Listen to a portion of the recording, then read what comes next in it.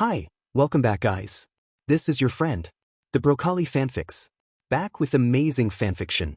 This is the series of What If Deku Enrolled Villains Academy. Now before starting, please give this video a like and subscribe to the channel if you want more videos like this. Now let's get into the fanfic. Why are we here again? Kaminari glanced down at Zero, his chin in his hands and his legs swinging over the edge of the building. He glumly stared out at the skyline, the night quiet, for now. Kaminari sighed deeply. I don't know, man. It's one of the big questions, isn't it? Why are we here? Leaning up against the barricades, he tried to make out his classmates running around below. So many of us have been through so much and now we're all stuck here together and… No, Kaminari, you idiot. Zero interrupted suddenly, breaking the peace. Why are we here? We're on a roof in the middle of the night, and you have a bunch of exposed wires. He blinked. Oh, yeah. What was all that about? Did you think I meant meaning of life or something? Are you okay? Fine, really just thinking about stuff. Do you want to talk about it? No, it's… Kaminari froze, his eyes catching the glimmer of a flashlight below, turning on and off. Maybe later, he finished. That's the signal, right? How am I supposed to know? That's what I was asking you in the first place. I forgot. Kaminari hurried back to the wires. I'm short-circuiting the building. You can't just stick your hands in there.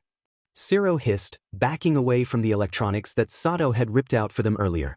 You'll short-circuit yourself. And that's why you're here. Kaminari grinned, giving him a thumbs up. See you on the other side. And with a shout and a flash, the lights went out. Kaminari stumbled back from what was once the fuse box, murmuring nonsense with that blank look upon his face. Zero simply sighed, taping his friend's arms together and hauling him over to the edge of the building where they could abseil down. This is going to be a long night. This is going to be a long year, Midoriya muttered to himself, staring up at Yue. The massive, H-shaped building towered before him. The sunlight reflected in the windows. He had to avert his gaze from the blinding light. It was painful to look at. The heat was bound to be stifling in there with all that glass. Their air conditioning better be good. The gazes from the other students already resting on him were bad enough. He ducked his head, marching forwards and trying not to catch anyone's eye. That's it, he was inside. Home for the next, who knows how long. Midoriya certainly didn't. For Midoriya was a member of UA's infamous Class 1A. In a world of superpowers, also known as quirks, those who held the greatest strength rose above the rest and were hailed as heroes, holding back those who used their powers for ulterior motives, the villains. And of course, with rising crime rates, schools were established to raise heroes to fight for society. But UA was unlike any other hero school. There were 3 years here, but the first year was the smallest.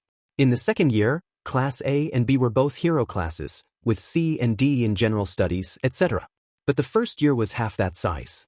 Class B was the only hero class, C for general studies, D for support, and E for business. So, where did that leave Class A, you might ask? Class A was the villain class. One day, some official looked at the data and decided that most villains started on the road to darkness when they were only teenagers, like Midoriya. And it was only getting worse. There were kids with dangerous quirks, kids who fell in with the wrong crowd, kids manipulated and turned against the heroes, kids who tried to be the hero themselves, illegally. That official said that, well, they could train more heroes to combat the growing crisis, or they could hit the problem at its source. Find a way to stop people from taking that dark road at all. UA was a prestigious school. Its entrance exams were tough, and classes just as challenging, but it produced outstanding heroes. If you couldn't get in for the first year, possibly because you didn't have a flashy quirk or the skill to use it yet, you had a chance to enter for the second year, providing you had some outstanding references and grades. You could even transfer from UA's General Studies department if you proved you had what it takes. And then UA talked to that official or group of officials and said, if we take in a class of delinquents from across the country, we could train them alongside our brightest, with heroic teachers and outstanding resources, and turn them around. The program was a success. Some of the greatest support tech designers had graduated from UA's Class A. Outstanding underground heroes had been produced, and overground ones too. Then let's not forget businessmen and women who could twist the market around their pinky finger with the world of experiences they had gained from UA and beyond. But if you failed Class A, that was the end of the road for you. You'd be sent back to whatever hole they pulled you out of. Most often, Juvie. Class A was your last hope. And Midoriya, he didn't belong here. Because in a world of superhumans, Midoriya was the opposite. He didn't have a quirk, nothing at all. Quirkless, useless, pitiful Deku. And here he was, the red bands of Class A painted onto his blazer, the large number 18 on his back. One of 20 would-be villains and thugs. Why was he one of them? Why was he here again? The room was deadly quiet as he slid the door open. He wasn't the last to arrive, which he was thankful for. More so when he realized Kaken hadn't turned up yet. He sat down on the desk, which had a new PE kit marked 18 sitting on top. 18 basically seemed to be his new name now. He stared blankly at the front of the room, waiting for the dreadful day to begin. More arrived, slowly but surely. Each had their own remarkable story to tell, Midoriya was sure. Kaken arrived eventually too. Midoriya quickly turned away from his furious stare as he stomped across the room and threw himself into the seat in front of him. Great. Just great. Of course, Kaken had to be. Why couldn't he have been? He always saw himself as number one anyway. I'm going to be the greatest hero this world has ever seen. Blah, stupid deck, go die in a ditch, blah blah blah. Huh, good luck with that now. You'll have a black mark on your record for the rest of your life. Even if you do make it into Class B next year, the world will always see you for your time in Class A. You'll never be number one. Never. The time ticked by. The classroom filled up to the brim, every seat occupied. Midoriya didn't dare to glance around at his classmates, if he could even call them that. This was nothing more than a prison, at least, that was what it felt like. The trackers strapped around their ankles didn't help to convince them otherwise. Midoriya wasn't the only one who flinched when the door was finally flung open again. Outside was a man who couldn't possibly be their teacher, right? But he waltzed in regardless, long, greasy, black hair, tired eyes and dull clothing, a bright yellow sleeping bag slung over his shoulder and a white scarf around his neck. He let the sleeping bag drop to the floor, the soft thud filling the silence. Good morning, his low, gravelly voice greeted them. I am Mr. Aizawa, your teacher. Midoriya felt his sweat drop. For such a tired, done-looking man, he radiated a strange intensity. That didn't stop Midoriya giving him a weird look when he pulled what looked like a fruit pouch from his desk and drank, most of it whilst staring back at them. You all know why you're here, he sighed, tossing the empty pouch into the bin beside his desk, which already had a decent number of packages within it, despite this being the first day of class. Midoriya was tempted to say that, actually no, he didn't understand why he was here. But that would mean speaking out in front of everyone. He wasn't ready for that yet. He had to figure out how this classroom worked first. A prolonged moment of silence reigned over them before Mr. Aizawa continued. You can graduate Class A at any time. All you need is my approval, and you will be immediately transferred to Class C, General Studies. But you have to earn it first. Another minute of silence passed as Mr. Aizawa looked every one of his students in the eye. Midoriya hated how he lingered on him for a little longer than the others. Pick up your PE kit, the teacher instructed. I'm taking you down to the changing rooms, then I'll meet you out on the green. Everyone got up with varying enthusiasm. Midoriya could already see who they were from the way they walked. How some seemed to cower and shuffle past, how others stood tall, chin raised in defiance, as if saying that this place had no hope in changing them, or perhaps that it was an honor to be considered bad enough to get here, whilst the rest didn't seem that bothered, like they knew they'd end up here anyway. Mr. Aizawa followed them from behind, calling instructions out to those in the lead as to which way to go. They'd all individually been toured around the buildings and facilities anyway, that's why they all arrived at different times. Midoriya hadn't been listening or paying attention though. He had been too lost in his own thoughts. Now it looked like he'd get lost in this maze of a school too. With orders to meet him past the door on the other end of the changing rooms, Mr. Aizawa left them to it, allowing the boys and girls to separate into their respective rooms and wandering off. Midoriya got changed as quickly as possible, not wanting to be shut in this situation for a second longer than necessary. He just needed to make it through to graduation, however long that ended up being. Maybe Mr. Aizawa would soon see there had been a mistake and let him transfer to General Studies. Yeah, he could see himself there, sure, why not? Dimminute Kaken, this is all your fault. Whilst Midoriya scampered towards the exit, he walked straight into terrifying-looking number. He glared down at him over the top of his blue mask, and a third eye appeared on his tentacle-like hands. Midoriya just laughed nervously and backed away, giving him a wide berth as he made his way towards the door. Aren't you going to get changed, 15? Someone suddenly called out. The loud noise made Midoriya jump. He turned around to see bespectacled number 4 waving his arms at this number. Midoriya met eyes with 15, and his blood ran cold. "There are no cameras here," he said whilst Midoriya backed out of the door.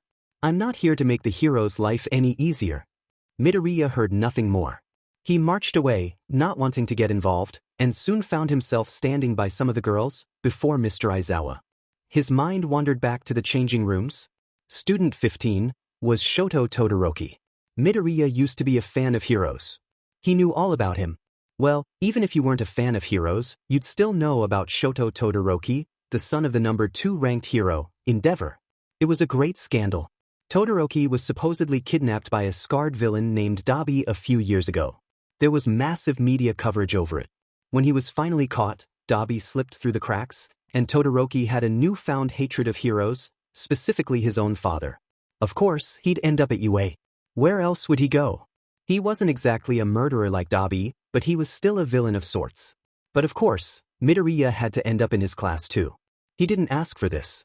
For God's sake, it hadn't even been an hour yet, and this was already a nightmare. Time went by, and most of the other students arrived. But not Todoroki. Eventually, Mr. Aizawa went to get the missing student himself. And after way longer than necessary, Todoroki seemingly gave up and got dressed, meeting Mr. Aizawa outside and walking as slowly as he could over to the rest of them. "Line up," Mr. Aizawa sighed, and they did just that.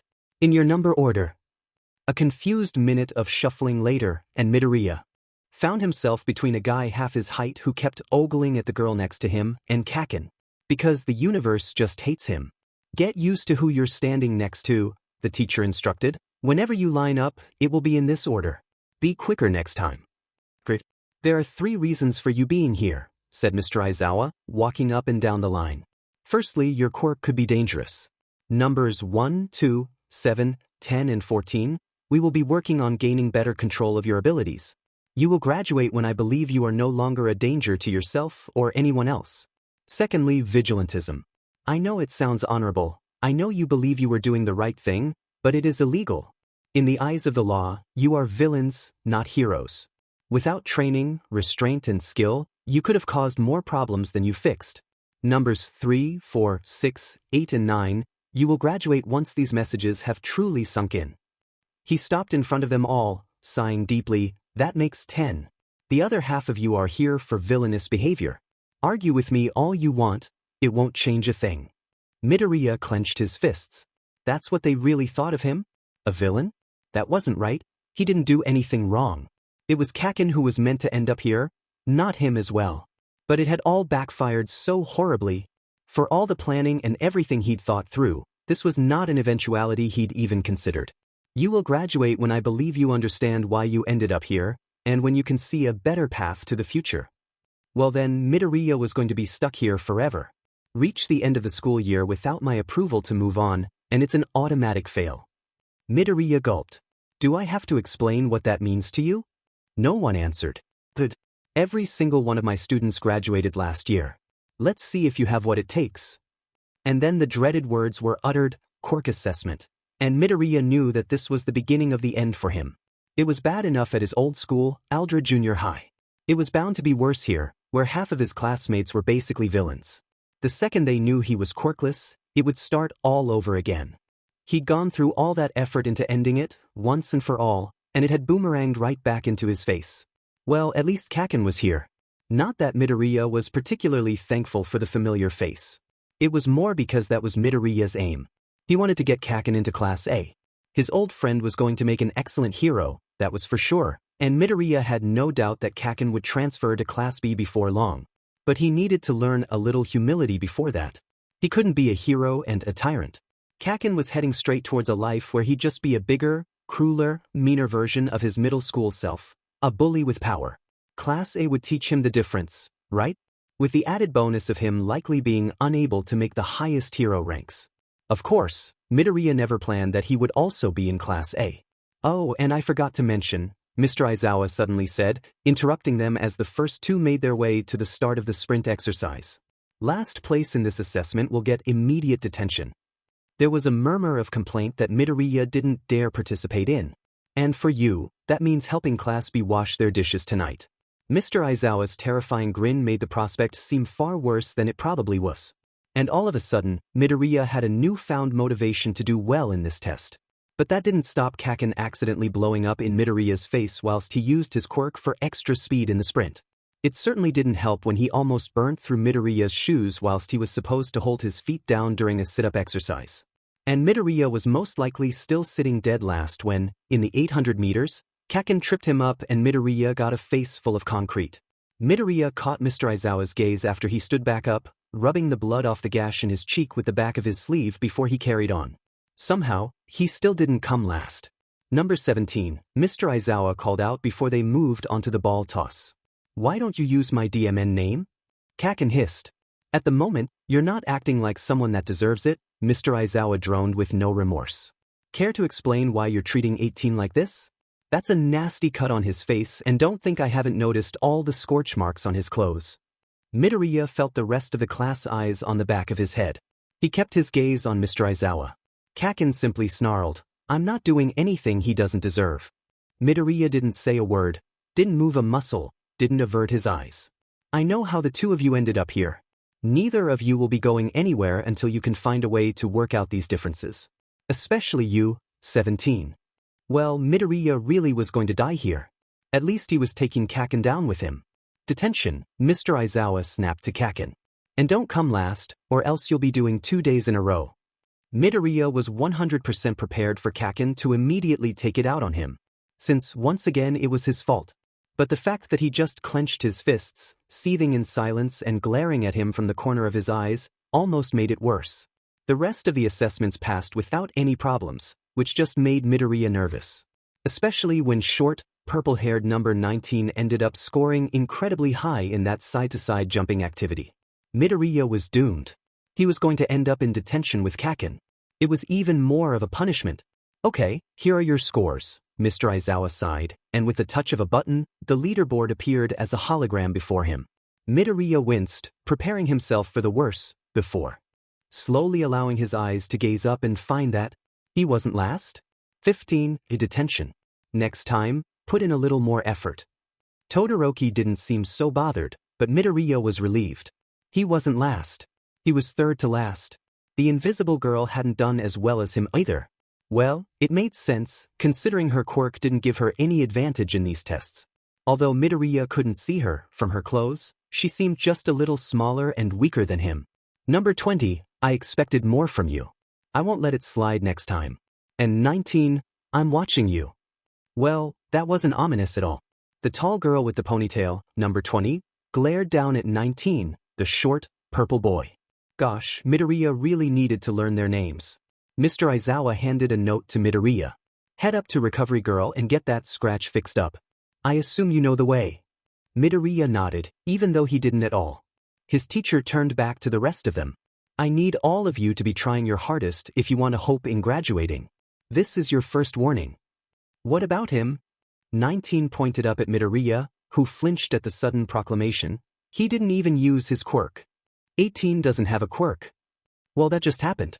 You barely scored higher than him, 19. I don't know why you seem so smug about it. You're on thin ice. 18 put in more effort than most of you. Any bigotry towards someone's quirk, or lack of one, will not be tolerated here. Do you understand?" Midoriya blinked. He hadn't expected that. I said, "Do you understand?" There was a chorus of, "Yes, sir," before they were finally dismissed. Midoriya almost ran back to the changing rooms.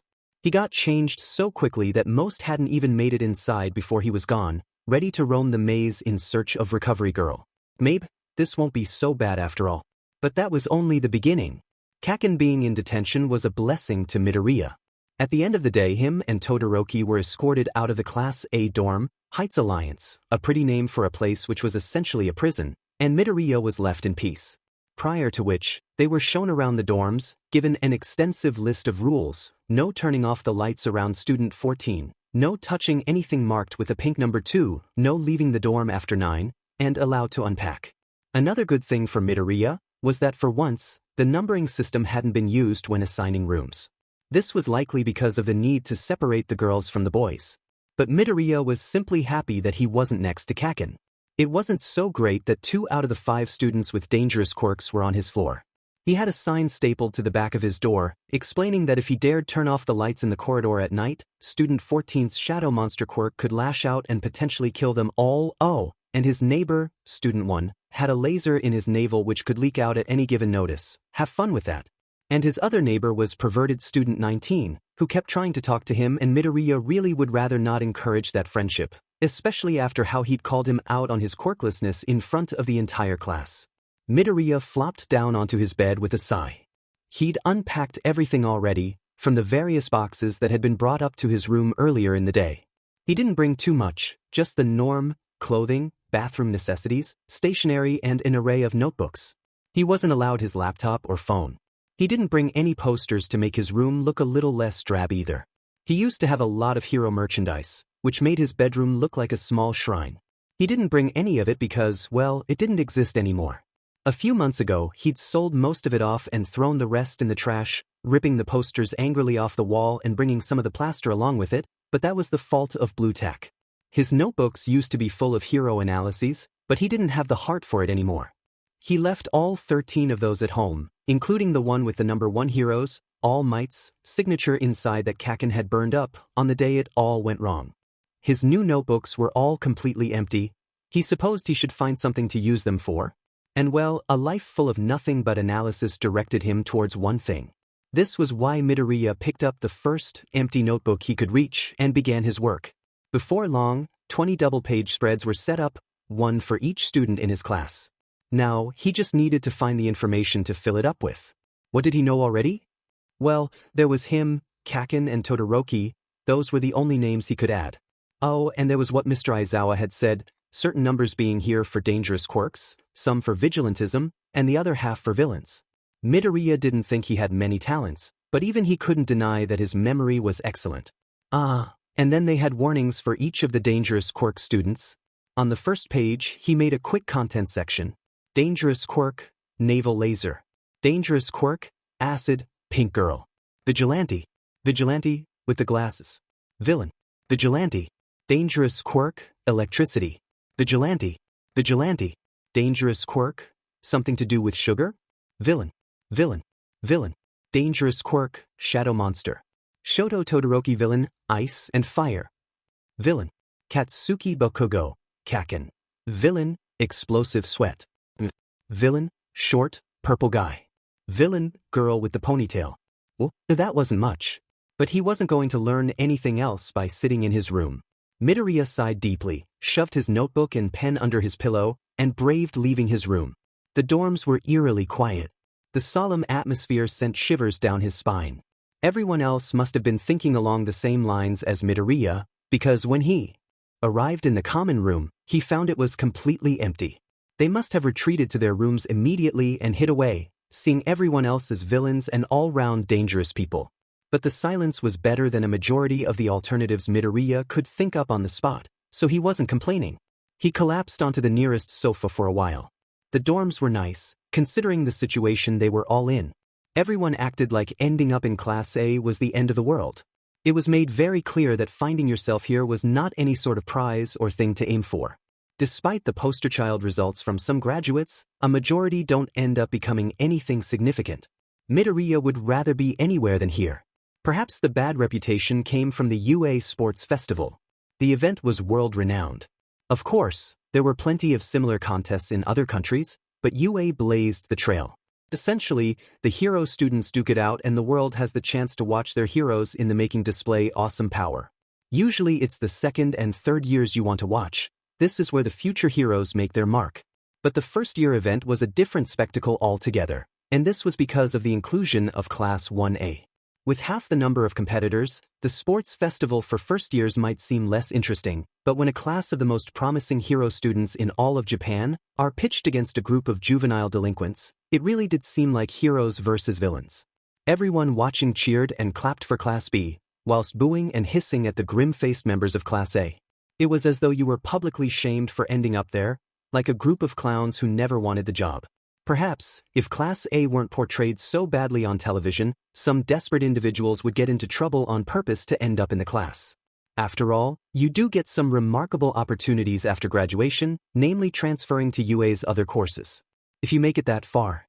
Midoriya had to get out of here before the sports festival. Before the world saw him as the useless, quirkless, would-be villain that this school seemed to already think he was.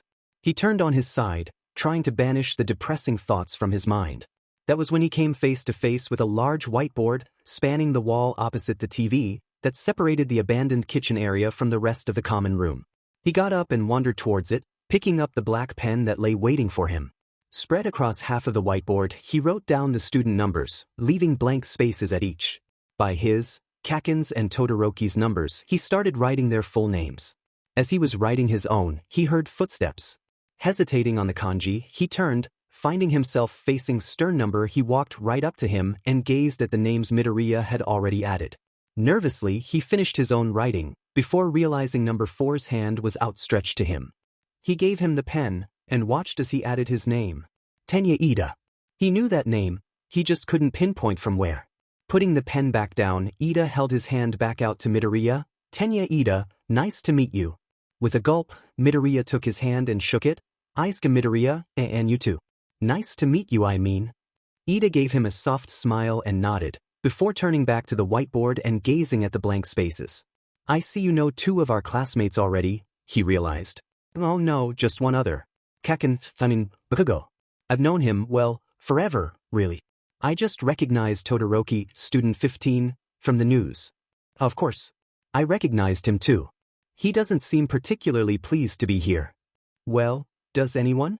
Midoriya laughed, rubbing his head nervously. I suppose not, Ida sighed.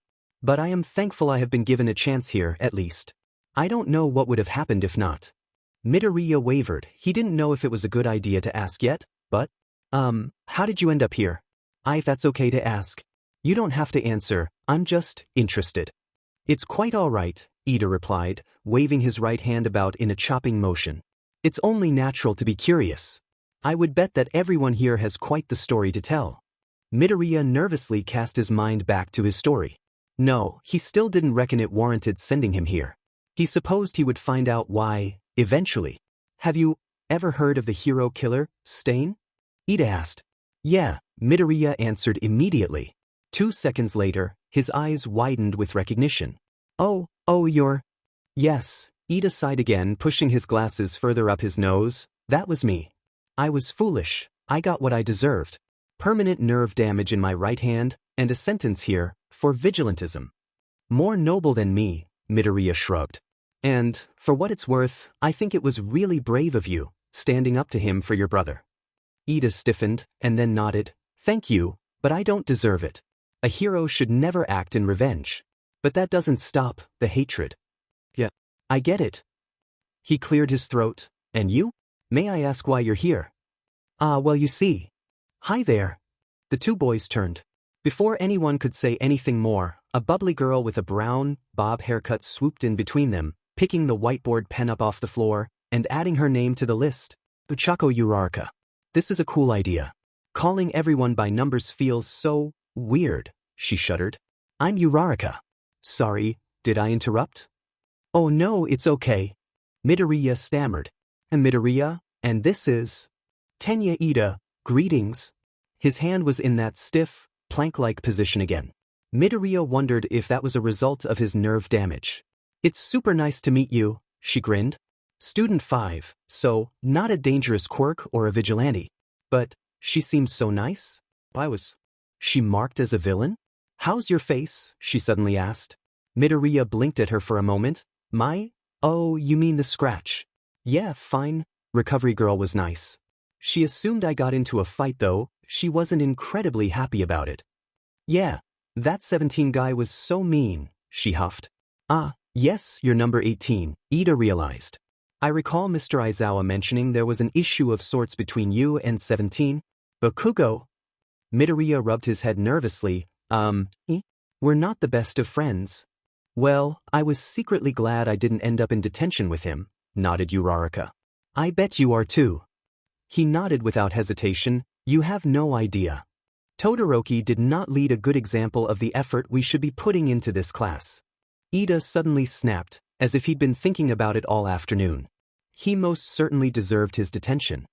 I just don't think he wants to be here, Midoriya pointed out.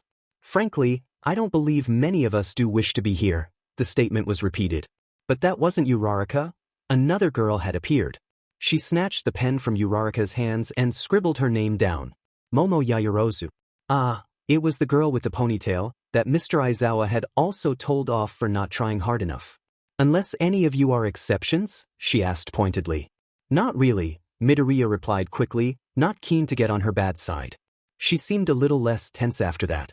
Perhaps she was just nervous and didn't show it well. Would any of you like some tea? It was a rather sudden change in attitude.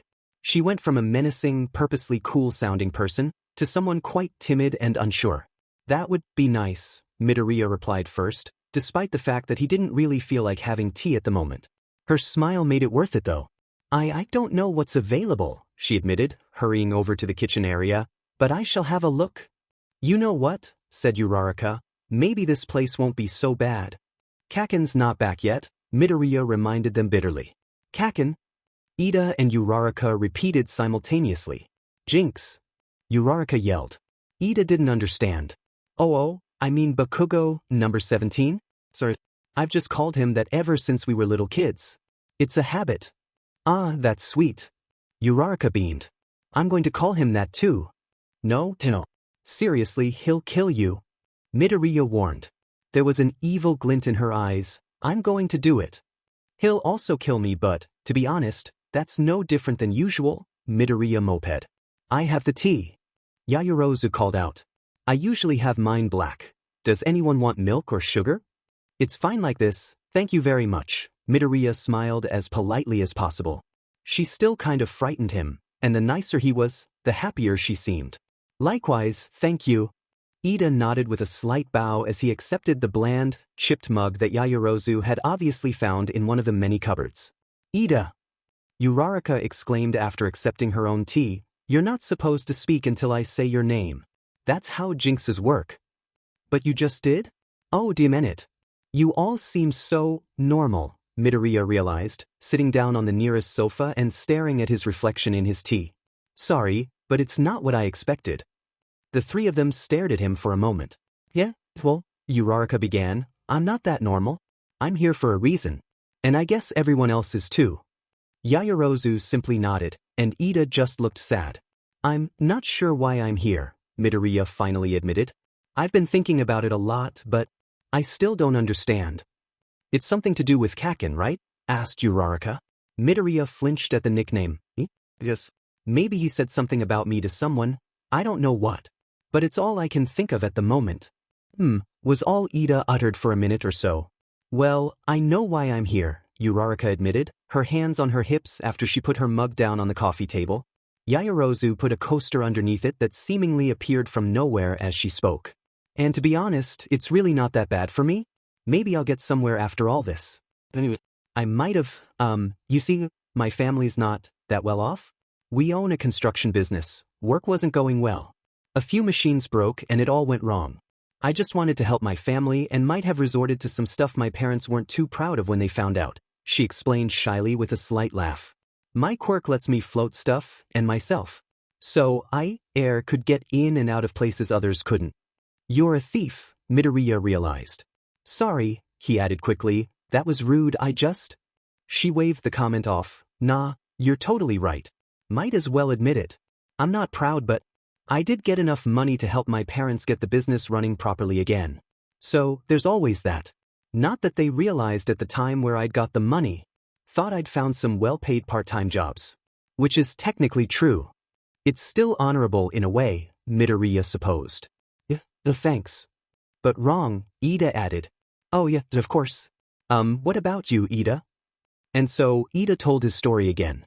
Midoriya didn't pay quite as much attention now that he knew the details. He focused more on the fact that, slowly but surely, other people had started to arrive. It couldn't have been long until Kaken and Todoroki returned from their detention either, right? Class A hadn't had their dinner yet, but that might have been because they were waiting until the other two came back. Midoriya wasn't sure how it worked yet. He sat back and watched as more names were added to the board. Soon, it was almost full, and Midoriya was very glad he'd had the idea. Hey, when did everyone come out of their hiding places? Called out Pink Skin number, about half an hour ago, replied Uraraka, allowing Yaoyorozu to refill her cup of tea. Ah man, I should have come down earlier. Oh, I like the board idea. Who started that? That would be Midoriya here, announced Ida whilst gesturing to him. Number 2 gave him a grin and a thumbs up, adding her name to the board. Mina Ishido. Awesome. Is this super exciting or what? Or what? Midoriya laughed nervously. Come on. This place is so cool. I've been looking forwards to coming here all year. I gotta say though, that Mr. Aizawa is intense. You were looking forwards to coming here? Scoffed number 12, Jiro. I agree, it seems rather counterintuitive, said Yaoyorozu with a hint of her earlier malice. Not for me. Ishido grinned. For someone with a super tricky, kind of deadly quirk, this is the best place for me. I don't know about you lot, but… Yeah, you clearly don't, Jiro interrupted, twiddling earphone jack-like extensions from her ears around her fingers. So, that was her quirk, huh? Ishido put her hands on her hips. What's your story then? Jiro rolled her eyes. You eavesdrop on one hero and suddenly you're a danger to society and need to be locked away or something. Midoriya narrowed his eyes. What hero? Like I'm telling you. Last time I went around doing that, I ended up here. It's best to just keep yours and everyone else's secrets to yourself. Super hearing quirk? Midoriya guessed. Jiro's eyes flickered from her earphone jacks and back to Midoriya. She pulled her hands away from them and tucked them into her hoodie, out of sight. Oh, you're quirkless 18, right? Ishido recalled, bounding over to him. It must be weird not having any quirk at all. Midoriya gave her a look. You're the one who's pink and corrosive. She blinked and then laughed. Hey, good point. Don't be rude to Midoriya, Ida swooped in. I won't hesitate to report any quirkist comments to our teacher. I'm not being rude. Must be weird not having the ability to control your quirk at all, Yaoyorozu suddenly added, sipping her tea nonchalantly. Ishido stared at her. That's why I'm here. What's your quirk then? I didn't see you use it much during the quirk assessment. Well, wouldn't you like to know? That had gone south awfully quickly. Midoriya was just surprised he'd seemed to make a few friends already, or maybe allies? People that stood up for him, whatever that meant. It hadn't really happened before. So Ida, Uraraka and Yaoyorozu seemed to tolerate him. Ishido, maybe not so much after that. Maybe not Jiro either. He didn't know about any of the others milling around. Todoroki seemed to not want to be involved at all, and Kaken definitely didn't like Midoriya. Maybe he should write all this down later. Midoriya wasn't powerful or any sort of intimidating presence. He hadn't done anything remarkable or had much of a story to tell. If he wanted to do well here, he couldn't just slip into the shadows and ignore everyone, desperate to just survive until the end. If he wanted to graduate, he had to actively prove he deserved it. His best course of action was not to gain strength nor academic prowess. He needed to be social. Mr. Aizawa had said that he and Kaken had to learn to get along if they wanted to graduate.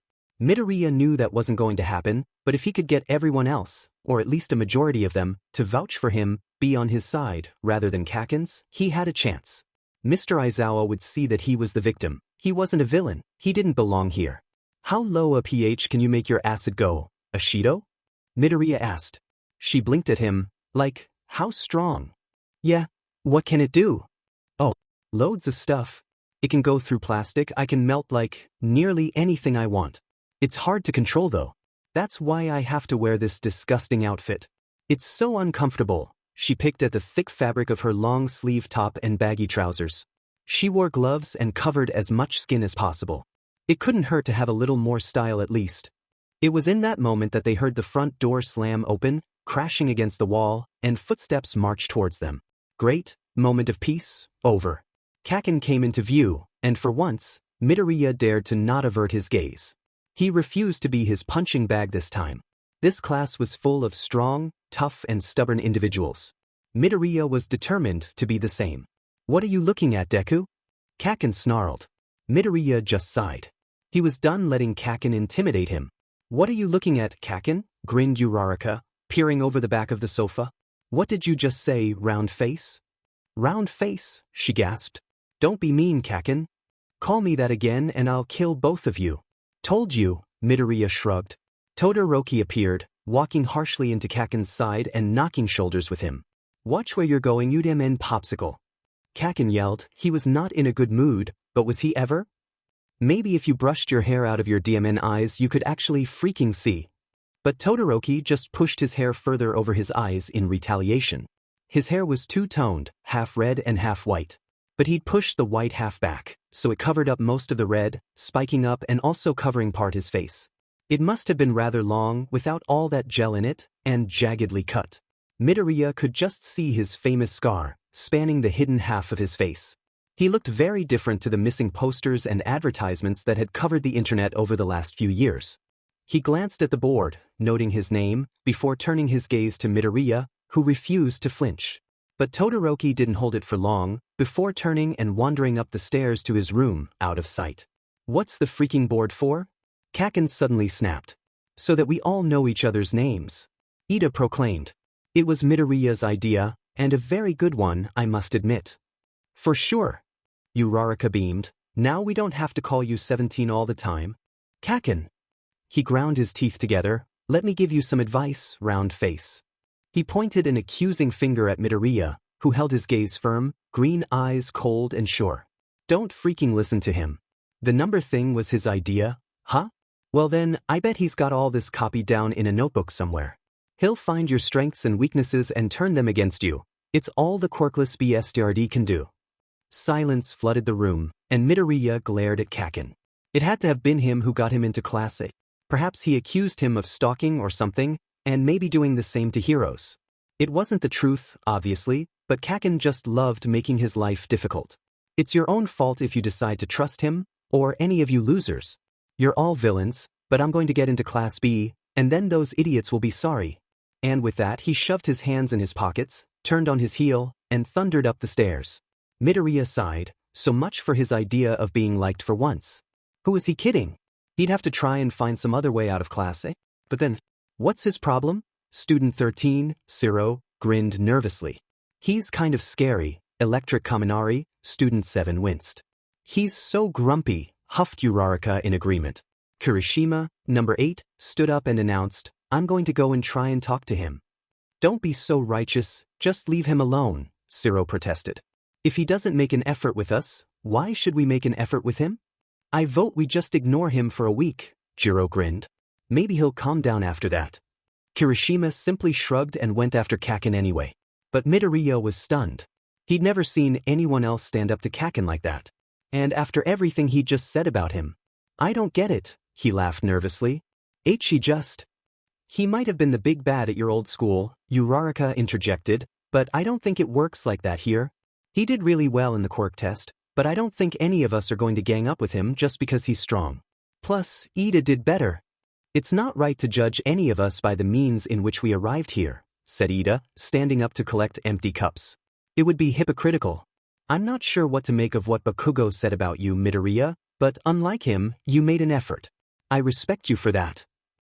Thanks. So, you're like, super smart, yeah? Ashido grinned, leaning over the sofa towards him. Midoriya inched away. I don't. You analyze stuff? Isn't that what the mean guy said about strengths and weaknesses or something? She guessed. Well, yes, but I. What about me? Can you analyze me? Can you help me with my quirk? I might need a little more time. Midoriya admitted, standing up. He hesitated and gazed around at his classmates. Are you seriously not bothered by what Kaken just said? We're in Class A, dude, Jiro reminded him, flopping into the place he'd just left on the sofa. Who cares? I always speak my mind, spoke up Croaky number 3, Azui, as she hopped towards him. And I would like to point out that out of you and Bakugo, you are far more tolerable, Ribbit. Thank you. Midoriya replied unsurely. What he said just makes me want you to not hate me, like you hate him. I don't hate, he wavered. Okay, yeah, maybe I do, just a little. A lot, Ribbit. B, but why would I hate you? We're in Class A, she reminded him, holding a finger to her chin in a thoughtful manner. Anything's possible. Like you being here. Uraraka interjected, grinning at Azui. You seem so nice. It's a long story. Well, we're happy to hear whenever you're happy to tell it. Thank you. Maybe another time, Ribbit. Sure. Wanna sit? There's space. Midoriya was still struggling to believe what had just happened. Out of all the places he expected to find blind acceptance, and he found it in a class full of villains. If this is what it means to be a villain, then why did he ever want to be a hero? Midoriya struggled to sleep on the first night of UA. The light pouring under his door from the hallway made it hard to keep his eyes shut, but if he turned it off, he risked the wrath of Student 14's shadow monster quirk. Just thinking about it in the middle of the night only made things worse. The unfamiliarity of his room made him uncomfortable, but not as much as the tracker anklet did. They all had to wear one at all times, and they couldn't take it off.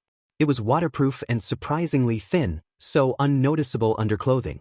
But the feeling of it against his skin, however slight it was, still made him itch and fidget.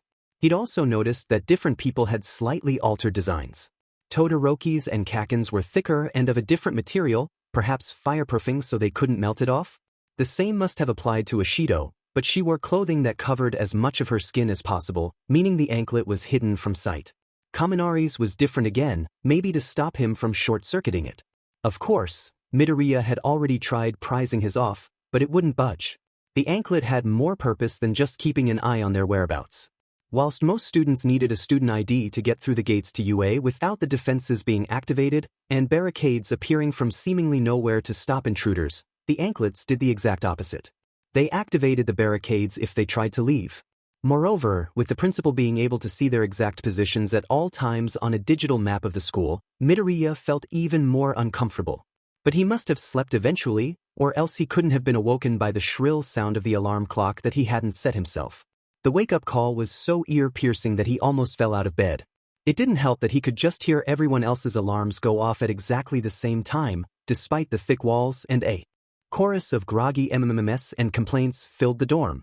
Wanting to get to the bathrooms first, as to avoid as many awkward interactions as possible, Midoriya got into his uniform in a hurry and practically ran downstairs to brush his teeth and wash up. Not shower though, he'd do that in the evenings, again, to avoid awkward morning interactions. Last night, they'd been supplied dinner by Lunch Rush, a hero who doubled as a brilliant cook.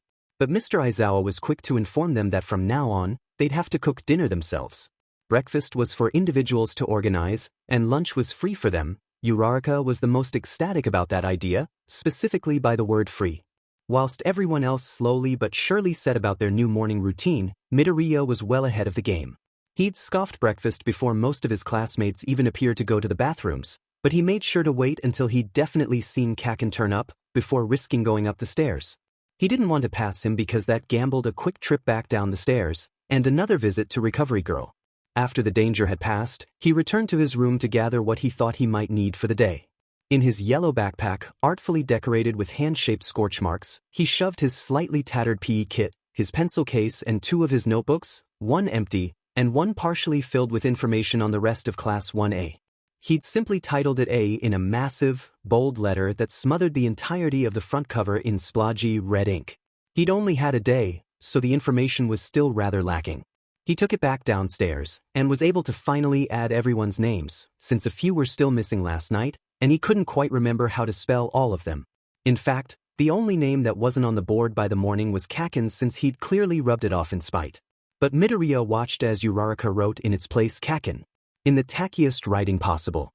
He'd had to correct her spelling of the name, which gave her fits of giggles. She sat down next to him whilst she ate her toast. Midoriya had to angle his arm to make sure she couldn't see what he was writing and drawing. Having her sitting next to him was the perfect opportunity to add a sketch. He used to do that all the time with heroes, his villainous classmates were no different. With all the practice, he'd gotten quite good at drawing. But he'd learnt the hard way to keep his notes private. Kaken burnt them all up whenever he caught a glimpse. Speaking of which, he was practically smoldering in anger when he wiped Uraraka's writing off the board. At 8:20 a.m. exactly, Mr. Aizawa unlocked the doors to the dorm to escort them all up to the classroom. Midoriya had thought he'd let them all make their own way to class, since that was what happened on day one. Perhaps Todoroki's incident yesterday, when he decided not to leave the changing rooms, had convinced Mr. Aizawa to take extra precautions. Midoriya was sure that later in the year, their teacher would just unlock the doors and meet them at their classroom later on. "We will be starting ordinary lessons today," their drab homeroom teacher explained. "Some of your teachers may give you short tests to assess your abilities in each subject. We don't expect you all to be of a similar level, given your different backgrounds. Once they know what you know, they'll be able to alter the course to better benefit you all. So, actually try in these tests, it'll make it easier for everyone in the long run. Don't make me give out more detentions on the second day." To everyone's surprise, including Mr. Aizawa's, someone then actually raised their hand. Yes, 7? If I'm just so bad at everything that it doesn't look like I'm trying, will I still get detention? Kaminari asked with a sly grin. A few others around the classroom suppressed their laughter. But Midoriya was more interested in what their teacher would. I'll be the judge of that, he snapped, and the class fell silent once more. Mr. Aizawa had the uncanny ability to keep even the rowdiest group under his complete control. Midoriya didn't know quite what it was about him, but no one dared put a foot wrong in his presence. He didn't exactly look like the sharpest, strictest person in the world, but something about his very existence and his piercing glare made even the toughest student cower in their place. However, not all of the teachers of UA had the same intensity. Welcome to Class 1, little listeners. Yaiwa. Midoriya grimaced and covered his ears. He wasn't the only one. Even Mr. Aizawa was quick to try and make his leave when their new English teacher, the overly energetic hero, Present Mic, burst into the room. Any instructions, Aizawa? Just don't try them, he sighed, and slipped out the door, dragging his sleeping bag along behind him. You got it. Present Mic exclaimed, giving his colleague a thumbs up as he disappeared. Now, who's ready for some? Hey, could you tone it down a little? Everyone stared at Midoriya. He swallowed, some of us have sensitive ears, and he gestured to Jiro, sitting not that far in front of him. You got it, little listener. Present Mic grinned, now only at a slightly above average volume. Midoriya didn't fail to notice the shocked look upon Jiro's face, and the soft smile that she developed soon after, whilst Present Mic was handing out empty exercise books. Midoriya smiled too. That's one more person who didn't hate him. Mr. Aizawa had been right about the pop quizzes. English wasn't Midoriya's strongest subject, but that wasn't the end of the world. By the looks on some of his classmates' faces, he wasn't struggling nearly as much as they were when faced with all the grammar and vocabulary Present Mic threw at them. When they'd finished, Ida volunteered to collect the exercise books back in. Present Mic sat back and watched, whilst Ida wandered around the classroom like any other normal person would do to collect the books. But apparently, this was not normal behavior for Class 1A. It's been a while since Class A was so civil towards each other so early. Present Mic almost laughed. And in such a strange group too. Why are we strange? Azui asked immediately, doing that thing where she prodded her chin with her finger. It seemed to be a habit. Lot more vigilantes than usual. And some cool quirks, or lack of. Midoriya narrowed his eyes at him, trying to ignore the glances in his direction. You know, you're the first person without a quirk to ever attend UA 18. Present Mic announced. Great, so they'd been talking about him in the staff room. Well, it was to be expected. The staff had likely had a lengthy conversation about every member of Class A. Perhaps Mr. Aizawa had instructed them all to call them by numbers during the meeting as well. It had to be some sort of twisted teaching method. Then why am I here? Midoriya dared to ask. The class fell silent like it did only in the presence of Mr. Aizawa. Midoriya wondered how many others had quietly asked the same question about him to themselves. Kaken scoffed but didn't say anything. Midoriya glared daggers at the back of his head. What's so funny? You know exactly why you're here, Deku, he hissed. Midoriya wasn't going to cower down in front of Kaken anymore. He'd said it before, but he'd say it again, even if only to convince himself, but he'd had enough. In a class full of villains, he refused to be so weak.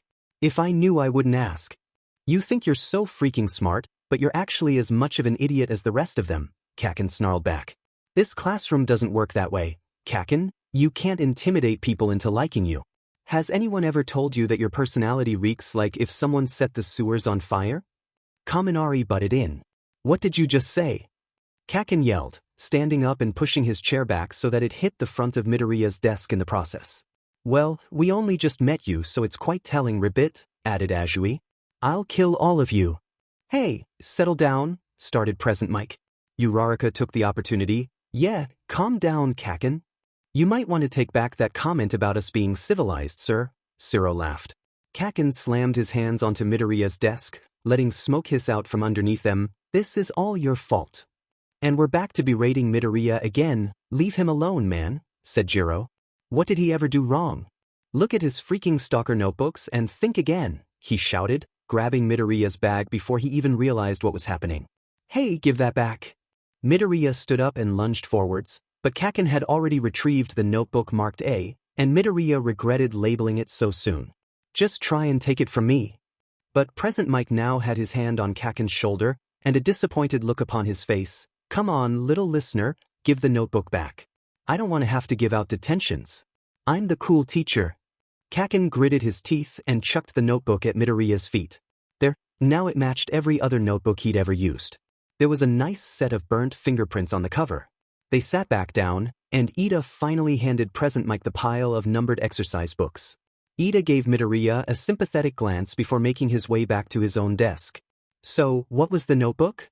Midoriya gulped at present Mike's question as he slid the item back into his bag. He was going to have to admit that Kaken was right, and all the good relationships he'd forged would be void. It's one of your analysis books, right? Pink-skinned Ishido perked up with a smile. Midoriya blinked at her in surprise. Her smile grew wider. He does quirk analysis, sir, she explained. He's going to help me with mine. I never, he hesitated. Last night, Kaken had ranted about his notebooks again. Ishido picked up on it and asked if he could analyze her quirk to help her out. It must have meant a lot to her. He thought Ishido wasn't that fond of him, but this might help amend that. Yeah, eventually. She beamed. I used to analyze heroes and stuff a lot, Midoriya admitted, absent-mindedly brushing away the scorch marks on his desk. It was a hobby, I guess. Did you ever write about me? Present Mike asked, pointing a thumb at himself and grinning. Midoriya had, although it was a while ago. If he were still much of a hero fan, he would have freaked out about having him as his English teacher. He used to listen to his radio show all the time. In fact, he was still secretly excited about meeting all these heroes, even though he'd tried to hide it. He just hadn't figured out who Mr. Aizawa was yet. Yeah, I think so, Midoriya shrugged. Come on, what about my strengths and weaknesses? I would say do it in English, but that's harsh, so think of this as a little public speaking exercise. Midoriya wasn't quite sure what to do. People usually weren't that interested in what he had to say, especially in terms of this kind of stuff. He started mumbling about his quirk and all his strengths, fiddling with his thumbs and never really meeting anyone's eyes. Kaken seemed to be stewing in his anger in silence, which was the only thing which encouraged Midoriya to keep going. Hey, you know your stuff, little listener. Present Mike exclaimed, I'm impressed. Midoriya smiled. People hardly ever complimented him about all this. They usually found it creepy. Oh, what about his weaknesses? Asked Invisible Hagakure. Yeah. Come on, how do we take him down? Laughed Ishido. Present Mike waved it off. The best heroes keep their weaknesses a secret. There's no way he knows about? Midoriya smiled and deadpanned, insects. And most of the class turned to the hero with identical, toothy grins as a single bead of sweat fell from his forehead. The bell sounded. And that's the end of your first lesson. Present Mike barked, still looking rather worried for his general well-being. You have maths in 10 minutes, so have fun. Are you scared of bugs? Asked Jiro. Signing off now, bye-bye. And he slammed the door shut behind him. A couple of seconds passed before the class burst into laughter. By the time their maths teacher, Mr. Ectoplasm, arrived, Kaminari and Ishido had already cooked up half a dozen pranks for poor present Mike, and Midoriya was smiling so much that it hurt. A tough morning of surprise exams passed them by, and soon enough, Class 1A was off down to lunch. Midoriya found it kind of funny, watching how different friendship groups were already being forged. With the whole pranking present Mike idea, Kaminari and Ishido had gotten talking. Kaminari had dragged along Siro, and Ishido had roped in Kirishima, who appeared to already know her from outside UA. Kirishima seemed to be a genuinely nice person. He was the only one who made much of an effort with Kaken, despite the fact that he was still calling him weird hair. And so, Kirishima dragged Kaken along to this group of energetic pranksters, who were still animatedly calling him names, and he was doing so in return. It was strangely nice to see. Midoriya found himself spending more time with Ida and Uraraka, since they were the first to actually talk to him. But now Yaoyorozu and Azui, please, call me Tsu, were tagging along as well. Midoriya couldn't remember a time when he'd found himself in a group of people who seemed to actually like him. Friends? They were friends, right? It had been a while since he'd actually had friends, if ever. He'd come to learn that Kaken didn't count, and he never had. A lot of quirkish people out there, Ribbit, Azui, Tsu, croaked. My brother had a problem with some of his classmates. They'd make fun of him.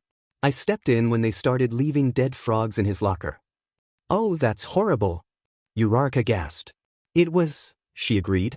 I went to the head teacher and he gave the bullies some stern words, but it didn't help, Ribbit. They got angry that he told someone about it all. He started coming home covered in bruises, so I followed him around until I caught them in the act and confronted them, rib-bit. They attacked, so I defended, but no one believed me. I think one of the boys' family gave quite a few generous donations to the school in the past, so when they reported me, the school backed him up and I was punished for it. Yaoyorozu frowned. And you ended up here just because of that? Not exactly, rib-bit. It kept happening and I kept stepping in. One day, I think hurt someone. Or maybe they made it up. The school had to act somehow, but they didn't want me locked up as a villain, so it was filed as vigilantism. The head teacher forwarded the case to UA, and they accepted me. It's not the best outcome, but I suppose it could have been worse. Agreed. And the boys faced some consequences too. 2 of them were expelled. But I can't protect my brother anymore or contact him. I hope he's okay, rib-bit. You did a very honorable thing, Azui. Ida nodded in respect. I've told you to call me Tsu. Uraraka groaned loudly as they joined the lunch queue. You guys are all so cool. And I'm here for something way less cool. You haven't heard my story yet, Yaoyorozu sighed. I suppose I'll have to explain in due course? Only when you want to, Ida insisted. Thank you. Midoriya had remained silent throughout, listening, but also casting an eye towards a few people a little further up the queue. They kept giving them sideways glances. It wasn't hard to notice the red bands or the large numbers on their blazers. They were clearly Class 1A. So, who were they? Todoroki was just ahead of them, standing alone. He was a hostile and abrasive individual, in a vastly different way to Kaken. Midoriya hadn't quite figured him out yet. But right now, he was looking at the same group of people that Midoriya was, and there was a look of disgust in his eyes which seemed to indicate that he knew them. A blond boy with dull eyes and a cocky smile turned his head. Todoroki immediately averted his gaze, but the damage was done. Well, hello there, number 15, the other boy said with a laugh. Are you planning on washing up after us again tonight? Or will UA just lock you up with the other villains until morning? Class 1B, Midoriya muttered, and the other 4 immediately locked gaze with the opposing class. It was the first time they'd met, but Todoroki and Kaken both received detention last night, and were tasked on washing up after Class B's dinner. Todoroki didn't say a word, trying to ignore him completely. Oh, come on, the boy grinned. I'm just trying to strike up a conversation. You could have been in our class, once upon a time. I'm just extending the hospitality of UA.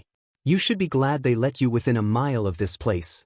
How rude, Ida spoke up, but none of them were brave enough to step in. Perhaps Tsu's story about the fallbacks of standing up for people had struck a chord. You have an incredible power, being the son of the number 2 hero, he leered, stepping closer to Todoroki and reaching out to him. It's such a shame to see it go to waste. Todoroki slapped his hand away. Back off, he snarled. The hero student pursed his lips for a moment, before glancing down at the hand Todoroki had knocked away. He clicked his fingers and a flame began to burn. So, you can use fire, interesting. In all the encounters shown on the news, you'd only ever used ice.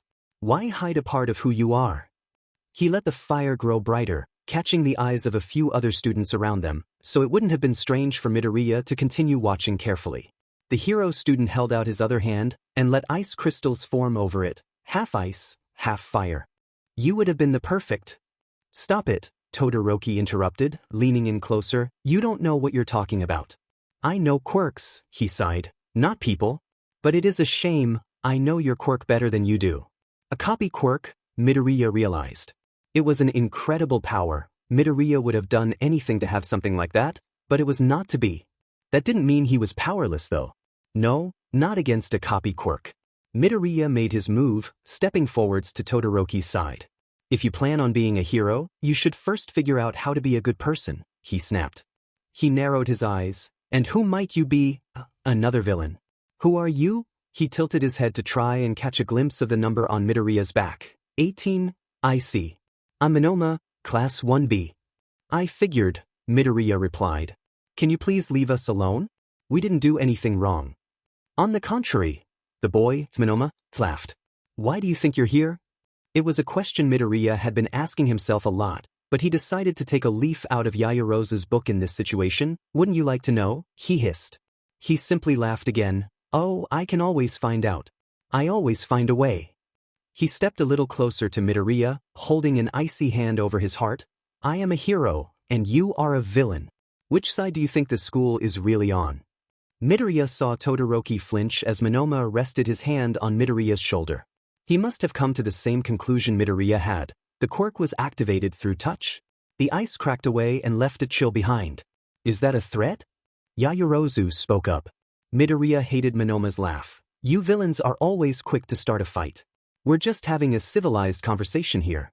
He turned back to Midoriya, pulling his hand away. Now, what about you? I suppose I didn't make my query clear. Why you here? What is your power? He looked down at his hands and stared for a moment, and then frowned. Midoriya let a smile creep across his face whilst Monoma grew increasingly confused. His eyes darted from Midoriya and back to his hand. After a few seconds, he turned around and grabbed his ginger-haired friend by the arm, who hadn't been paying attention to the interaction at all. Midoriya guessed that he was trying to copy her quirk, already being familiar with it. Monoma, what are you doing? She questioned, her hands on her hips after she pulled away from him. Monoma just looked back to his hands, breath now frantic. What did you do? He asked Midoriya. Realizing his assumption had been correct, Midoriya began his charade. A copy quirk, right? You make contact with someone and you copy their power. That is bound to have some limitations. Is it one power at a time? Or as many as you want with a time limit on each? Can you combine quirks? Or do you have to switch one off and another on? He questioned thoughtfully, genuinely interested. What did you do? He repeated, seemingly rather frightened. Now, Midoriya could have just explained that he'd copied his quirk, which, of course, was nothing. But he had a better idea.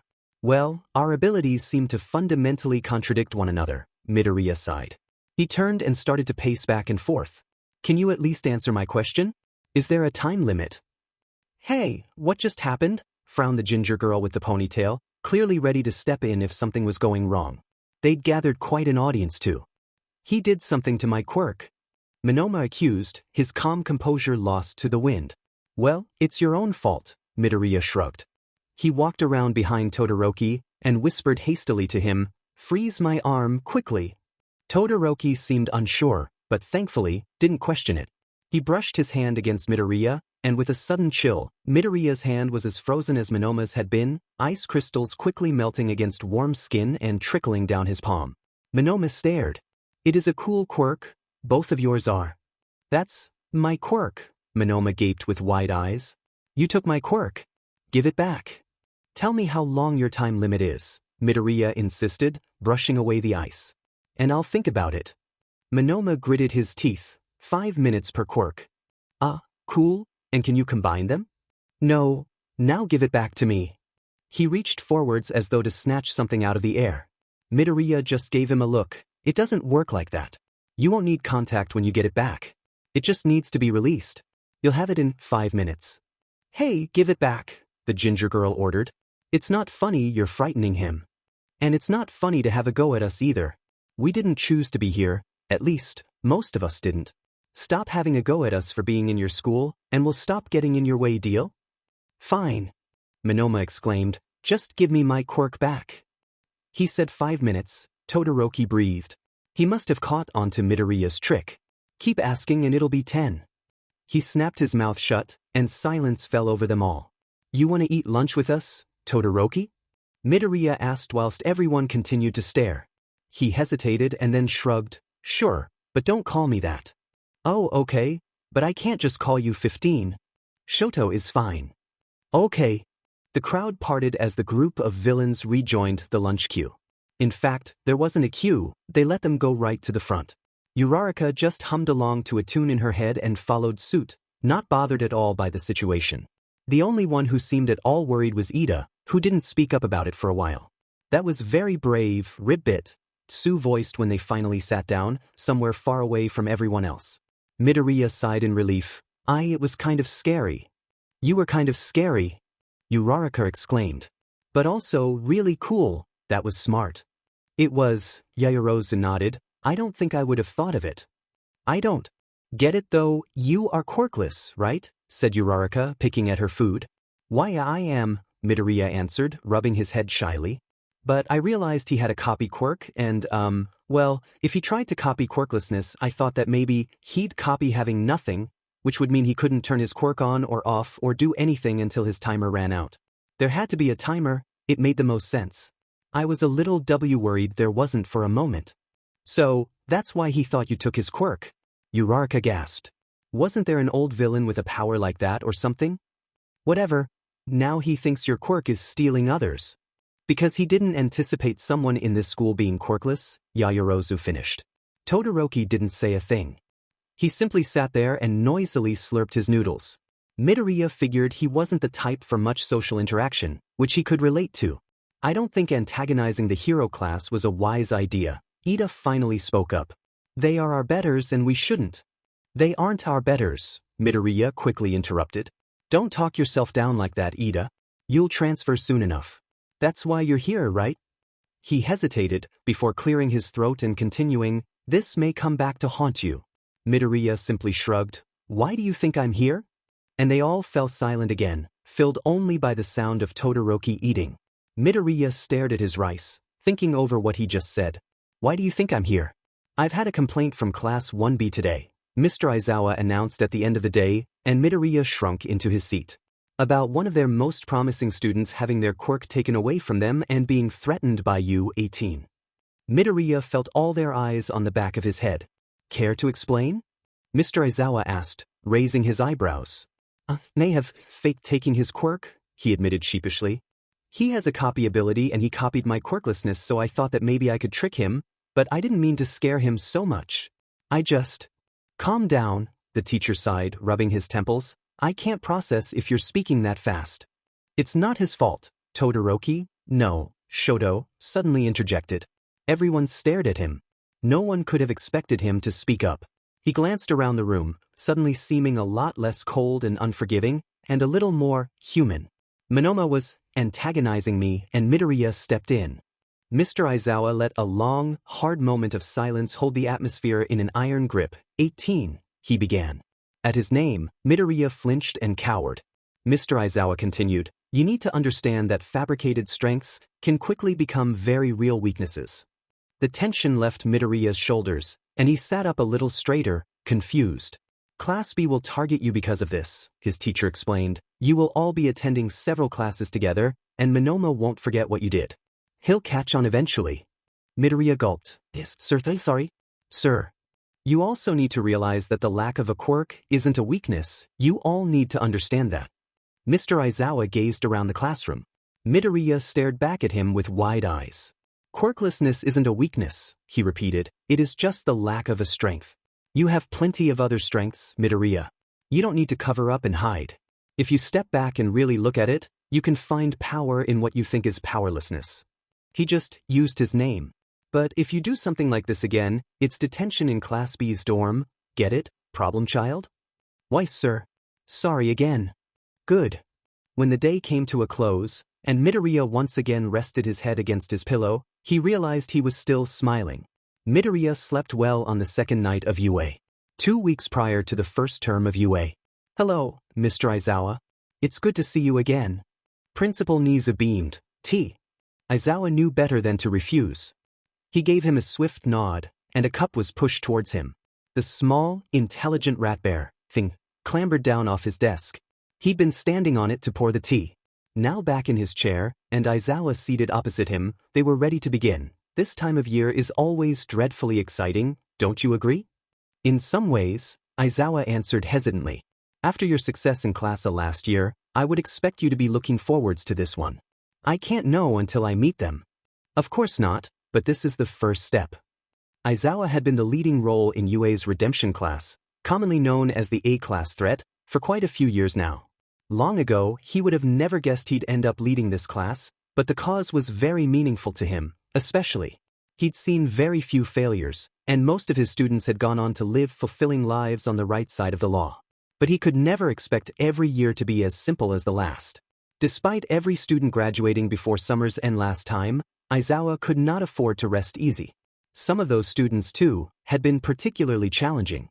If they hadn't ended up at UA, who knows what horrors they could have found themselves a part of. But whilst Aizawa was busy trying to turn these kids' lives around, Principal Nizu was already setting his sights on the next lot. And that's what they were here to do. Nizu had already finalized the students, organized the dorms, and informed the families. But this was the first time Aizawa would see them all, at least in their files. The meeting was the same every year. A couple of weeks before term began, Nizu called the hero to his office so they could go through the files together. There was a couple of students this year that Aizawa had known he'd be seeing for a while. The game was about to begin. We have a very interesting group this year, Nizu grinned. He spread the 20 files out in front of him in number order. What shall we start with? Aizawa wavered. Let's go with the dangerous quirks. Nizu nodded. Number 1. He reached towards the file. Yuga Aoyama, a laser power without control? I can see why he's here. He has a specialized belt for refining his power and limiting outbursts. Belt? It's a naval laser. Right. Number 2. Aizawa closed the first file and reached for the second. They went through each and every student like this, assessing their dangers and the precautions taken. They had fewer dangerous quirks than normal, but more vigilantes. The villains only made up half the class. Shoto Todoroki, Aizawa sighed. He knew he'd be seeing him here. I've been looking forward to having Endeavor's son in our halls. Nizu beamed. And for him to be in class 1A? No one could have predicted it, not even me. He'll be tricky, Aizawa warned, staring at the photo in his files. The boy had styled his dual-colored hair to hide his scar, and cover most of the red with white. There's a story here we don't know completely, and we're no closer to locating Dabi. Has Endeavor said anything? He insists Dabi corrupted the child, Nizu admitted, resting his paws on top of one another, although I agree. The boy disappeared without a trace, with no sign of a fight. He has been trained by his father from a young age to take up his mantle, yet he didn't fight his kidnapper. Yes, there will be a lot of work ahead of you. His quirk is listed as ice and fire, Aizawa realized. He scanned over the pictures taken when he was fleeing the police and heroes. He only ever used ice. He's repressing half his abilities. Specifically, fire, an ability held by both Dabi and Endeavor. The two met eyes for a moment. Aizawa didn't like this case one bit, and he knew Nizu didn't either. The way to him will be through the others, Aizawa insisted. I'm a hero, a teacher, and an adult. There's no way he'll let me close to him. But if he lets one of the other students get close, he might lower his defenses, and we can get to the bottom of this. He closed the file and pushed it back into place. Perhaps number 4 would be of assistance. Aizawa knew who this would be as well. He opened the file, and the face of Tenya Ida stared back at him. This kid had so much potential, Aizawa sighed. He still does, Nizu reminded him. He has learnt a valuable lesson. His elder brother clearly means a lot to him, and Tensei's paralysis by the hands of the hero killer, Stain, must have destroyed young Tenya. You think he could help us get close to Todoroki? Well, what do you think? Nizu asked, sipping his tea. Aizawa closed the file. No, they're too different. I know Tenya through Tensei. Tenya is usually rigid and almost robotic in personality. He won't click with Todoroki, even if they come from similar backgrounds. And Ida respects heroes greatly. Todoroki doesn't. Nizu nodded. I had similar thoughts. I simply wanted your opinion. Well, Todoroki will definitely be the biggest challenge this year. But then Nizu smiled, and Aizawa knew he was in for a whole load of trouble. Actually, there are 2 more we haven't had the chance to speak about yet. Aizawa's eyes flickered to the 2 files he'd yet to touch, sitting right in front of him. 17 and open 17 first. Aizawa narrowed his eyes as he did as he was told. Number 18 awaited him, the bold number plaguing the corner of his sight as he tried to focus on, I know this kid. Aizawa realized, Katsuki Bakugo, he was on the news about a year ago. Bakugo had great heroic potential, Nizu explained. He has an immensely powerful quirk that he has competent control over. 10 months ago, he was caught by a villain made of sludge, who tried to suffocate him. Bakugo panicked and started several fires. The heroes at the incident were not suited for the job, and all reports suggest that Bakugo would have died if All Might hadn't arrived just in time. But that wasn't all, was it? He frowned, trying to remember. There was another kid. Yes, his classmate. He stepped in when he saw Bakugo in trouble. The heroes insist that he got in the way and could have made the situation worse, but I have looked through the footage. He bought them a few vital seconds. Bakugo would have died if he hadn't run in to save him. Aizawa was getting more curious about 18 now. But that's not the only reason he was on the news. Nizu's smile grew wider. A classmate of his gathered significant evidence to prove that Bakugo was a quirkist bully. His victims suffered from frequent physical and emotional abuse, and the school did nothing to stop it. Bakugo was blacklisted from any hero school, and the school itself suffered greatly. But you believe Bakugo still deserves a chance? Aizawa raised his eyebrows. That's up to you. Aizawa grunted, of course it was. He put down the file, and finally reached out to number. After a glance in Nizu's direction, he opened it, and saw an eerily familiar face. Glancing at Nizu again, Aizawa threw file 17 back open. But, this is the kid who saved Bakugo, Aizawa realized. This is number 18? Izuku Midoriya, Nizu positively beamed. He is also the student that Bakugo bullied. Aizawa furrowed his brow. He just noticed some interesting information in 18's file. Quirkless. I know, isn't it wonderful?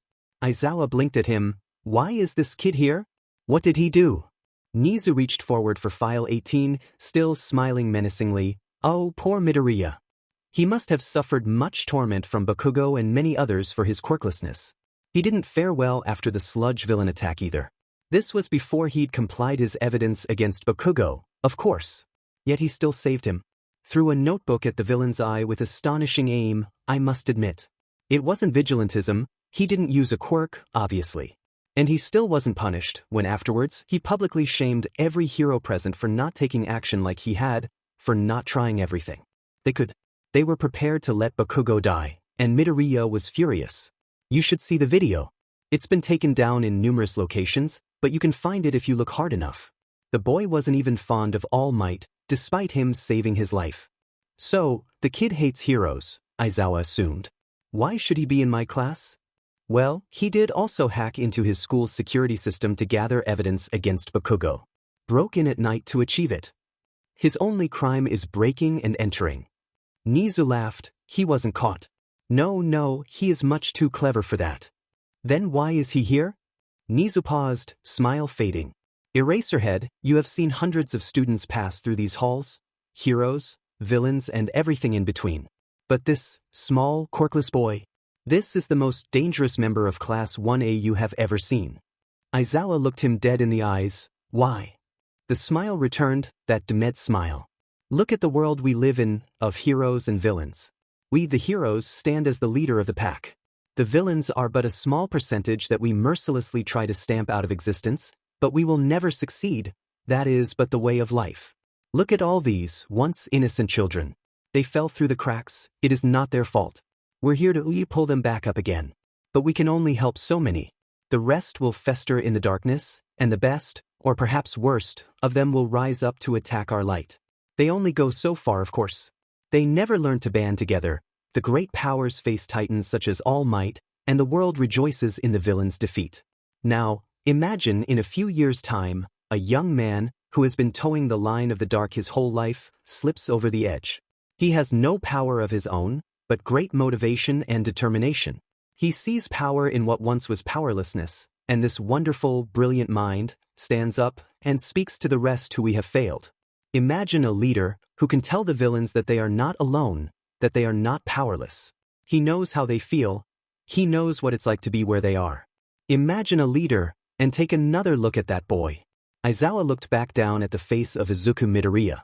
The photo was taken recently. There was such anger in his emerald green eyes. And suddenly he could see it too, the potential.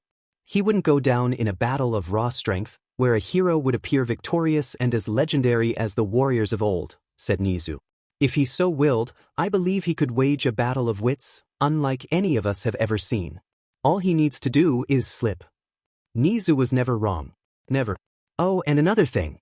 After some accidental circumstances, moments before the sludge villain attack, our number 18 discovered All Might's power limit. Aizawa's eyes grew wide. That oaf, how did he let his secret out to a teenager? It was an accident, as I said, but it does raise some problems, considering everything else I have said. After all, young Midoriya just needs a group to lead. Nizu smiled, and he returned his file to its place among the rest of Class A. And imagine what he could become. Yes, this year would be interesting indeed. 1 week into UA's first term, Midoriya had started adding his teachers to Notebook A. There was plenty of space, it might as well be filled. Speaking of which, his notebook kept disappearing for short periods of time and mysteriously reappearing with extra notes added to the occasional page. It didn't take him long to realize that it was Uraraka's doing. It was such a shame he was banned from the internet. None of Class A were permitted to have contact with the outside world. Midoriya supposed individuals who had found themselves in more dangerous groups would be best completely isolated from that situation, and the rest of Class A would have to be treated in the same way. Midoriya also had the sneaking suspicion that the staff were well aware of his more technological skills. But if he did have access to the internet, he might have been able to find some more information on Mr. Aizawa. He'd yet to figure out his quirk, but the man was still somewhat familiar. He had to be an underground hero, especially with the getup he wore around school. All the other teachers wore their hero costumes at all times, and Mr. Aizawa couldn't have been any different. If he was overground like the rest of them, it was bound to be a little more flashy, designed to grab attention. Midoriya did feel as though it was acceptable that he couldn't remember who Mr. Aizawa was in this case. It just proved that he was a good underground hero. And he was a good teacher too. Midoriya had finally figured out what the numbers were all about. It definitely was a teaching method. And it worked.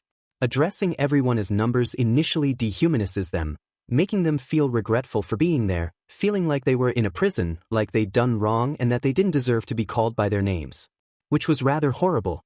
But as soon as they started doing better, Mr. Aizawa would miraculously remember what they were really called. Midoriya wasn't the only one who lit up at the sound of his real name. He felt like he was a puppy in training, but he couldn't help it. UA was a school unlike any other, and Midoriya was actually starting to enjoy being there. The only distractions and lessons occurred when the rest of the class decided they were bored of the teacher. On several occasions, all of which were present mic, they'd managed to actually chase them out of the room, screaming very loudly. Maybe Midoriya wasn't learning as much as he perhaps would have been, and not having the internet didn't help, but at least his stuff wasn't being burnt up and he wasn't hobbling home trying to hide his fresh injuries every day.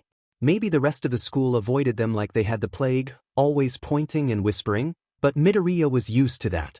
From his old school. At least it wasn't only him. Also, one glance from Shoto and most went running, so that was fun. Maybe he was labeled as a villain. Maybe the outside world was watching and waiting for the sports festival, an eventuality which loomed over them like a death sentence. It would be the first time their families saw them since the start of school. Maybe Midoriya missed home. Maybe he was ashamed. Maybe UA still wasn't all that great. But he tried to forget about all that and focus on the best thing that had happened to him so far. He actually had friends. And they were the coolest people he had ever met. Uraraka had a frighteningly good knowledge of martial arts that most likely came from an equally frightening source, so everyone decided to steer well clear of the topic. Student number 6, Ojiro, however, was extremely interested in her skill set. He was here for vigilantism, desperate to prove himself, and having Uraraka around for some competition in PE was probably good for both of them. It led the two teaching a few moves to whoever braved asking for it, and Midoriya was one of them. Ida was strict, almost robotic, and desperate to not do any wrong whatsoever. He was a nice person and seemed particularly protective of Midoriya, for whatever reason. He was obviously aiming for class president and had made the fact even clearer only a few days ago, when he shouted at Kaminari for not doing the washing up, since it was his turn. He ended up blowing the fuse in the building, since electric doesn't mix well with water. And the laughter ringing out in the darkness only grew louder when faced with the fact that Tokoyami's dark shadow was probably going to kill them all now. It was safe to say that they all survived. Tokoyami was rather proud of himself for not causing any disaster, and Ida was utterly mortified by the whole ideal. Sue was honest without a fault, and terribly blunt. She'd already thrown student number 19, Mineta, out the window twice for perverted comments, and refused to apologize. Her frog quirk gave her some interesting abilities, which Midoriya had already interrogated eagerly and written all about it in his notebook. Most prominent was her abnormally long tongue, which she could use to slap Mineta around the face with from a distance. Shoto was harsh, cold, and merciless. But also, utterly useless at friendship. He didn't know what he was doing, and generally just lurked in the background. Midoriya took it upon himself to make sure he felt included, and eventually, everyone else started to see his charm too. Poor Shoto just didn't get it. It wasn't his fault. His frightening exterior hid a personality that Midoriya just clicked with. Also, Kaken left him alone when Shoto was around, which was an added bonus. Finally, there was Yaoyorozu, with the coolest quirk Midoriya had ever seen. She still hadn't revealed why she found herself in Class 1A, but no one was pressurizing her, except Mineta, and that was the third time he'd found himself in the bush below the window outside the dorms. She revealed her quirk to Midoriya first, and he did a double take. Ashido, who now insisted they all called her Mina, had accidentally melted the bottom of Midoriya's mug. Ida had labeled them all from 1 to 20 after people kept leaving them in the sink and not washing up. After throwing it away and assuming he'd have to wait until Mr. Aizawa ordered a new one, Midoriya turned around and found Yaoyorozu pulling a brand new mug from her arm and pouring tea into it like it were a completely ordinary thing to do. Midoriya had not fanboyed over something so intensely since he still liked heroes. He might have flustered Yaoyorozu a bit, but come on, she could make anything she wanted at a moment's notice. All she needed was to eat the right diet and not overdo it, and she could quite literally pull a sword from her leg. Oh my god, it was amazing. And then she finally admitted how she got into UA. My parents are overprotective, she admitted as they all walked up to the classroom for the beginning of the day. Mr. Aizawa had let them walk there themselves after the first week, which made them all weirdly excited, puppy training. It was bad enough to begin with, but when I got my quirk, they just became so constricting. I couldn't take it. I practiced my quirk to no end out of boredom, but when I ran out of ideas, I started sneaking out. She fiddled with her ponytail nervously, as if she were scared about what they might think of her after they knew the truth, but none of them seemed bothered so far. Midoriya certainly wasn't. I wanted to do everything my parents wouldn't let me do. I look a little older than I actually am, so I dress up and sneak into parties and stuff, but it was nothing more illegal than sneaking in. At first, I met a group of girls and we became friends, and then there was this situation. We got mugged but we didn't have any money on us and I panicked. I made fake notes and handed them over.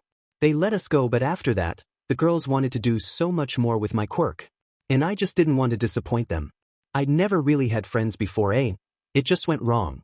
I have plenty of money myself, but I couldn't take it from my parents without them noticing. I kept making fakes of that and so much more, and it just got out of hand. They sold me out, eventually, when they got caught with the fakes. They said it was my fault and then my parents found out. They don't sound like real friends to me, Tsu insisted. Yeah, don't worry about them ever again. You have us now. Uraraka added with that glowing smile of hers. Yaoyorozu sighed in apparent relief. After everything that happened, I'm happy I ended up here. Yeah, me too. Me 3 ribbit. Neither Shoto, Ida nor Midoriya added to that. Maybe they weren't quite sure of their answer yet. They reached Class C. Ida was always insistent that they were the first to arrive, but everyone else wasn't that far behind anyway. Kaken was still stewing in silence whilst his new, friendship group laughed at him. Someone had written Kaken in pink, permanent marker on the whiteboard back at the dorms. He'd spent the morning trying to rub it off, but Mina had accidentally melted all their whiteboard pens, so he couldn't do the trick where you wrote on top of the permanent pen to wipe it away. But he had found the permanent marker, and now nearly everyone had ridiculous nicknames in hot pink. Right on time, as always, Mr. Aizawa walked through the door and the class quickly grew quiet. He had that effect on them, especially when he was carrying a large, cardboard box as well as his sleeping bag. Midoriya was tempted to ask if he was restocking the supply of fruit pouches he hid in his desk, or yogurt or jelly, or whatever they were. But the way he slammed it down on the table and looked at them all made him think otherwise. Congratulations, you're 1 week into UA, which means it's time for the next step, Aizawa announced, and suddenly everyone was far more interested. Class A doesn't usually learn to talk to each other for a week or so, but you've outdone yourself. These were initially implicated so that you could easily contact me if, for example, someone's quirk is going haywire. Without further explanation, Mr. Aizawa picked the box back up and made his way around the room. Midoriya frowned in utter confusion when he was handed a brick phone, labeled 18 across the back, as well as a charger. You have each other's numbers already inserted as well as mine. He raised another brick phone that he had in his pocket, and a few other teachers. You should only be able to contact these specialized phones. If you even try to contact someone else, they will be confiscated. We can read all your messages. Midoriya looked down at his and turned it on. It was primitive, only for texting and calls. He had contacts labeled 1 to 20, missing out 18 of course, as well as Mr. Aizawa, Vlad King and even Midnight. Other than that, there was one group chat set up, which all his contacts, excluding Vlad King and Midnight, were in. He could change the contact names, easy. The others wouldn't be able to see what he'd changed the names to, but no matter. There was no add new contact button. Someone had somehow removed it from the screen entirely and likely disabled the function too. He couldn't delete any contacts either, but it wouldn't be hard to work around that. He could probably restore everything in under 5 minutes. The technology was too old to connect to the internet, but if he got Yaoyorozu to make him a couple of things then maybe he could. And 18. Midoriya flinched and slowly looked up at Mr. Aizawa. Don't. He gulped and slowly put the phone back down. It immediately let out a soft beep. Midoriya turned it over again to see. 20-18 don't? Midoriya knew better than to answer whilst Mr. Aizawa watched over them like a hawk. Principal Nizu can also see all your messages. And everyone put their phones down, the beeping noises echoing around the room stopping immediately. Mr. Aizawa sighed as he flat-packed the empty box and knocked it off the table. 1 week in and I have something else to remind you of, choosing class president. Midoriya saw Ida perk up from across the room. Being class president meant proving that you were responsible and the most trusted out of all of class. When, in the future, you were questioned about your time in the infamous class, you could say, actually, I was selected as the leader and was highly trusted by my peers and my teachers. If Ida ever hoped to get back on the hero course track, being class president was his best bet. Of course, it would be easy for Ida to get the role. He was the best behaved, already ordered people around, and kept the dorms clean. He was the perfect candidate. Only problem is that people didn't always listen to him, but that was Class A for you. They'd never listen to any kind of authority. Usually, a class representative is chosen by the class, Mr. Aizawa explained, but it doesn't work that way here. I will select them when they fulfill the most important criteria. Ida raised his hand. And what would that be, sir? Midoriya saw a few of his classmates roll their eyes and chuckle. He wasn't the only one who knew Ida desperately wanted the role. I've been teaching Class A for years, and I know that you lot won't listen to me or anyone else as much as you would to one of your own. Your class president will be whoever ends up at the top of the pecking order. Midoriya flumped back into his chair. It wasn't him then. But Ida still had a shot. He'd help him out in the best way he could. Whoever I choose can then select a vice president. Oh, and you can't back out of being class president. My decision is final, finished their teacher. That's all. Try not to kill your Japanese teacher. I think you'd make a great class president, Ida. Uraraka exclaimed as they all sat down together for lunch. Thank you, but only Mr. Aizawa can deem me worthy. Sounds like it's the rest of the class which does that, Sue acknowledged. Don't any of you want the role? Ida frowned. It could give you such opportunity in the future. It's not for me, Uraraka admitted, before shoveling more food in her mouth. I wouldn't mind it, Yayorozu interjected, although I doubt I'll be selected. What about you, Midoriya? Oh, I won't be chosen either.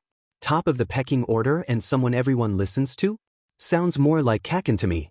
Uraraka laughed. The only reason everyone listens to Kaken is because he's so loud. And no one takes him seriously. Bakugo would make a bad class president, said Shoto, who rarely participated in conversations, probably because he didn't know what to say. Uraraka giggled again. Oh, just imagine. Bakugo trying to make everyone wash the dishes. Ribbit, Azui grinned. Wash the dishes or I kill you. Die, die, die. Uraraka mimicked, slamming her hands on the table as she did so, and Shoto had to hold his water still to make sure it didn't fall over. I think someone would frisbee a plate at his face. Midoriya sniggered. Oh my god, yes. But you would break the plates? Ida exclaimed, chopping his hands through the air like he always did when he was telling someone off. Exactly, Uraraka replied, then you wouldn't have to wash them up. And UA would just replace them. Everything's practically free here, it's great. Midoriya was thinking about how especially great the food was, before he dropped his chopsticks in shock and held his hands over his ears. A loud, shrill alarm had filled the hall. Within seconds, people had started to panic. Plates of food were abandoned, and the entire school began to run for the exit. Let's go, everybody! Ida called out, getting to his feet. Uraraka looked mournfully down at her food, but lunch? Midoriya pouted. Well, I think I'll just stay here, and he shoveled some rice into his mouth. Everyone but Ida hesitated and sat back down. But, the alarm! Ida exclaimed. Well, it's not a fire, Midoriya said. We had one over the weekend, remember? Some support students set fire to something and the alarm sounded nothing like this. Oh yeah, Uraraka remembered. So, what's this alarm for? I don't know, but they never drilled us for it. I say it's their fault if something happens. They didn't tell us what this meant, Yayorozu decided, starting on her food again too. But everyone else is evacuating. Ida persisted, gesturing towards the panicked stream of students. Midoriya laughed. They're not going anywhere in that corridor, it'll be filled to the brim. We're probably safer here. If it's a villain attack, why would they target Class A anyway? Shoto pointed out. Midoriya nodded. Exactly. Besides, Shoto can fight any fire for us. Shoto didn't even argue with it. Sure, whatever. Ida looked lost for words. Perhaps he would have tried to get them moving again if their phones didn't beep at them in that moment. Class 1A group chat. 7 Does anyone know what's going on? 8 Who's that not evacuating? 5 We're hungry. 5 Midoriya said it's not a fire alarm. 18 The fire alarm sounded different. 5 Also look at this food going to waste. 5 Disgraceful. 4th May I suggest we all swiftly exit the building? 7 Nah, let's burn to death. 18 We have Shoto. 7 Everyone but the guys with 15, let's burn to death. 2 Death. 7 Death. 18 Can't the teachers read this chat? 2 Death. 17 You're all freaking idiots. 13 You're not moving either. 7 Does he care about us? 5 Kaken cares. 2 Oh, we love you, Kaken. 17 You better hope that fire gets you before I do. There was a yell and a small explosion from across the hall, and everyone in Class A started laughing, the sound echoing around the emptied room when the alarm finally stopped blaring. Jiro's yell of, "Finally!" made them all laugh harder. It wasn't until much later that they were finally told that the press had invaded campus, and that set of an intruder alarm. Mr. Aizawa gave them some stern words for not leaving, but none of them took it to heart.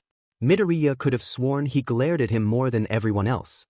He gave him a look so menacing that Midoriya was quite certain his eyes glowed red for a moment, when Midoriya asked why the press felt the need to break in like that. The press always get excited at the beginning of UA, Mr. Aizawa sighed, rubbing his eyes. They want to know about you lot. With 15 here, they're slightly more desperate for information than usual. Midoriya supposed that made sense. Imagine all the articles they could write if they got even the smallest story behind one of his classmates. Oh, and All Might's teaching the hero course this year, so they probably want to know about how that's going. The entire class perked up. None of them had heard about All Might, the #1 hero, nor seen him. Midoriya's glare simply hardened, and he knew Mr. Aizawa had noted the change in his expression. It's good to have dreams, young man. Just make sure they're attainable. Midoriya had met All Might. It must have been 10 months ago now. His old idol, the #1 hero of Japan, had rescued him from a villain made of sludge. When asking him if someone like Midoriya could be a hero too. And then the man deflated. The impossibly tall, muscular symbol of peace shrunk into a skeletal man with an ugly scar on his side. All Might's quirk kept up the illusion of near-to invulnerability, but now Midoriya knew the truth. After a fight hidden from the rest of the world, 5 to 6 years ago now, All Might had been weakened. And the whole encounter was stupid anyway. The sludge villain escaped and almost killed Kaken. If Midoriya hadn't stepped in, when all the other heroes he once admired had given up, he would have died. Sure, All Might turned up again at the last second, but Midoriya's point had been made, heroes weren't all they were cracked up to be. After being scolded for jumping in like that, Midoriya ripped the hero posters from his walls, knocked the merchandise he'd spent years collecting into boxes, and hid it all beneath his bed. His room was bare, just like his dreams. It was in that moment that he had decided to make a difference. He stared at the last hero analysis book he ever made, one scorched and burnt after Kaken had casually told him to just go and kill himself and tossed it in a pond. All Might had signed it too, ignoring the damage, just like everyone else, and Midoriya concluded that Kaken needed to be dealt with. The school knew what Kaken had been doing to Midoriya. They turned a blind eye to it. If Kaken got into UA's hero course, they could hail his successes forevermore as being because of their excellent teaching.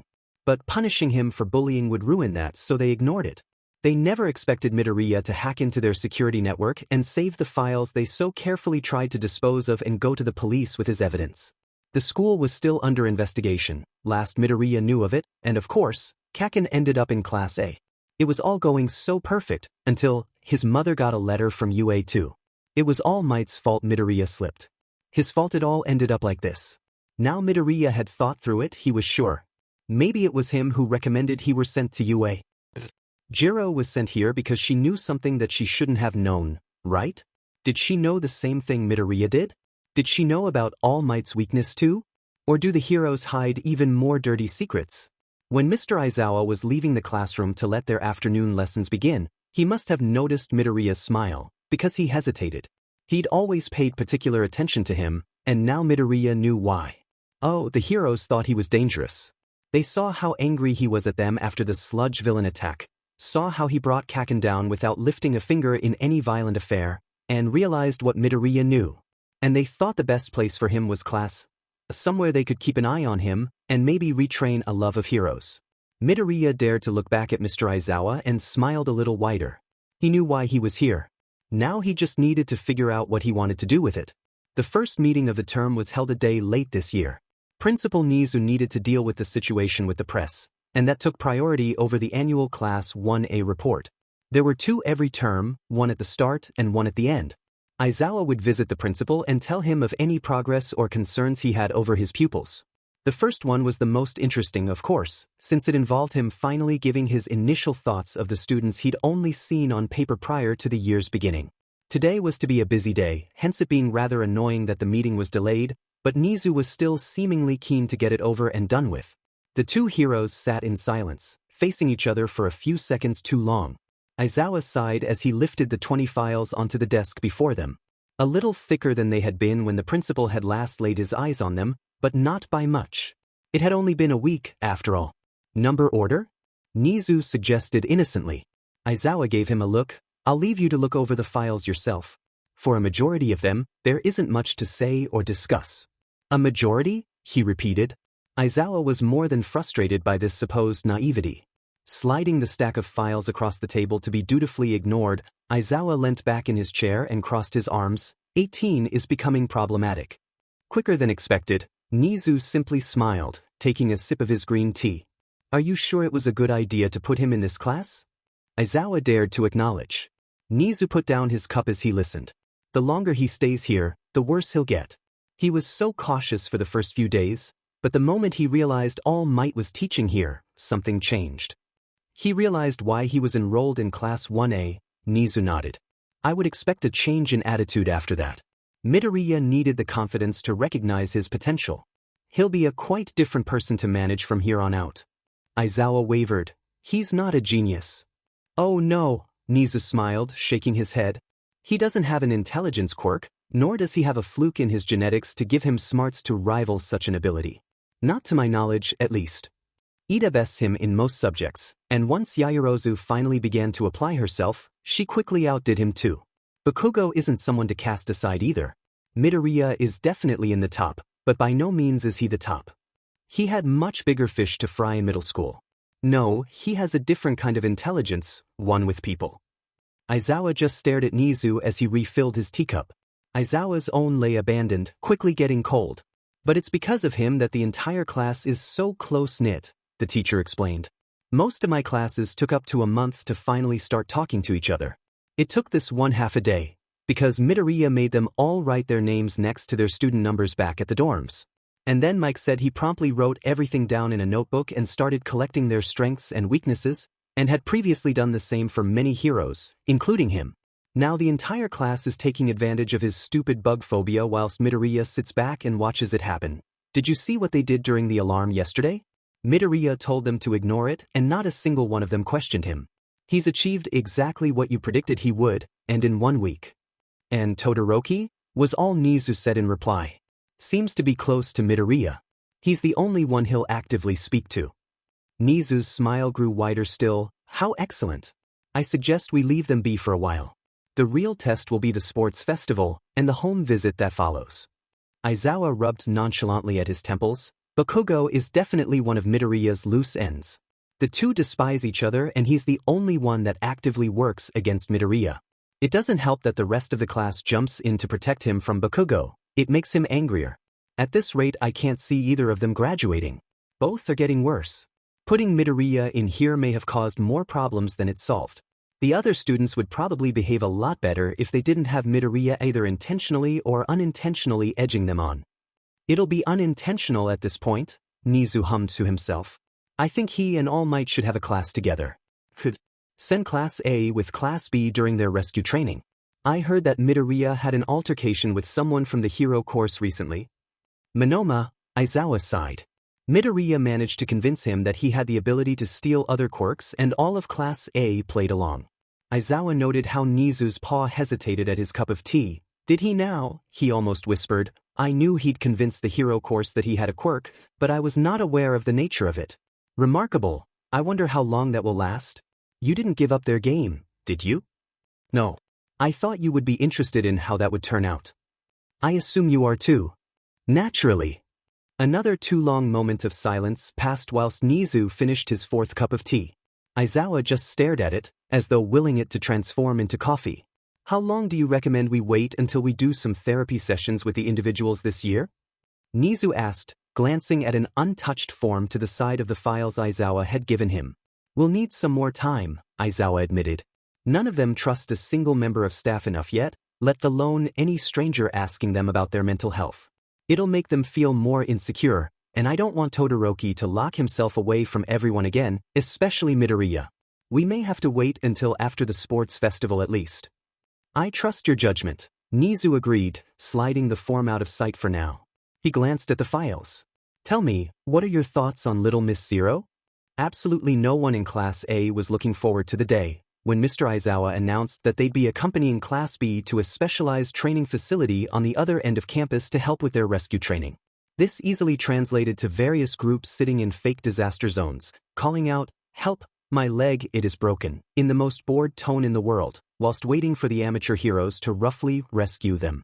And if that couldn't get any worse, they would be accompanied by not 2, not 3, but 4 heroes, Mr. Aizawa, the head of Class B, Vlad King, the hero in charge of the rescue facility they'd be utilizing, 13, and All Might. Midoriya was wondering if the hero course could just let him die. So, hear me out right, 13, the hero, and 13, the student, Mina giggled. They were on the bus on the way to the training facility they'd be meeting Class B at. They were all in their PE kits, grudgingly ready to be tossed around by the hero course for the rest of the morning. Zero, you've got to answer to 13 for the rest of the day, Kaminari insisted. Just imagine Class B calling for help or something. Oh, 13, can you? And then Zero swoops in front of them, added Mina. Maybe they'll learn to stop calling us by numbers, Zero sighed. Speaking of numbers, anyone have any idea how to silence these stupid things? Called out Hagakure, waving her brick phone in the air, labeled 16 in red. I haven't figured out how to do anything except call and text, Jiro ummed. I miss my music. The bus had a rather open-plan layout, and on a long row of seats, Midoriya sat beside Shoto and Yaoyorozu. The taller girl leant over to Midoriya and asked, curiously, what did Mr. Aizawa mean by "don't" the other day? You never explained. In a hushed voice, he replied, I am a stuff. Oh, so you could theoretically. I could restore the phones to their original function? Yeah, easily allow us access to settings, deleting contacts, adding them, calling whoever we want. I might need to take it apart and put it back together. It could take a little longer to stop the teachers from being able to read our messages, and I wouldn't be able to connect them to the internet at all without a little more air. Pieces, the software just doesn't exist in these things. Midoriya took his own phone out of his pocket. Everyone had taken theirs with them. They didn't need to, but having them was like a little piece of freedom, despite their obvious limitations. After the initial fear of the principal reading all their messages, they'd loosened up.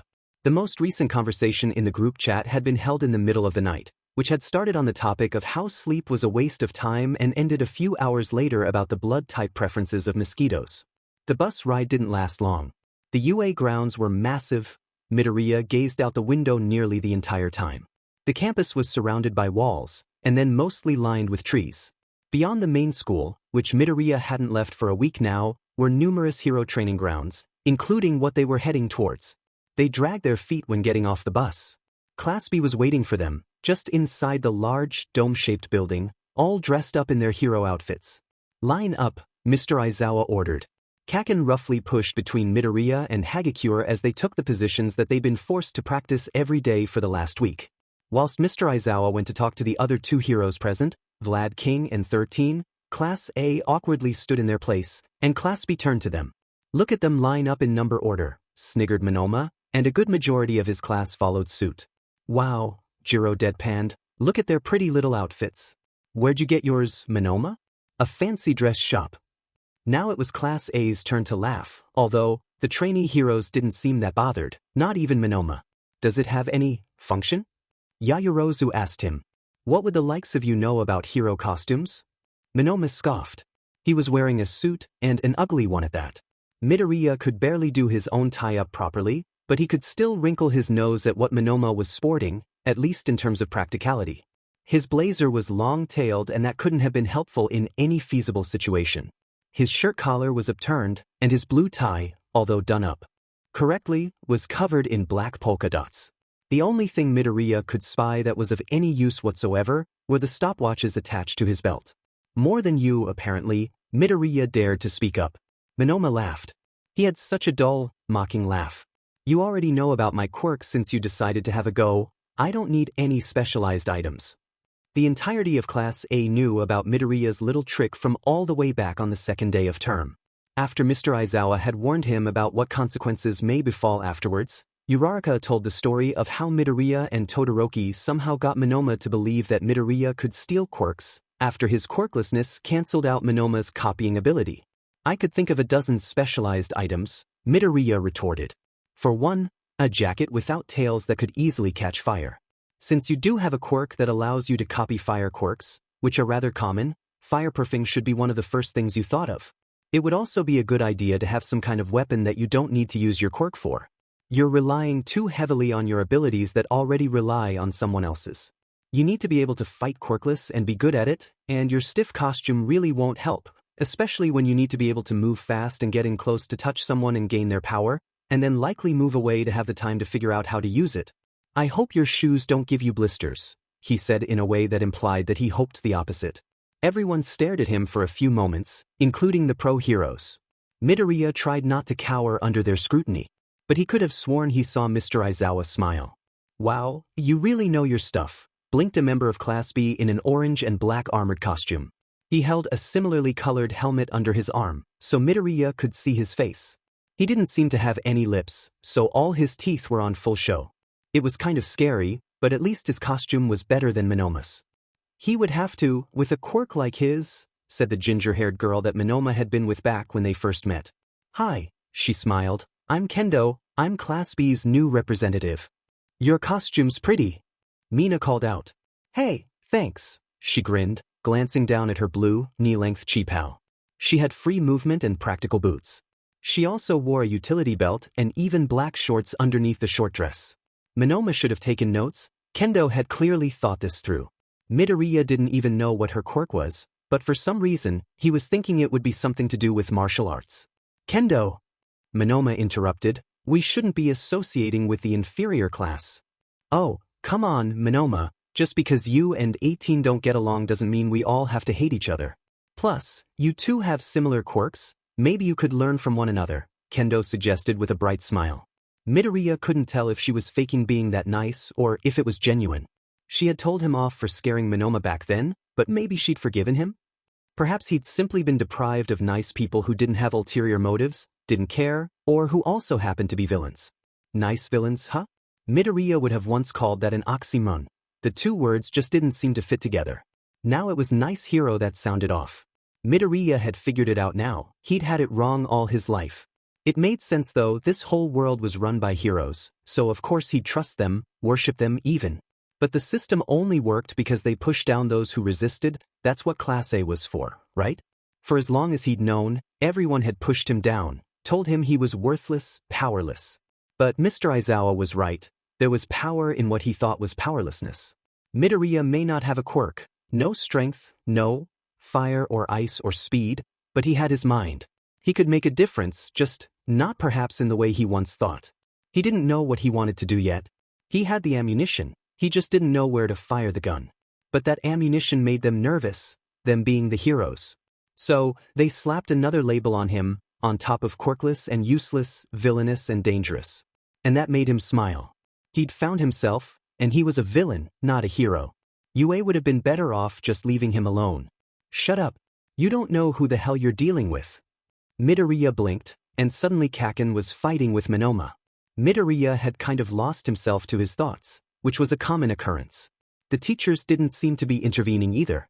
He wondered if they were stalling, since All Might hadn't arrived yet, or perhaps they were just interested in seeing what would happen between Class A and B. It sounded like something Mr. Aizawa would do. Before he knew it, Kaken had grabbed the front of Midoriya's shirt and hauled him up to his height. This is your fault, he hissed for at least the 5th time that week. Midoriya would have once squirmed and shrunk under his gaze, but since he'd been at Yue, despite how short of a time that was, he'd come to realize there was no point in acting like that. A real villain wouldn't back down from a fight. He pushed Kaken's hands away with a sigh, so calmly that Kaken almost backed away in surprise. Yes, we've already established that, Kaken. Seriously, Midoriya, are you ever going to tell us what you did? Laughed Kaminari, and Class B just looked nervous. He supposed that's where most of his confidence came from. He'd spent so long working on getting Kaken into Class A. Over around 5 months, Midoriya had bettered his skills in hacking. He'd read up on laws, spent hours shut up in his room, growing more and more bitter. There's no way he could have backed out after that. I should be on the freaking hero course. Kaken yelled, cupping little explosions in his hands, almost spitting in Midoriya's face. Oh really? Monoma laughed. Imagine, a villain in our class? You can't be a hero. That's enough. Mr. Aizawa stepped forwards, and they all went silent. His eyes did that thing where they glow red for a moment again. Midoriya could have sworn his hair floated that time as well. He sighed. Your class president is right, you're here to learn from one another. Class B as well as Class A. He stood in front of the line that Class A maintained, crossing his arms as he faced Class B sternly. If you tell any of my students that they don't have a chance again, then maybe you don't deserve yours. The cocky smile faded quickly from Monoma's face. He turned away, averting his gaze with a hint of embarrassment in his eyes. Anyone can be a hero, some roads are just rockier than others. And Midoriya blinked at his teacher, the words striking a chord in his heartstrings that he had been sure couldn't be played anymore. He stared at the back of Mr. Aizawa's head, tilting his own to one side whilst he wondered how rocky his road had been. Because who better to teach Class A than someone who had? Oh, Midoriya found himself saying out loud, and everyone turned to him. His eyes flickered to them all nervously, before settling back on Mr. Aizawa. Eraserhead, that's your hero name, right? He said nothing, but the chill in his eyes seemed to have faded. Ooh, you used to be in Class A, didn't you? Mr. Aizawa cracked a smile. That took you longer than I expected. Midoriya only frowned when his teacher turned back to the others. Speaking of which, we're going to have to start without him. We've waited here long enough. Where's All Might? Asked one of Class B. Midoriya didn't register who, because he was too busy thinking. He figures one thing out, thinks he can see the world clearly, and then something else trips him up and he finds himself kneeling in the dirt again. Mr. Aizawa graduated Class A. And he was a hero, an underground one at that. Midoriya didn't know much about him. He wasn't exactly the type to seek the spotlight, but maybe that was the point. He was quite sure he'd gotten into the class as a vigilante, and essentially ended his years at UA as a vigilante with a license and carried on with what he'd always been doing. He got waylaid with some villains, Mr. Aizawa vaguely explained. Midoriya knew that wasn't the whole truth though. His time limit must have run out on him. Vlad King cleared his throat and stepped forwards. Right, today we will be focusing on rescue training. Members of Class A will be rescued by Class B in fake scenarios using... Wait, we have to be rescued? Gaped Jiro, Mr. Aizawa's kind words immediately being lost to the past. Midoriya had thought this was quite obvious, but apparently not as much as he'd thought. Mr. Aizawa ignored her completely. One member of Class B will be paired up with a member of Class A. Vlad, you can choose who goes with who, we'll be changing it up next time anyway. Alright, 13, did you want to explain the facilities here? Looks like a theme park to me, sir. Ciro butted in before the hero 13 could say a word. The teachers glared at him whilst Class A chuckled under their breath. I have an idea, he continued. To avoid confusion, why don't you be 13, and why don't you just call me by my name? Alright, 13 stammered. Well, welcome to the unforeseen simulation joint. The USJ? Mina said innocently. Yes, it's Universal Studios Japan?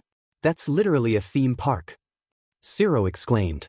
Whilst this conversation was batted back and forth like a tennis match, Midoriya's eyes wandered to his surroundings. The large dome was split into several zones, depicting different disasters, like fire, landslides, or shipwrecks. Midoriya was trying not to smile, thinking about Kaken being forced to participate in these fake rescue exercises, where he couldn't be the hero. The smile faded when he realized that he'd find himself in the same situation. He just hoped Monoma wouldn't be the one rescuing him. Why was there a fountain in the middle? What was the purpose? Some rogue quirk was bound to blow it up at some point anyway, and then they'd have to block the area off until it could be fixed up again. 18, focus, said Mr. Aizawa. Midoriya snapped out of his daydreams and turned back to the class. He found himself standing next to Kendo. We partnered up, she whispered to him, and we're going over to the landslide zone. Oh, Thanks, Midoriya muttered in reply. He was just glad Mr. Aizawa hadn't decided to teach him a lesson by pairing him up with Monoma, who was with Kakin instead. Midoriya grinned. They started walking in a line behind the teachers. He supposed they'd been paired up with the hero class like this to stop them from running off and doing something stupid, which sounded like something which could have easily happened before. Finding the situation awkward, Midoriya tried to make conversation with the hero girl he was with. He nudged her side and indicated towards the fountain. What do you think the point of the fountain is? She started after a moment's hesitation. Not sure, because it looks nice? But it's in the way. Wouldn't a central battle arena or something be more useful? Maybe, but there are benches. It's like a rest area. That doesn't warrant the presence of a fountain. Oh, would you shut up? Kakin yelled back at him.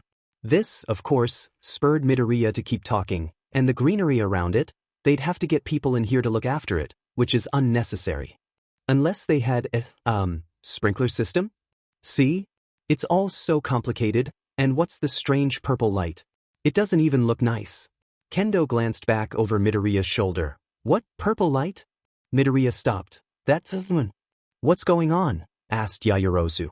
They were at the back of the group, but everyone soon stopped. Midoriya's observations seemed to confuse the teachers too. And as that swirling, purple vortex grew bigger, it became clear that it wasn't supposed to be there at all. A pale hand reached through, pushing the light apart like a set of curtains, stepping out like he were on a stage. And God, it was a large cast, because more followed, so many that Midoriya couldn't count. What's going on? Asked Kirishima, taking a few steps back. The steel-themed hero student beside him mimicked his movements. Is this part of the training exercise? Asked a particularly optimistic member of Class B. No, Mr. Aizawa replied sharply. No, those are real villains, stay back. He pulled at his scarf, which Midoriya now realized was a hero support item and not just a portable pillow. Where is he? Rang out the voice of the pale man in the center, covered in detached hands. Where is All Might? Who are you? What do you want? Vlad King called out, his gruff voice holding an unspoken threat. Such a pity, the villain sighed, turning to the two men either side of him. Well, Midoriya could hardly call them that. One towered above his counterparts, with a face like a beak and an exposed brain. The other seemed to be made of purple-black mist, with imposing, golden eyes. He'll turn up, I'm sure. Why don't we complete our other target whilst we wait? Midoriya didn't like the sound of that. Class A, we're here to liberate you. Go, run now. Mr. Aizawa called out, pushing a set of iconic yellow goggles over his eyes, once hidden underneath his scarf. 13, protect the students. Vlad, come with me. 13 immediately began to usher the students towards the exit, but it was clear they were unsure of what they should be doing. Wait, no. Midoriya suddenly found himself calling out, Mr. Aizawa, your fighting style isn't suited for this. Mr. Aizawa blinked back at him. No hero's a one-trick pony kid. And the two teachers charged down the rest of the stairs at the swarm of villains. Wait, why did Midoriya say that? Why? Who? What side was he on? Who should he be fighting against here? Class B. Stick with your partners. 13 ordered. Midoriya felt Kendo's hand grip his arm and pull him backwards. Come on, she exclaimed. Was she saving him or holding him prisoner? He wasn't the only one confused. Most of Class A tried to lag back, glancing at each other as if they could find the answer there. Midoriya gritted his teeth. No, this wasn't right. They needed to run. We need to go. Come on, he exclaimed, allowing Kendo to pull him forwards, and the others soon followed. Their hesitation, however, would be their downfall. Because in seconds, they were surrounded by a purple fog and the gleaming eyes of the mist villain appeared before them, blocking the exit. Why are you running? He asked them all with genuine curiosity. Come now, those who call themselves heroes keep you captive. We are the League of Villains, join us. That's a stupid name, was all Midoriya could utter, almost choking on the words in fear. Stay back, cried out 13, stepping in front of them all. I'm warning you. They pointed a finger menacingly, ready to activate their deadly quirk, Black Hole. Shigaraki is waiting for All Might, the fog villain said simply. We shall leave only once he has met his demise. You want to kill All Might? Midoriya gaped. Was that even possible? Maybe with his weakness, but did they know about that? Then you leave me no choice. And 13's quirk was activated, pulling the edges of the fog into the tip of their finger, obliterating it instantly. But the villain was prepared. Immediately, another swirling, purple light appeared behind 13, and their own cork ripped at the back of their astronaut-themed costume. They fell to the ground with the despaired screams of Midoriya's classmates, Class A and B alike. The shock lasted barely a second, before someone leapt to 13's rescue. Kaken! No! Midoriya cried out, as his old friend propelled himself forward with his explosions, ready to fill the villain with his own smoke and fire. The villain reacted instantly. His fog spread around them once again. Midoriya shielded his face from the dust and rock caught up in the vortex that engulfed him. All of a sudden, he felt the sound around him fade and the ground disappearing from beneath his feet. With no time to take a breath, Midoriya plunged into the water.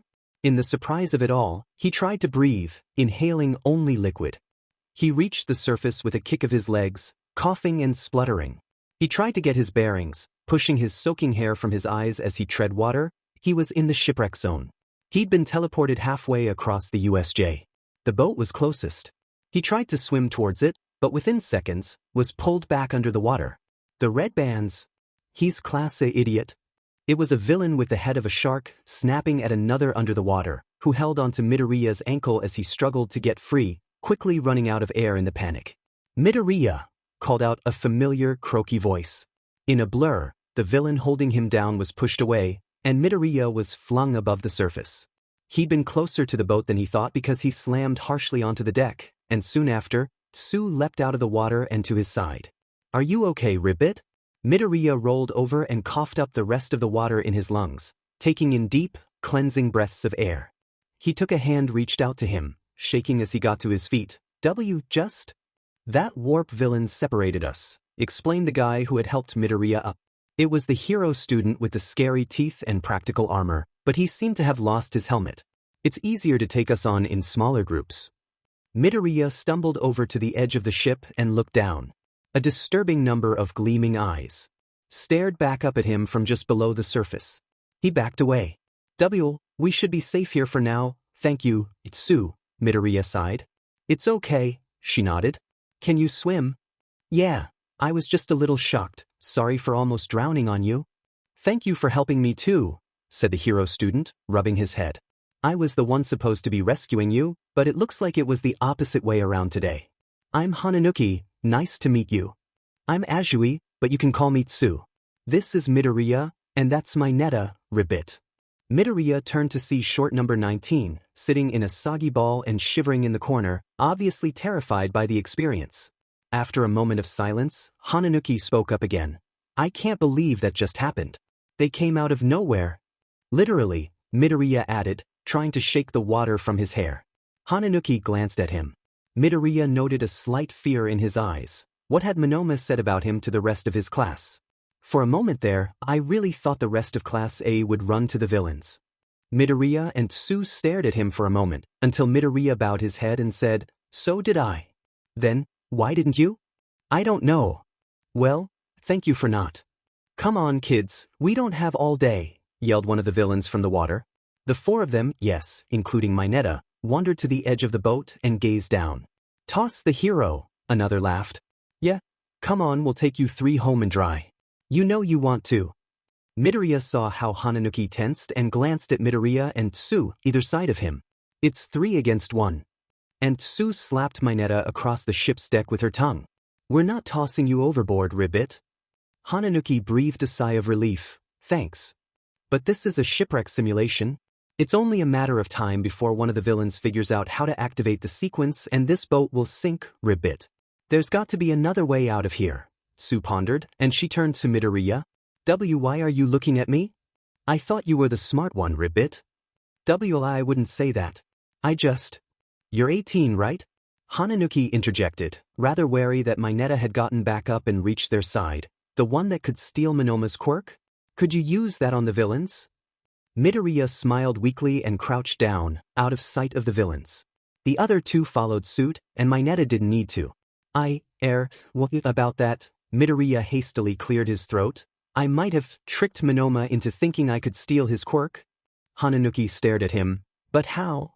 My, quirk reacted with his and cancelled it out. I played along and pretended that I took it. Midoriya fiddled with his thumbs, glancing back at Hananuki nervously. You see, I'm actually quirkless. Hananuki blinked whilst Midoriya grinned anxiously at him. So, Monoma copied, not having a quirk. Huh, I didn't know it was possible to be quirkless any. You really don't have a power at all. No, I'm extraordinary, with a space in the middle. It took a moment for him to laugh. What's your quirk? Can you use it to get us out of here? Midoriya asked, painstakingly aware of the time they were wasting. Not really, he winced. My quirk is softening. He reached back and sunk his hand into the boat. I can make any non-living object softer. I can essentially turn it into quicksand. With a second tap, the wall became solid again. It's an incredible quirk, Midoriya exclaimed, but not very useful in the water. I know, I'm sorry, if only I could be of more use. My quirk is frog, Sue explained quickly. I can do anything a frog can, swim fast, jump high, stick to walls. I have a really long tongue. I can eject my whole stomach and give out a weak toxin, but that's not particularly useful at the moment either. Wow, you'd make a really good hero with a quirk like that, Hananuki insisted. Well, I did get put in Class A for vigilantism, Ribbit. Ah, I see. I stick to stuff too. The three of them turned to glare at Mineta as he took one of the purple ball on his head off and stuck it to the wall of the boat. Well, my hair can, I just bounce right off them. They stared at him. He seemed to well up. What? I'm just trying to help. Midoriya doesn't even have a quirk, he whined. But Midoriya didn't suggest throwing Hananuki overboard, Ribbit, Sue reminded him. He sobbed louder. I just want to live. Ugh, this is taking too long, was the voice of one of the villains. Midoriya stood up to see him begin to clamber up the side of the boat. No, go away. Mineta cried, leaning over the barricade and tossing his hairball at the villain, who in surprise, dodged and dived back into the water. The rest of them avoided the purple projectiles the best they could, washing them away carefully. Midoriya narrowed his eyes, and then realized something. He turned back to the others. They don't know what our quirks are. Okay, but how does that help us, Ribbit? Sue questioned. Hananuki grinned at Midoriya with a greater understanding, just like Monoma didn't know yours. Exactly, we can fake having something we don't to give us a greater advantage, Midoriya smiled slyly. But what do we do? Midoriya turned to Mineta. I have an idea. Not long after, the villains were bombarded with dozens of sticky purple ball. They floated around in the water, sticking to their shoulders and hands. They tried to pry them off, but the effort was in vain. Midoriya stood up beside Mineta, whose scalp was bleeding and eyes were watering. Listen up, Midoriya exclaimed. With just a click of my fingers, those little bombs that you're stuck to will blow you sky high. So, I'd suggest not giving me reason to do so. And if you think that I'm bluffing, consider what class I'm in, and think again. Midoriya may have looked calm and collected on the outside, his green eyes gleaming with malice. But inside he was more terrified than ever. So, back off, we're leaving. After a tense moment of silence, the villains swam to either side, giving them a clear path to shore. Sue jumped in without hesitation, wrapping her tongue around Mineta and pulling him in too. Hananuki and Midoriya were close behind, being careful to avoid the purple ball floating around them. They started to swim as fast as they could. Mr. Aizawa's words echoed in Midoriya's ears. Fabricated strengths can quickly become very real weaknesses. If a single one of these villains took the risk, they were done for. And they did. They must have realized they wouldn't dare blow them up whilst they were in the water too, and one lunged at Hananuki. Sue darted back and kicked the villain in the nose, still dragging Mineta around like a buoy, his purple head just sticking out of the water as he panicked and blew bubbles, just unable to breathe. But Midoriya had already thought through Plan B. Hananuki grabbed Midoriya's arm and they sunk down, right to the bottom of the fake lake. His ears popping and air running out, Midoriya could only hang in there whilst Hananuki softened the floor and yanked Midoriya underneath the concrete. Midoriya didn't dare open his eyes as Hananuki swam through the floor.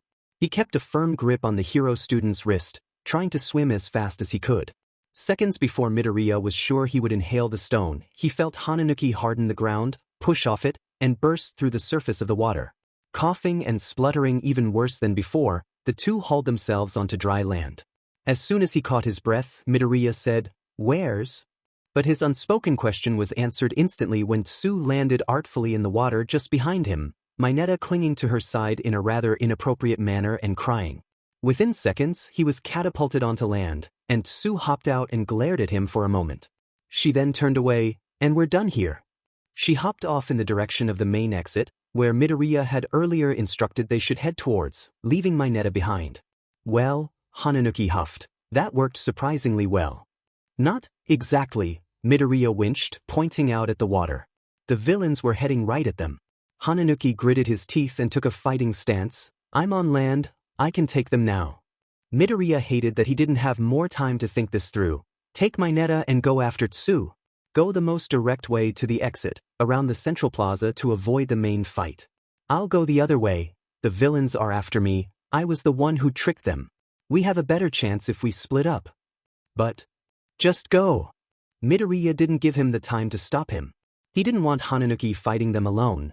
They knew water well, and liquidizing the ground might not be the best idea against such opponents. He kept running as fast as he could, and Midoriya was a quick runner for a boy who wasn't that athletic and had no superpower to help him. As expected, the water villains did not have the same skill set. They must have either remained in the water or got caught up in the fight around the fountain, because Midoriya was not pursued. He could see the others from across the plaza, and they were okay too. That was when he spotted Mr. Aizawa. For an underground hero, not suited for situations such as this, he and Vlad King were doing incredibly well. There were so many villains, but none could lay a single scratch on the heroes. Midoriya just needed to stay well out of the way. It was better for everyone that he didn't get involved. But then he caught the eye of the villain with the hands, the one they first saw. Midoriya stopped in his tracks as the villain turned to him. This couldn't be good. The landslide zone was right behind him. Without a moment to waste, he turned tail and ran up the rocky slope and as far away from that horrifying gaze as humanly possible. He dove behind a large rock, hoping he'd be safe there, which was when the temperature plummeted, and he found his feet frozen to the ground, his damp clothes stiffening instantly. Shivering, he fell over. Still unable to move, he could only watch as a figure marched towards him from the mist the low temperature had conjured. He winced, preparing for the end, when Midoriya? He dared to look up. Shoto. His friend hauled him up and unfroze his feet. His hot, left hand melted the ice immediately, and in a burst of hot steam, Midoriya was finally warm again. Thank you, Midoriya sighed, hugging his arms against his chest. I was in the shipwreck zone, I got soaked. He glanced around. Is anyone else with you? No, he said simply. Great, then let's get back to the exit. Quickly before. Shoto grabbed Midoriya's arm and held him back. No. No, I don't. I'm leaving, he said firmly. Whilst I have the chance, I'm getting out of UA. He let go of Midoriya, who just stood there and stared. But why? Shoto frowned. Why? Midoriya, you must have said it yourself. This is a prison. I don't belong here. So, I'm leaving before they try and turn me into something I'm not. But where will you go? Where do you think? Dabi will help me. Midoriya didn't know Shoto's story, at least, not all of it. Not the truth that Shoto knew. But there was a strange excitement in his friend's eyes when he said this. Midoriya couldn't remember him displaying such emotion before, even if this was slight. And he couldn't deny, the prospect of fleeing UA was interesting. But he couldn't not now. He'd never make it. The only way would be siding with this league of villains, and he couldn't want that, right? Shoto, you can't, Midoriya pleaded. Not now. I'm not asking for you to try and stop me, he snapped, the temperature dropping again as he said so. He sighed, exhaling steam, and then extended a hand to Midoriya. I'm asking if you wanted to come with me. Villains, Midoriya. He stared at Shoto, unsure of what to say, so instead he only listened. What do you think UA will do for me? With my history and my family, there is nowhere for me to go. I won't be a hero like father. I won't just slip into society and hide my face. If I stay here, I will end up somewhere worse. This is my chance to get out. Shoto, And what about you? Shoto interrupted, a strangely worried look in his dual-colored eyes. Do you think this world will be kind to you? Has it ever been? Midoriya stared at him. He hated how right he was. Quirkless and marked as a villain, Midoriya had little hope for a bright future. He'd been ignoring it for a while now, but Shoto really brought it out into the open. I know, Midoriya sighed, hanging his head, but leaving like this will only make things worse. And what about the others? Would you just leave them behind? They've made it very clear that they're happy at UA, Shoto snapped. Class A can give them something, but you and I are different. I know. Midoriya replied. But they'll fail us if we try to leave. Especially with this. league of villains around. They'll think we're on their side. Aren't we? He stared, mouth slightly open, lost for words. Midoriya couldn't agree but he couldn't disagree, he was so confused. Aren't we? I don't know. Midoriya shouted. He hesitated and pulled at his hair. I don't know. But I haven't figured it out yet, but I don't want to be like them. He pointed at the villains back at the plaza, still locked in battle against the two UA teachers. I'm not a villain. You're not a villain, Shoto. So, you're on the hero's side, Shoto concluded, a coldness returning to his eyes. No, Midoriya retorted instantaneously. I'm not on anyone's side. I'm on my side. Shoto, if I leave now, I'm throwing away any chance UA could give me. And I know whatever chance that may be is probably not the best, but I still want to know what it is. I'm not sure yet, but I don't have someone like Dabi on the outside. I think my mother has had enough disappointments as it is. Shoto actually gave him a soft smile. Mine has too. Midoriya smiled back at him sadly. Goodbye, Midoriya, Shoto nodded. I hope you find whatever you're looking for. He swallowed the lump in his throat as his friend turned away. Good luck. But then there was a scream, and the two boys turned back to the plaza. Vlad King lay in a pool of blood that Midoriya feared was his own, and Mr. Aizawa's head was in the clutches of the giant, bird-faced man with the exposed brain, his arm twisted and broken. The man with the many, ornamental hands began to stroll towards him. Mr. Aizawa. Midoriya breathed, and before he knew what he was doing, he'd ran down the hill to the edge of the plaza, where countless villains lay unconscious and defeated. Vlad King's quirk was a peculiar one. He had complete control over his own blood and could eject and harden it at will. He had much stored in tanks strapped to his back and had used it to trap numerous enemies. But excessive quirk use must have left him lethargic. It made sense, considering the nature of his abilities. He'd been knocked unconscious and tossed aside like a rag doll, whilst Mr. Aizawa was caught by the villain he was now in the grips of. The one with the hands, Shigaraki, the mist villain had once called him, seemed far more interested in Mr. Aizawa's quirk. Your quirk really is so cool. To erase another's abilities just by looking at them? So many would kill for something like that. Oh, but you have a tell, it's your hair. It floats when you activate your power, which you have to keep your eyes open for. And the more you do that, the more you want to blink. Your student was right, you're not suited for this fight, Eraserhead. Midoriya saw Mr. Aizawa's eyes flash red at the villain who held him down, but it had no effect, and he yelled out in pain whilst he pressed on his broken arm. But your power has no effect on Nomu, Shigaraki leered. Not when he has multiple quirks. A million questions buzzed around Midoriya's mind, his legs frozen and eyes wide. He didn't know what he could do. A few seconds later, purple smoke billowed around them, and the warp villain appeared. I am sorry, Tamura Shigaraki. Class A seems to have no intention on betraying the heroes. They banded together, and one got out. There will be backup here soon. We have lost. Shigaraki stared at him for a moment. Kyuriri, if you weren't so integral to this mission, I would have already reduced you to a pile of atoms, he hissed, scratching at his neck in a feverish state.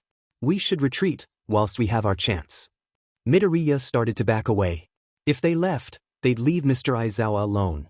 All this trouble and All Might doesn't even bother to show up. Shigaraki exclaimed. No matter, and he turned to Midoriya, we can still wreck his pride. The villain was right before Midoriya in seconds, hand outstretched, centimeters from the tip of his nose before Midoriya could even think. A pillar of ice erupted between them, knocking the villain back. Shoto! Midoriya called out when he slid into view. He couldn't say anything in reply before the ice shattered into nothing but snow and dust, leaving Shigaraki free once more. He brushed the ice crystals from his shoulders. Well, Shoto Todoroki. I didn't think you, out of all of your classmates, would act so heroic. Shoto gritted his teeth and glared at the villain, as though daring him to say a word more. We can offer you a way out of here, Shigaraki continued. I'll disintegrate the tracker on your ankle and take you far away from these heroes that hold you back. That's why they really wanted to liberate class A, Midoriya realized. They wanted Shoto, the Rouge son of the number 2 hero. If he were to join their villain group, well, they'd get the attention they desired. That was 4. You just tried to kill Midoriya? Shoto snarled. If you think I'm going to trust you after that, then you're mistaken. Well, Midoriya was glad he was at least valued by someone. Shigaraki, the fog villain, Kurogyri, tried to interject. Shigaraki simply held a hand up to silence him. one of his real ones, rather than the gruesome decorations that he wore. You really want to stay here? Your friend is clearly on their side. Look at how he worries for his teacher. Midoriya's eyes flickered between Mr. Aizawa and Shigaraki. The hero was still awake, barely. Blood dripped down his forehead, his arm held crooked behind his back by the monster that was Nomu. Yet, he still watched the interaction. Let him go, Midoriya tried. You're running out of time. The other heroes will be here soon. See how they've already corrupted him? Shigaraki continued, ignoring Midoriya entirely. The only one who's been corrupted is you. Midoriya lashed out. Do you think this is some kind of game? We're not murderers, we're not villains like you. Oh, then why are you here? Midoriya hesitated, which made Shigaraki grin, knowing he'd hit a nerve. Shoto stepped forwards. No matter what you say, you can't convince us to join you. Let Mr. Aizawa go. Shigaraki simply sighed, and to everyone's surprise, said, Fine, Nomu, get off the hero. The mindless beast did as he was told, dropping Mr. Aizawa immediately, and looking up, seemingly for further orders. And Shigaraki pointed right at Midoriya, kill the kid. It all happened so quick, but at the same time, in slow motion. Mr. Aizawa cried out and desperately reached forwards, unable to step in. Shoto pushed Midoriya aside, about to send a torrent of ice at the attacker. Nomu was right in front of them in seconds, unfazed by the ice, a great, clawed hand outstretched. And suddenly Shoto was on the floor, Midoriya in Nomu's grasp. It hoisted him off the ground with ease, squeezing his ribs whilst Midoriya scratched and kicked at the tough, purple skin, desperate to escape. At which point, there was a crash and bang. Shigaraki ordered the Nomu to wait, whilst Midoriya's heart hammered against his chest. They all looked up at the exit, where the sound had come from. And there, at the top of the stairs, stood the number 1 hero. Everlasting smile, gone. It was All Might, and Midoriya had never thought he'd be so glad to see him again. Looks like this level isn't over after all, said Shigaraki. In moments, All Might was down the stairs. Any remaining villains were swept off their feet in an instant, the hero moving so fast that Midoriya couldn't even see him. Kindly release my student, the hero ordered, dropping the last thug to the ground and marching towards them. Your student? Shigaraki leered. This is a member of Class A, he's a villain. No, you are the villain.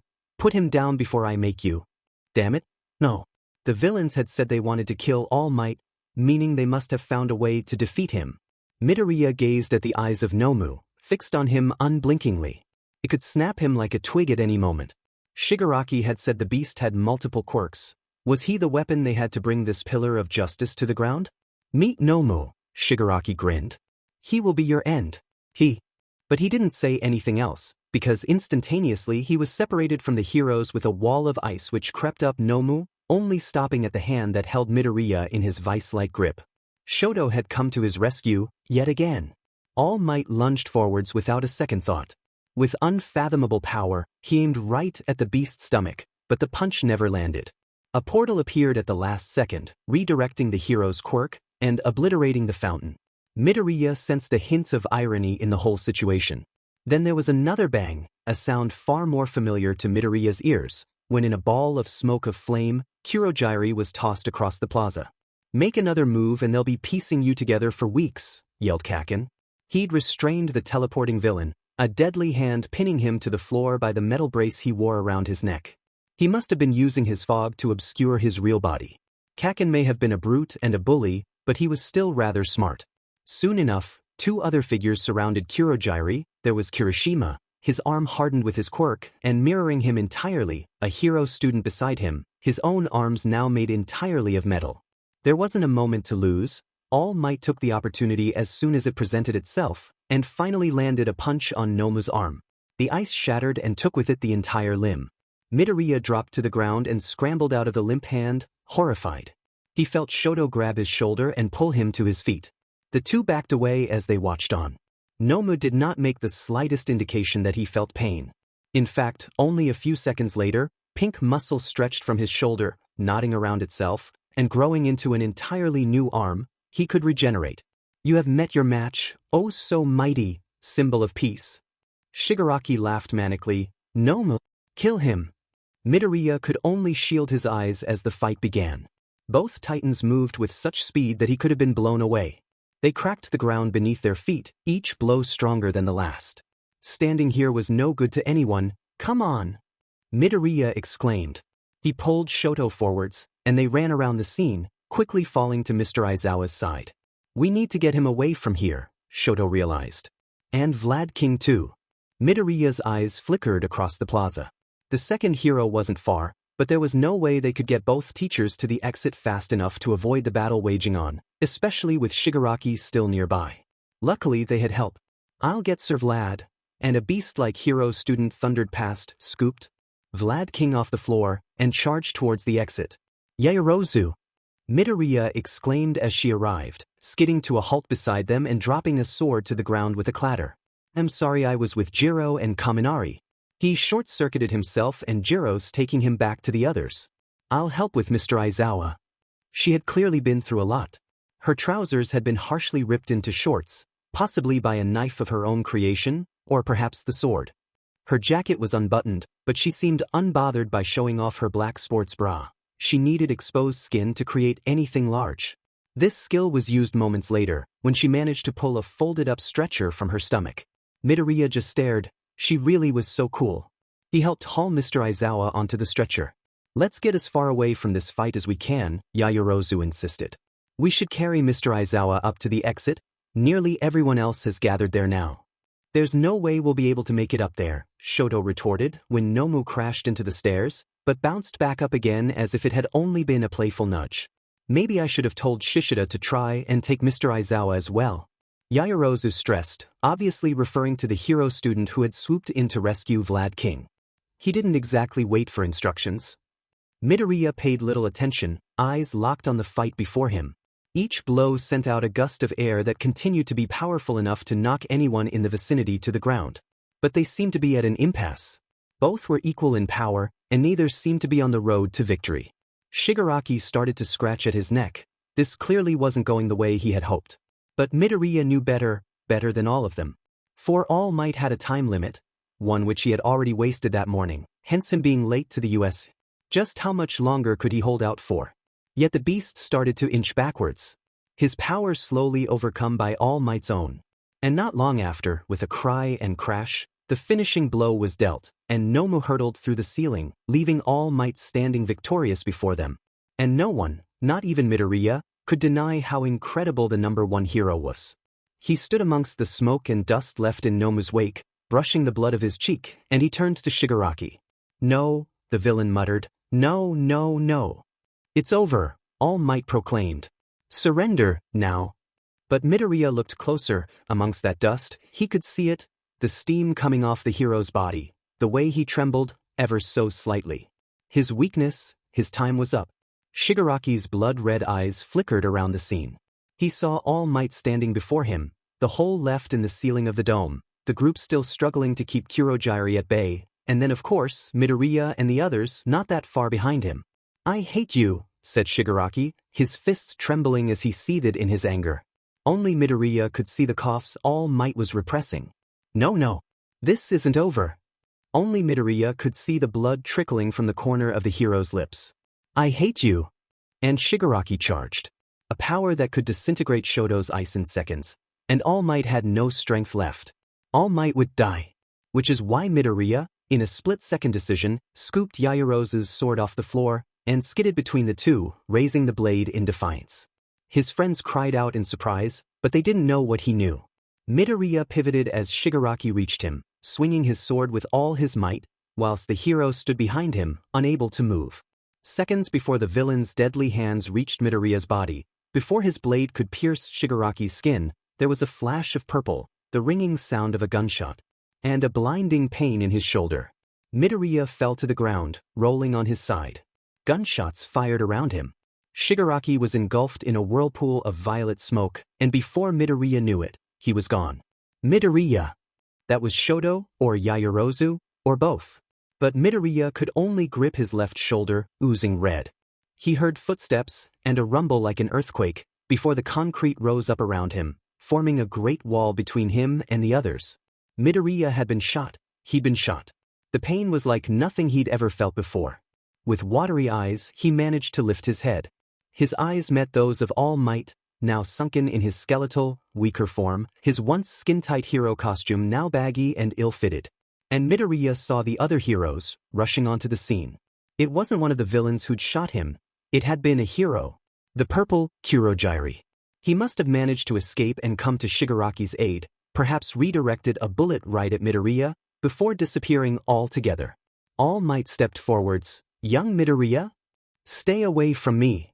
Midoriya screamed, grasping the sword and pointing it in the hero's direction, his arms shaking as he bit back the pain. He hesitated. "It's okay, I'm not going to. Stay back." Midoriya whimpered. Tears rolled down his cheeks whilst the blood soaked his clothes. All Might drew closer, and Midoriya desperately tried to crawl away, not relinquishing the blade. The hero fell to his knees before him. "I'm not going to hurt you." Midoriya's breathing grew erratic. You've already done that, haven't you?" He didn't mean the gunshot, and All Might knew that too. "Why you already done that?" And he dropped the sword, slipping into the darkness. "Where's Midoriya?" Shoto exclaimed. They were outside the USJ now, and they had been for almost an hour. All of Class A had been corralled into a corner, and Class B was nearby, but Midoriya was nowhere to be seen. "He's going to be okay," insisted the police officer, or possibly detective, in the trench coat and matching hat. "Recovery girl is seen to him now." "Why did he jump in like that?" Yaoyorozu wondered aloud. All Might barely had a scratch on him. He would have been able to defeat Shigaraki, surely. Shoto turned to her, his gaze cold. He must have had a reason. He simply couldn't be that foolish. Or was Shigaraki right after all? Maybe Midoriya was more of the reckless hero type than Shoto realized. He wasn't sure how to feel about it. "And Mr. Aizawa?" Uraraka perked up. The detective nodded. "He has been taken to hospital. Him and Vlad King both had serious blood loss, but I know your teacher well. Have faith in him." With that, he was called away by another officer, whilst they detained numerous thugs. "You really want to stay here? Your friend is clearly on their side. Look at how he worries for his teacher."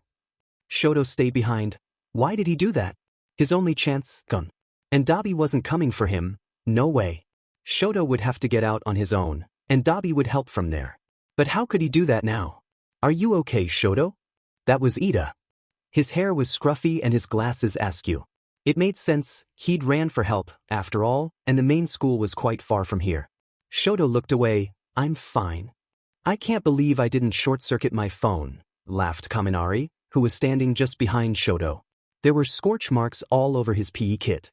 He tossed the brick phone up in the air and caught it again repeatedly. "These things are indestructible," gaped Kirishima. From what Shoto had heard, he, Bakugo and Tetsutetsu from Class B had faced numerous villains alone, yet Kirishima's phone didn't have a dent in it. "Mine was in the shipwreck zone," said Sue, "but it still works, ribbit." "It's honestly impressive," Kaminari replied with raised eyebrows. Shoto pulled his own from his pocket. He gazed at the red number 15, painted across the back, for a moment. "They're kind of useless, really," Jiro insisted. "That electric villain jammed the signal so we couldn't even contact Miss Midnight." "Why is she the only other contact we have?" pondered Mina.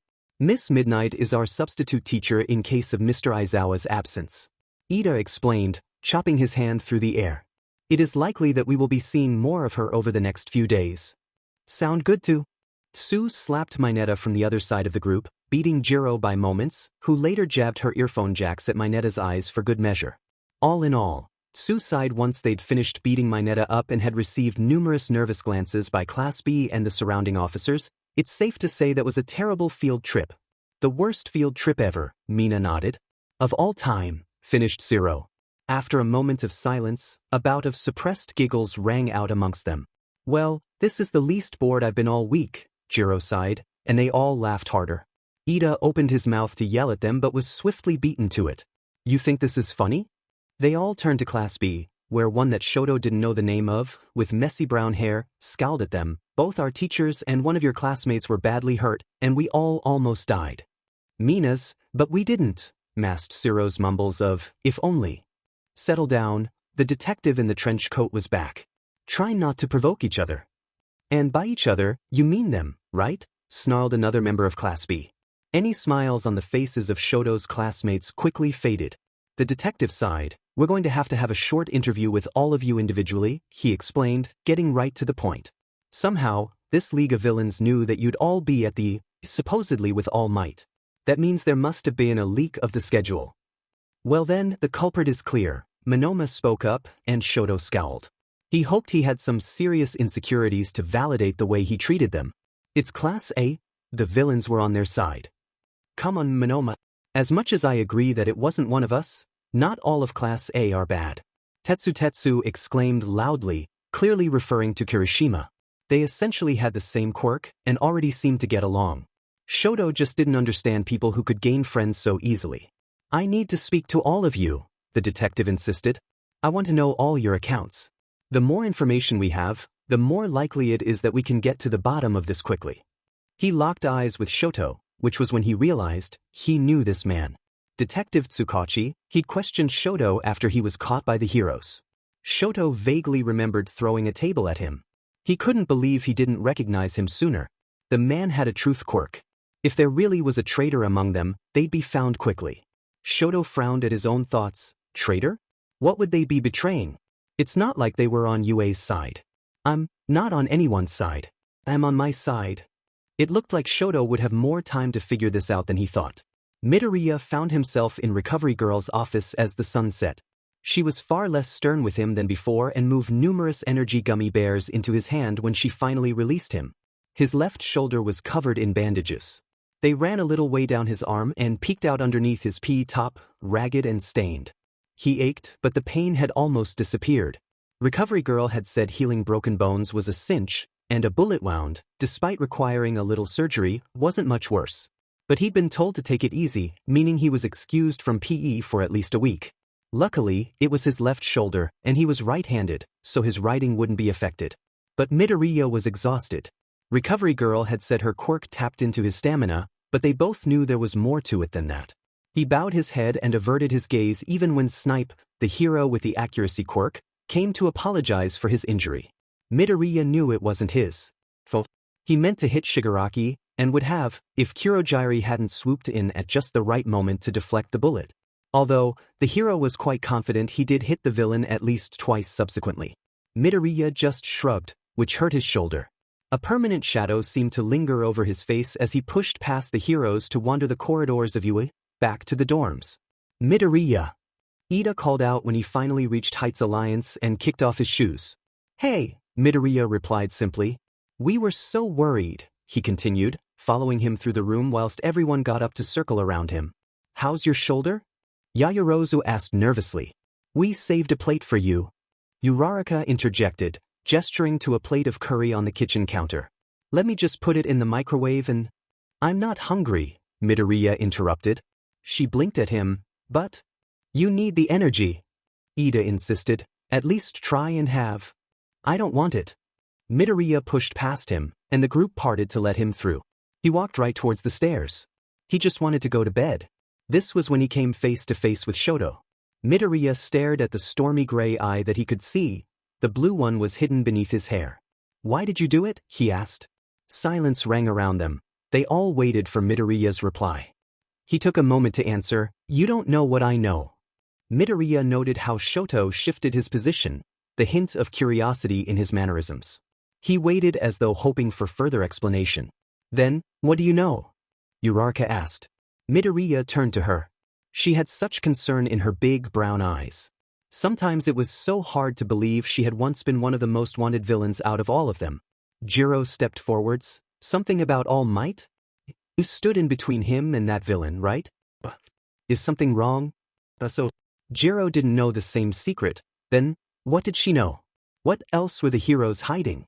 How weak were these haloed pillars of society? It's best to just keep yours and everyone else's secrets to yourself, Midoriya replied, repeating the words that Jiro had once said to him. He watched her hesitate, staring at him for a moment, as though trying to see the truth in his eyes. She backed off and nodded. So that's why you're here, Shoto realized. Like Jiro, you know something they don't want you to know. Among other things, Midoriya agreed tentatively. Oh yeah. Mineta spoke up. What else did you do? You don't even have a quirk, what else could you have possibly? Midoriya gave him his most fearsome glare, which actually caused him to flinch and jump a couple of steps backwards. I got tired of the way people were treating me, he barely whispered, giving Mineta a look as though to blame him of the same offense. I hacked into my school's security system, it wasn't hard. I just needed to teach myself how to do it first. Most of my old classmates have black marks on their records now, I'll haunt them forever, and one ended up here. A few eyes wandered towards Kaken, who stood in the background, watching and listening. As for my teachers, some were fired, and the entire school is still under investigation. I'm waiting for it to close down, it's only a matter of time. Oh, and that was after I publicly shamed a group of heroes for not doing their job properly. You won't find the video online, they took it down. But excuse me for still being confused as to why I ended up here. It's not like I got caught doing anything wrong other than being rather opinionated. And last time I checked, my quirkless existence isn't a crime, so, sorry if it inconveniences you, since you seem to point it out a lot. He crouched down to Mineta's height and continued to look him dead in the eyes, ignoring everyone else. I've had just about enough of people deeming me useless due to the lack of a weird and wonderful trait. I have plenty of other strengths, and I won't hesitate to use them against you if you dare to harass me, or anyone else in my vicinity again. I can land people in this place. I can just as easily get them out, understand? He gulped and gave a slight nod. Midoriya just sighed, good? He stood up and turned back towards the stairs. Thank you for saving dinner for me, it's appreciated. No one stopped him. No one dared to get in his way. Not even Shoto attempted to follow him. Midoriya reached his room and collapsed onto his bed, biting his lip harshly when he fell onto his injured shoulder. But all he could think of were the friendships he'd just lost. He didn't sleep. His alarm clock shone the digits of midnight in his eyes when he finally sat back up again. He'd heard doors slam shut around him an hour or so ago. He was still in his PE kit when he decided to leave his room and head back downstairs. He couldn't deny he was starving and hoped that Uraraka had put the plate of curry that Sato made in the fridge for him. But when he reached the common room, he found himself blinking at the faces of a majority of his class, staring back at him. He averted his gaze and started to walk towards the kitchen area, before a yellow t-shirt and a set of shorts appeared before him, seemingly floating in midair. We've been talking, said invisible Hagakure. Midoriya sidestepped her and tried to walk past. He didn't like where this conversation was going. But he felt her invisible arm hold him back. What do you need to expel Mineta? He stared at her and blinked, again. Excuse me? Sue told us what happened on the boat back at the USJ, said Kirishima, sitting on the arm of the sofa. His red hair wasn't spiking up like it did usually, due to the lack of hair gel at this time of night. He gritted his sharp, shark-like teeth and stared at the floor for a moment. It's not right. He practically suggested killing that guy from Class B. Even if he did say that because he was scared and saw no other option, it's not manly to imply killing someone to give yourself a better chance. I know we're not heroes here, but... And me and the rest of the girls are fed up too, Hagakure added, finally dropping her arm. We want him gone. So, said Jiro, what do you need? With our skill set, we can get you anything you want for it, Hagakure nodded. Midoriya gawked at them all. He didn't know what he expected to come of his confrontation with Mineta. He'd just had a really long day, and he just snapped. But this? He really needed to stop assuming his classmates would react like ordinary people. Just like him, they were more than what met the eye. Midoriya met Shoto's eyes. Like Kirishima, most of the gel had left his hair at this point. He still had it pushed over his scar, but with it down, he looked so painstakingly normal. He was leaning up against a wall, arms crossed. A slight smile stretched across his face when Midoriya did the same. What do I need?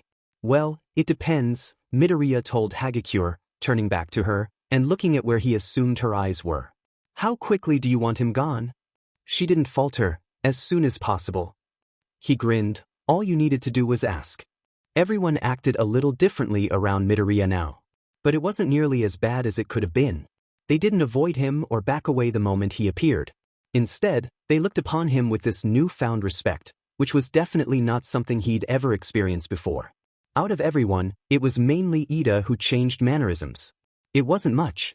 Someone other than Midoriya may have not picked up on it. It was just the way that he didn't even tell him off for not eating anything last night, or only smiled and nodded when they first saw each other that morning, instead of his usual, animated greeting. Other than that, however, everyone was exactly the same. At first, perhaps a little hesitant, but before long, Uraraka was going on about the minor inconveniences of her quirk with him, Yaoyorozu was making morning tea for everyone, Sue was on Mineta watch, and Shoto was as quiet and stoic as always. They had an entire day off lessons, but they still apparently needed someone to keep an eye on them.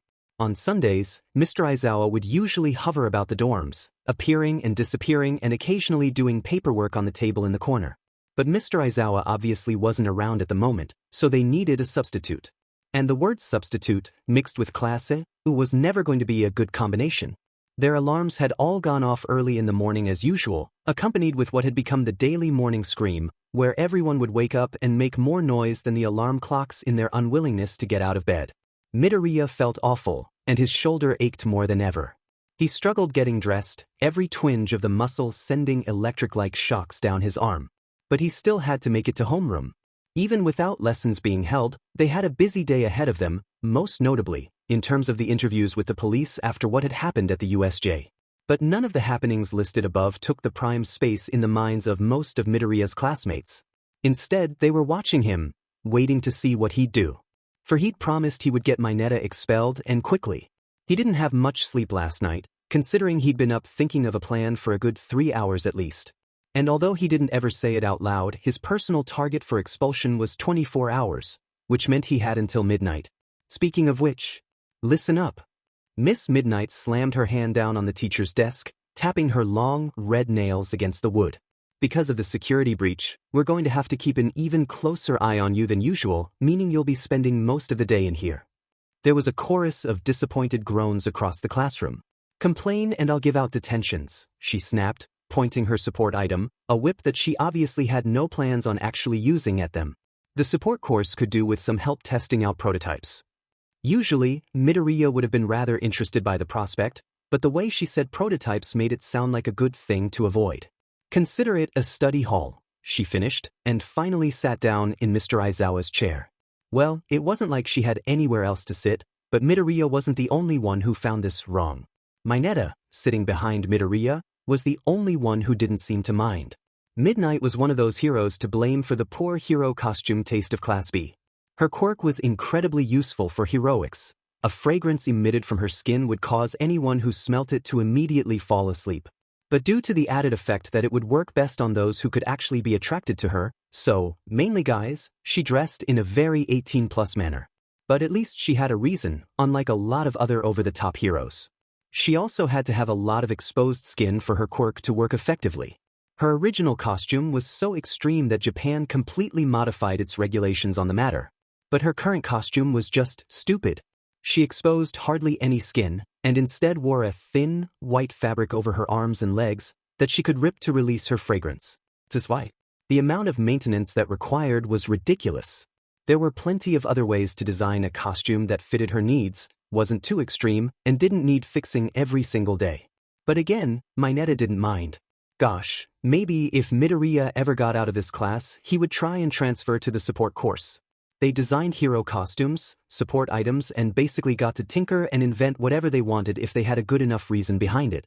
It sounded pretty fun, and Midoriya would get to yell at stupid heroes whenever he wanted, and they wouldn't be able to do anything about it because they relied on him too much.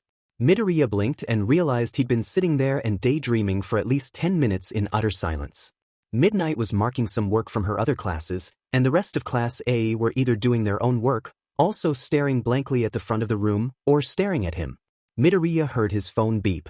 Midnight glanced up for a moment but didn't tell anyone off for using their phones. Midoriya took this as permission to use them. Hagakure-18, what are you going to do today? It was an innocent question, but Midoriya knew the meaning behind it. He pursed his lips. How could he answer this so that she understood, but any teachers reading their messages wouldn't? 18-Hagakure staying in this room all morning wasn't exactly what I had in mind. What did he have in mind? Plenty of time in the dorms. Midoriya had been thinking, a dangerous thing. The rest of his class had filled him in on what the detective had said outside the USJ, when Midoriya was unconscious and with Recovery Girl. There was a traitor to UA amongst either Class A or B, someone who had leaked information regarding when Class A and All Might would be together. But neither class knew about their trip to the USJ until that very morning, and the villains would have needed much more time to organize such a massive invasion force. And then he remembered the press attack, as so it had been nicknamed by his class. The school had panicked. The gates that usually protected them from such people were completely disintegrated. And who did they know who had a disintegration power? So, there was a traitor in the school who had contact with Shigaraki to organize the event, and in the distraction caused, had time to sneak into the staff room, find the information they needed, and report back to the League of Villains. To do that, they needed something for communication, i.e. a phone or some other electronic device. None of Class A could access the internet. They weren't even allowed near the ICT suite without supervision, and there were cameras everywhere. But all of their belongings had been searched before they were even allowed access to UA. No one had such a device, right? But in a class of villains, it would be foolish to assume that no one had managed to sneak something in. Of course, there was still the possibility that it was, in fact, someone from Class B. But everyone knew that was unlikely. More than one of Midoriya's classmates were here specifically for being thieves for hire. If Midoriya had been asked to steal the information before entering UA, and given the means to do so, he'd probably consider it at the very least. He owed nothing to the school, and hated All Might, not that whoever did do this necessarily knew what was going to become of it. Anyway, out of everyone in the class, there was only one person who ever seemed to consider siding with the villains to get out of there, and it wasn't Shoto. It had been Mineta. If Midoriya could prove that Mineta was the one who leaked the information, he'd be failed for sure. All he needed to do was to find his means of communication with Shigaraki. Fortunately for Midoriya, Mineta's room was right next to his. Unfortunately for Midoriya, they weren't going to be back in the dorms until after the interviews with the detective now. Of course, Mineta wasn't actually here for being a thief, at least, not to Midoriya's knowledge. It would be far more likely they got someone like Uraraka or Hagakure to steal the schedule. Only Uraraka was eating lunch with Midoriya at the time, so it couldn't have been her. He couldn't account for Hagakure though, and being invisible, the security cameras probably couldn't either. Plan B was, after failing to find proof in Mineta's room, search Hagakure's, and frame Mineta. Rude, but hey, Midoriya didn't care.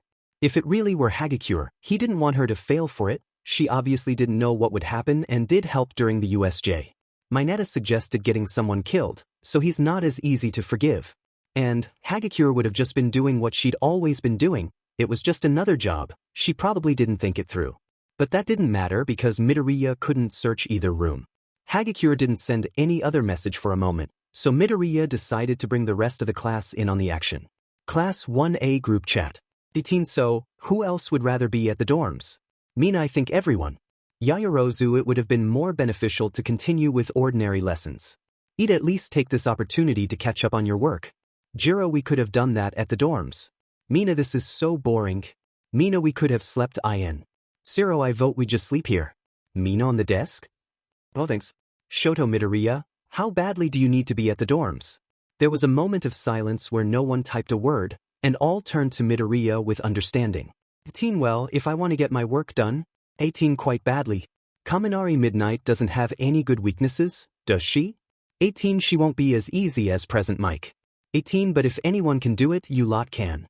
Knowing glances were exchanged across the classroom, paired with grins worthy of any good villain. 18, you should probably bury these messages before Midnight tries to read them though. Kaminari, hey 13. Siro, what? Kaminari, beep. Mina, beep beep beep. Kaminari, beep Bob. Siro, Bob. Definitely Bob. Kaminari, beep beep beep, then Bob. Hagakure, beep I beep. And that went on for the subsequent 5 minutes, until they were told off for giggling too much, and the silence returned. Miss? Hagakure suddenly called out, raising his hand. Yes. Can I go to the bathroom? Quickly, yes. Thanks, miss. And she disappeared before she could change her mind. Midoriya was generally curious as to what was about to happen, but the silence returned for another 5 minutes before something changed. Where is she? Midnight murmured to herself, standing up to leave the classroom. This was when Mina cried out and jumped up onto her chair. There was a sizable hole in her desk. I'm so sorry. It's okay. Midnight replied, hurrying over to access the damage. It was in this moment that the door creaked open and carefully closed itself again, which was obviously a certain invisible girl's doing. Have you got something to neutralize the acid? Midnight questioned, oblivious of what was going on. No. I didn't bring any. I didn't think we'd be here for long. Right? I'll hurry to the support lab to find something, she sighed. Try not to move far or activate your quirk anymore. Mina sniffed back tears. I'll try. And Midnight left. Laughter erupted around the classroom. Please tell me that's you, Hagakure. Ojiro, sitting at the front of the room, sighed. What? I'm a ghost, duh, sounded out, very obviously, Hagakure's voice. If you looked carefully, you could just see the thin, metal band that was her tracking anklet, floating just off the ground. Then, of course, Mineta spoke up. Does this mean that you're naked? Everyone stared at him. Hey Midoriya, croaked Sue. Can you open the window? Midoriya was the one sitting closest to it. He sighed and leant over his desk to open it wide. Wait, no. Mineta called out. We were all thinking it. And we're so high up. Yeah, you probably shouldn't throw him out up this high, Midoriya hated to point out. Unless Uraraka agrees to help. Oh sure, she beamed. Midori. What's the fancy word again? Over the sound of Siro ripping a long piece of tape from his elbows with his quirk, Midoriya replied, Defenestration. Defenestration. Yay! Uraraka exclaimed. Which was why Mineta was slowly floated to the ground, wrapped in Siro's tape, past several windows, through which other students gawked, and then was dropped about a meter above the ground. How immature would it be if I asked for a whoopee cushion? Hagakure giggled to Yaoyorozu. She gave her a look, very, and passed one over. Actually, can I have two? I would just like to point out that I do not approve of this behavior. Ida exclaimed, standing up to shout at them all. Yeah, we know Ida, Siro sighed. He got up too, walked over to the window, and used his tape to climb up and out. Midoriya seriously doubted he'd be seen again for the rest of the morning. Are you okay, mademoiselle? Asked Aoyama, who sat in front of Mina. He didn't talk much at the beginning of term, and Midoriya was quite sure this was because he was terrified of them all, but he'd slowly began to loosen up. Oh yeah, fine. Mina replied. 18 gave me some tips for my quirk and they actually worked really well. Oh really? Midoriya blinked. Yeah. About like exercising it, try to neutralize strong alkalis in the evening and stuff. So, not only do I have more control, I'm now better at chemistry than all you losers. Don't leave me behind. Kaminari whined, referring to the fact that him and Mina were the bottom of the class in nearly every subject. I could tutor you. Because I'm like that smart now. It was a dramatic mood swing when midnight returned and Mina was suddenly bawling her eyes out. She was a surprisingly good actor. The lingering acid was quickly dealt with, and Mina, still sniffling, pulled her chair up to the other side of Aoyama's desk to work there instead. Midnight retuned to the front of the room and put the pot of powder she'd used to neutralize the acid down. She narrowed her eyes as she scanned the room, and then pointed her finger at each desk as though she were counting the students behind them. Why are there 3 missing? She murmured under her breath. Hagakure hasn't come back from the toilets yet, Mina reminded her, wiping the water from her eyes. Oh yes, I needed to. Midnight had walked over to the door, likely about to get Hagakure back, when she hesitated and glared back at them. The remaining 17 faces blinked back at her innocently. She marched back over to the teacher's desk. If you're playing games with me, you will all be in a world of trouble. She was about to sit down but stopped, and with a sigh of immense disappointment, she held the inflated red whoopee cushion up to them all. Very funny, she snapped as they giggled. Mature, really. I expected better of you all, especially after the seriousness of what happened yesterday. This isn't preschool.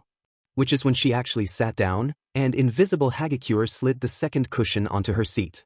Now fuming, her long nails pierced the second whoopee cushion when she slammed it onto her desk.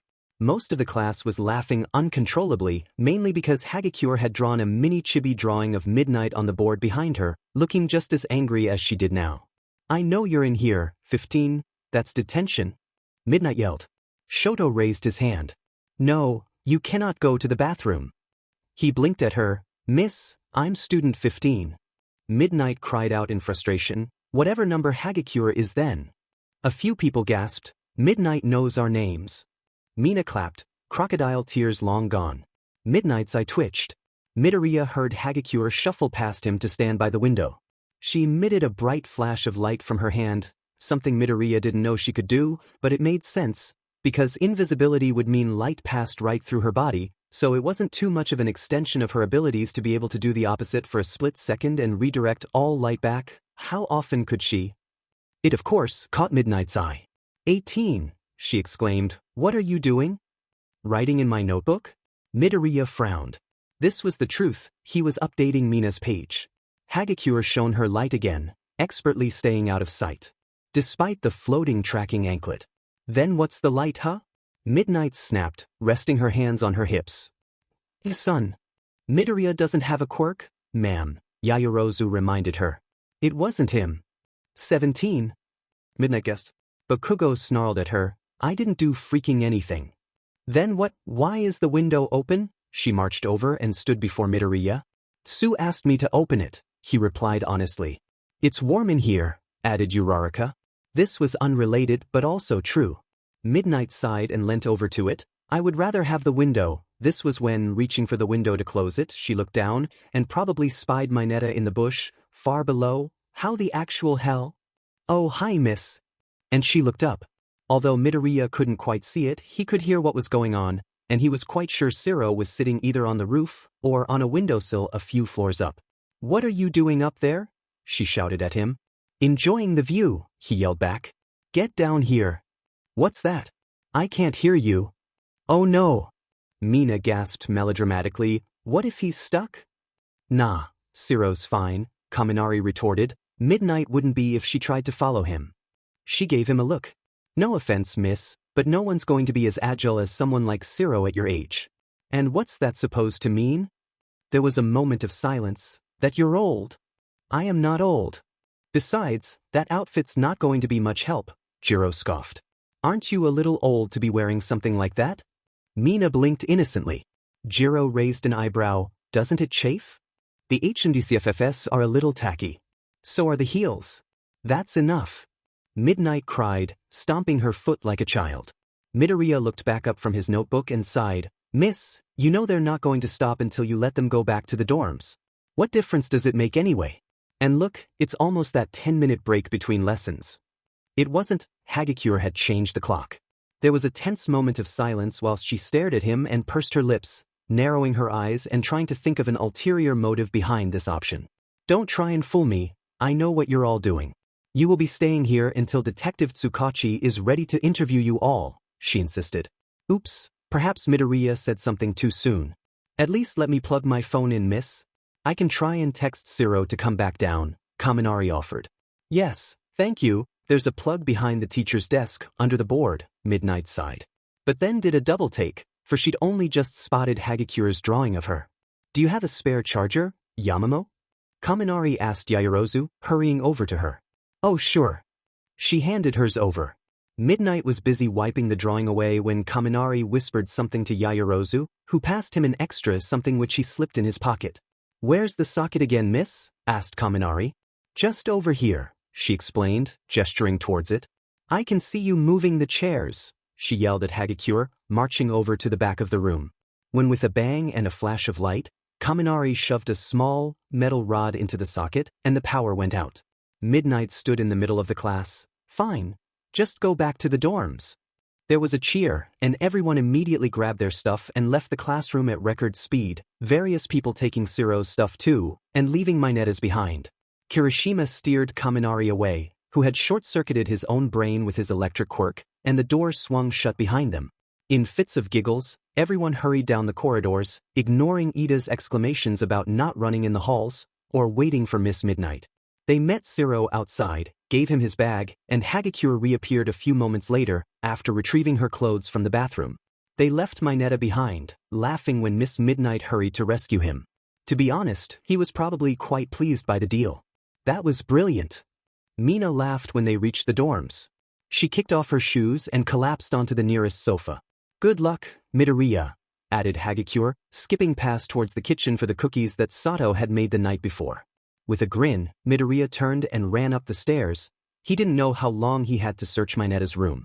He tossed his bag onto his own bed and opened his neighbor's door without hesitation. He flicked the light on.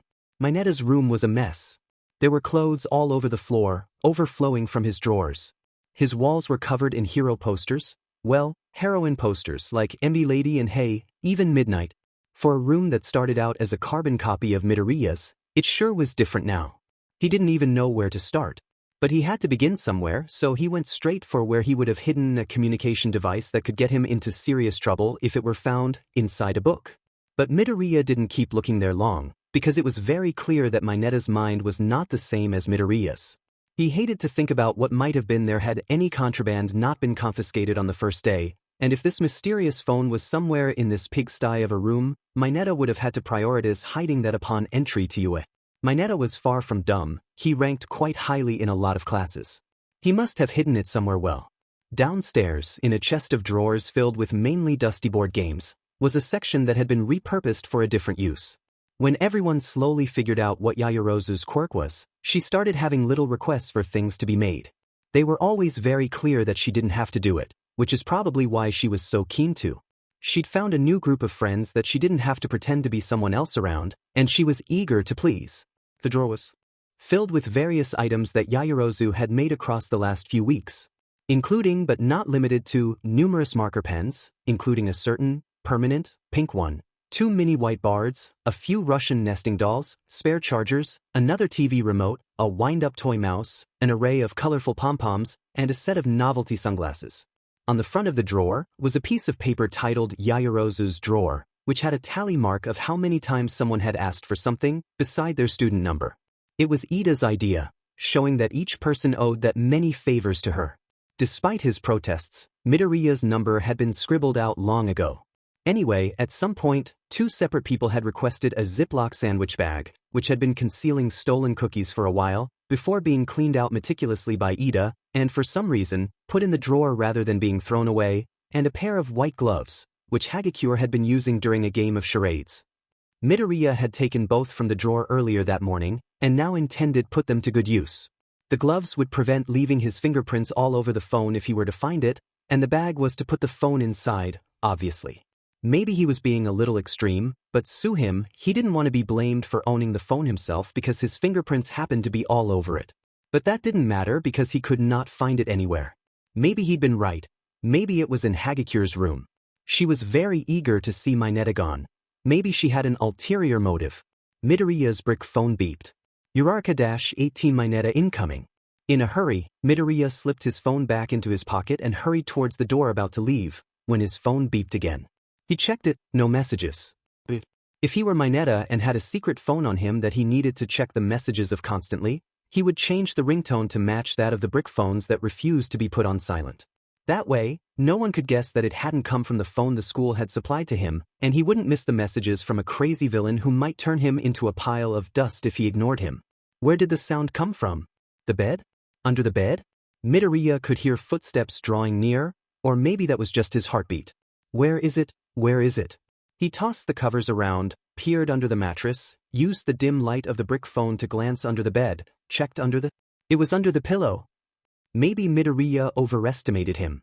How could someone be so smart in some departments and so lacking in others? Not wanting to hide under the bed, if Mineta came in and found out the phone was missing, the first thing he'd do would be glance under the bed to see if it had dropped down. Midoriya cut his losses and risked stepping out of the room. He'd only passed his own door by the time Mineta turned the corner and saw him. "Hey," he said as they passed. Midoriya didn't reply. He reached the stairs and smiled, glancing down at the smartphone in his gloved hand. Dropping it into the sandwich bag, Midoriya shoved it and the gloves into his blazer pocket and went to see what Miss Midnight would say, hiding upstairs not long before the detective's interviews might be suspicious. See? Midoriya had thought this through. He thinks everything through, every detail of every plan, meticulously planned out. Except the outcome that landed him in Class A, but that's not the point. Midoriya leant up against the wall and listened politely whilst Midnight spoke and generally told them all off for being pains, during which they all just stared at her, and it somehow never became clear that no one other than Ida cared the slightest bit about what she had to say. Everyone just kept glancing at Midoriya from the corner of their eyes, especially when Mineta reappeared and wandered past him. Midnight turned and glared at Mineta for a moment, and then to Midoriya, who just shrugged and mimicked Mina's legendary innocent blink. The class giggled and Midnight just sighed, muttering about not knowing how Aizawa deals with them all, before announcing that she'd be sitting over here and marking their art history work, in a slightly ominous tone. Soon enough, Midoriya disappeared once more. Midnight would look up from her work, only to find he might as well have evaporated. He was in fact already back in his room, once again sporting white gloves, and examining the surface of a smartphone under his bedside light, with his curtains drawn and main lights turned off. Of course, it wasn't Mineta's original phone, not the thing he would have owned before going to UA. This had to be something given to him. It was far more advanced than the brick phones but was most certainly not the newest model. Midoriya was just thankful he only had to tackle a 4-digit password, and the fingerprints Mineta left behind on the screen gave him the numbers. It only took him 2 tries to get the right combination, in a familiar pattern, which he tapped in cautiously with the corner of his little finger. It was very clear that Mineta had been using the phone for far more than just messaging, from social media to internet and even games, but Midoriya wasn't here to frown upon his classmates' usage of something everyone else had been deprived of. He smiled at the messaging app. No contacts were named, but that didn't matter, because he'd only spoken actively with one person. Midoriya saw a picture of a neat, staff schedule for Class 1A, and that was all he needed. A truth quirk. Midoriya whispered in reply to Shoto. I know him, he said in an equally hushed voice. When I was captured, he was one of the first people to talk to me, trying to figure out where Dabi was and what happened to me. All of Class A were sitting back in their classroom now. One by one, they were escorted from there to an empty room the next floor up. The detectives started in number order, but the system was soon lost. Midoriya hesitated. Whenever Shoto brought something up about his past, he was always keen to ask questions about it. But Midoriya knew that the moment he started interrogating him, Shoto would close himself off again. The more he left the topic alone, the better it was. So, what kind of truth quirk is it? Midoriya asked. As in, does he force you to tell the truth? No, he knows when you're lying, Shoto explained. Even if you're composed, he always knows. Midoriya nodded. That's an extremely useful quirk, and difficult to work around. The door to the classroom opened, and Detective Tsukachi, in the beige trench coat and matching hat, smiled at them all. Okay, so can I speak with Izuka Midoriya, please? Midoriya sighed and stood up. That's me. Good luck, he heard Shoto whisper, giving Midoriya a jarring reminder of the USJ. Right? He still needed to talk to Shoto about that. First things first, this interview. Take a seat, Midoriya, said the detective once they reached the classroom that he'd set up in. It was rather small. Most tables and chairs had been pushed against the walls, so only one remained, right in the center, with 2 chairs, facing opposite to each other. There was a police officer standing outside with the face of a cat, and Midoriya found himself thinking about the nerve-wracking experience that was going to the police with evidence of his bullying. He sat down, and nervously started to twiddle his thumbs. The detective noticed and smiled. No need to be nervous, I just have a few standard questions to ask, that's all. Midoriya nodded and met his gaze. His eyes were gray but somehow warm. Midoriya could tell he was a kind and genuine man. He asked him questions which Midoriya thought were obvious, and which he clearly already knew the answers to. When did you first realize something was wrong? I was talking to Kendo, the hero student I'd been partnered up with, about the pointlessness of having a fountain in the middle of a rescue training facility. He laughed nervously, and the detective did too. Then, I saw this weird purple light. I pointed it out and everyone stopped. Then the villains came out of it. It was a portal. It asked where All Might was, and when they realized that he wasn't there, said that they were there to liberate Class A. How did you react to this? Midoriya bit his lip, staring at his hands. I was confused. I don't know, it's hard to explain. I obviously didn't want to go with the villains. But I can't be the only one in this class who feels trapped in Class A. The League was offering us a way out, and everyone hesitated. Did you ever consider leaving? Midoriya met his gaze for a moment, eyes flickering towards the notebook in the detective's hands. It didn't matter what he was writing down. The whole conversation was being recorded anyway. It's okay, he insisted. You won't be in trouble for saying that you did consider trying to leave. After further hesitation, Midoriya shook his head. No. I knew it was a bad idea. I saw everyone else hesitating and told them that we needed to run, so they did. The detective smiled. Your classmates seem to have a lot of trust in you. Midoriya shrugged. I don't know about that. I'm just one of them. It's easier to listen to someone like me than a hero, someone that most of them have been working against for so long. Don't feel down on yourself. I've talked to nearly all of Class A and B now, and every single person who has mentioned you has spoken very highly of you. He rubbed his head. Well, you haven't spoken to everyone yet? Tsukachi laughed. I have been told that the warp villain, Kurojuri, proceeded to split you all up. Can you tell me what happened to you? Oh, I was taken to the shipwreck zone. I think I almost drowned twice. He told him all about Tsu and Hananuki saving his life and his trick against the villains. He'd gotten so into the story that he almost forgot to mention Mineta. Luckily, the detective had spoken to Tsu before Midoriya, in fact, just before. So, he had something to follow up on. And when on the boat, when you were thinking up plans to escape, did the villains try to convince you to join their side then too? Oh, why yes they did. Me, Mr Aizawa, that is, and Mineta, all wore PE kits with the red bands below the shoulders, whilst Hananuki was in his hero costume. It was really clear who was in Class A and who wasn't. One of the villains said that they'd take us to dry land if we tossed the hero in first. Mineta said it was 3 against 1. There was a moment of silence before the detective continued, and what did you think of this? That it was a horrible thing to suggest? He'd never do something like that. And Sue wouldn't either. She might have slapped him, kind of. And Hananuki practically saved my life a few minutes later, so, yeah. He nodded slowly and wrote something else down. What happened next? You said you split up with the other 3 to lead the villains in the water away. Right of hit. They went directly towards the exit, where everyone else seemed to be, and I tried to go the long way around. Midoriya was incredibly careful about the information he spilled about Shoto. He skirted over almost the entirety of their interaction, jumping quickly to when Midoriya had realized Mr. Aizawa had been injured. The detective didn't seem to think it was suspicious. So, you picked up the sword and jumped in between Shigaraki and All Might? Midoriya gulped. Wait. Neither spoke for a moment, the sound of a ticking clock filling their ears. Midoriya, we are aware you know of All Might's weakened abilities. Midoriya stiffened. Oh, well of course, they knew. It was stupid of Midoriya to ever think otherwise. He just supposed he wasn't quite as good. At remaining calm under pressure as he'd realized, he needed to work on that. At least this was good practice. He had a strong feeling he'd need to use those skills again someday. Yes, well, I could see how much fighting Nomu had taken out of him, Midoriya admitted. There were all sorts of signs, but I suppose I only saw them because I knew they'd be there. There was so much dust and smoke around him, it obscured him a bit. And then Shigaraki just lunged, and I knew he had a disintegration quirk. I knew All Might had run out of time. I knew there was backup on the way. I just thought, if I could hold him off even for just a little while I could. Save him? That's very heroic of you. Midoriya stared at him. Heroic? But he wasn't. Sir, no offense, but I'm not exactly the hero type. The detective just smiled and shook his head, like he didn't believe him. And then you were injured.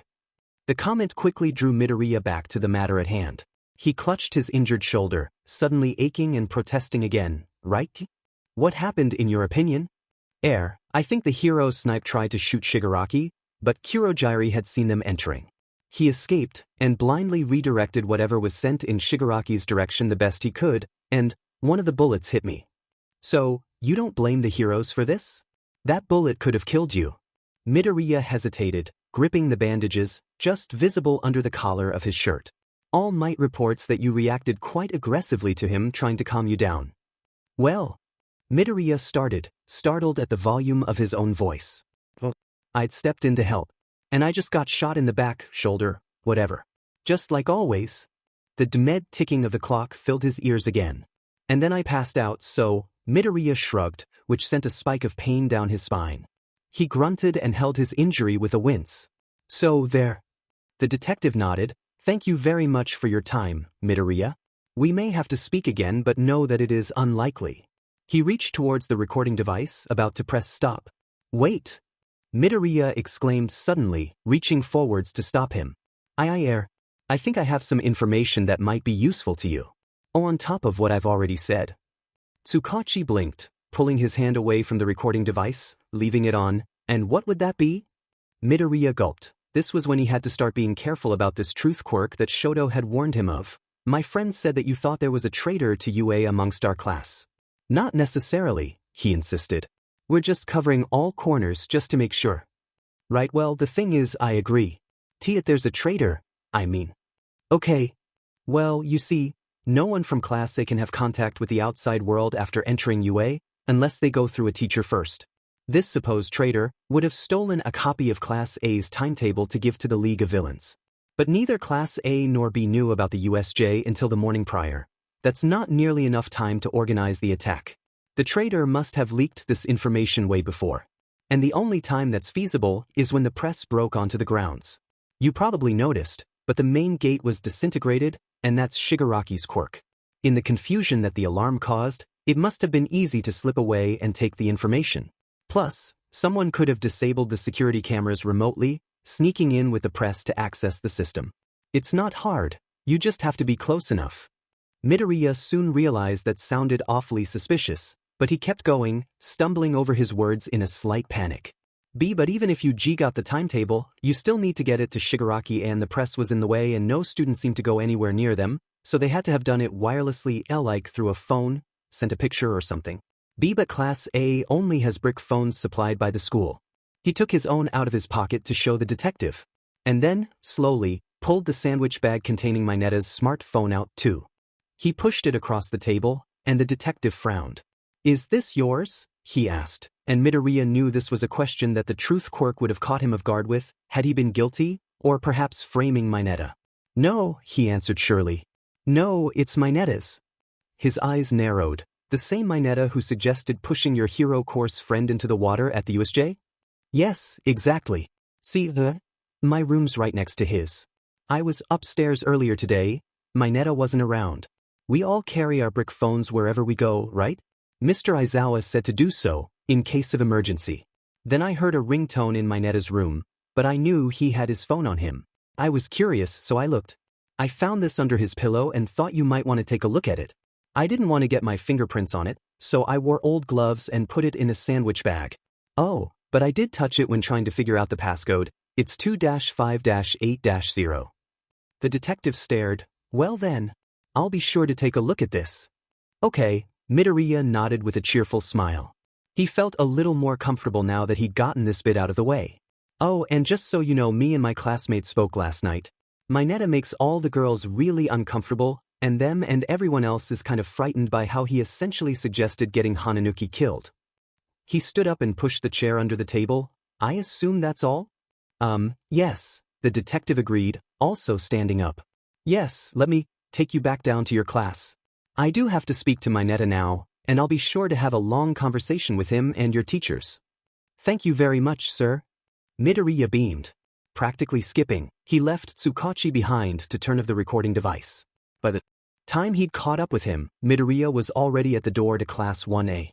Everyone stopped what they were doing and stared as Midoriya wandered inside, happily humming to himself. Minoru Mineta?" the detective asked. Midoriya noticed the way he tensed up when his name was called out, and how suspiciously he glared at Midoriya as he passed him by. "Why do you look so happy, 18? asked Midnight, who sounded rather worried. "Is it a crime?" huffed Jiro. And not another question was asked about it. Mineta didn't return after his interview with the detective.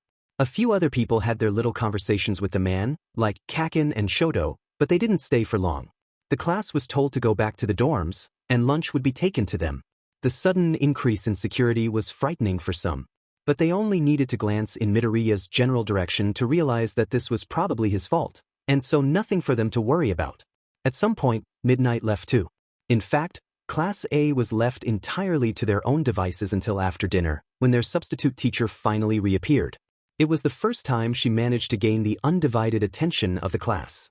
Everyone was in the common room, having just finished dinner, and quickly pretended to not be looking for the mouse that Koda accidentally released. His quirk was something to do with animals, Midoriya had sussed, and no one had figured out why the gentle soul was in Class A at all. Midnight glared at them all for a minute, and then simply sighed, now knowing better than to involve herself in Class A's mischief. "We want to give you all a chance in life," she began, her tone suddenly serious and almost sympathetic. "That's why you're here. But you have to give us a chance too. In the cases of a large majority of you, failing this class would be devastating to your future. However," she paused for a moment, glancing at each of them in turn, "endangering the future of others, endangering their lives, is not tolerated, not for a second. Class A, Class B, your teachers, other heroes, so many lives could have been lost yesterday. One of your classmates was shot." Midoriya instinctively reached for his shoulder and rubbing the aching muscle tenderly. Perhaps he should go back to Recovery Girl and talk to her about it. It still hurt a lot. "We couldn't take the business of a traitor to you lightly," Midnight continued. "We had to set an example, to you, to the rest of the school and the rest of the world. This is why, after extensive discussion, Mineta has been failed and will leave the school, effective immediately." There was no reaction, not a gasp nor word uttered. No one broke their gaze with Midnight, no one moved. "There will be some activity around the dorms when someone comes in to remove Mineta's belongings, And the police might want to search his room.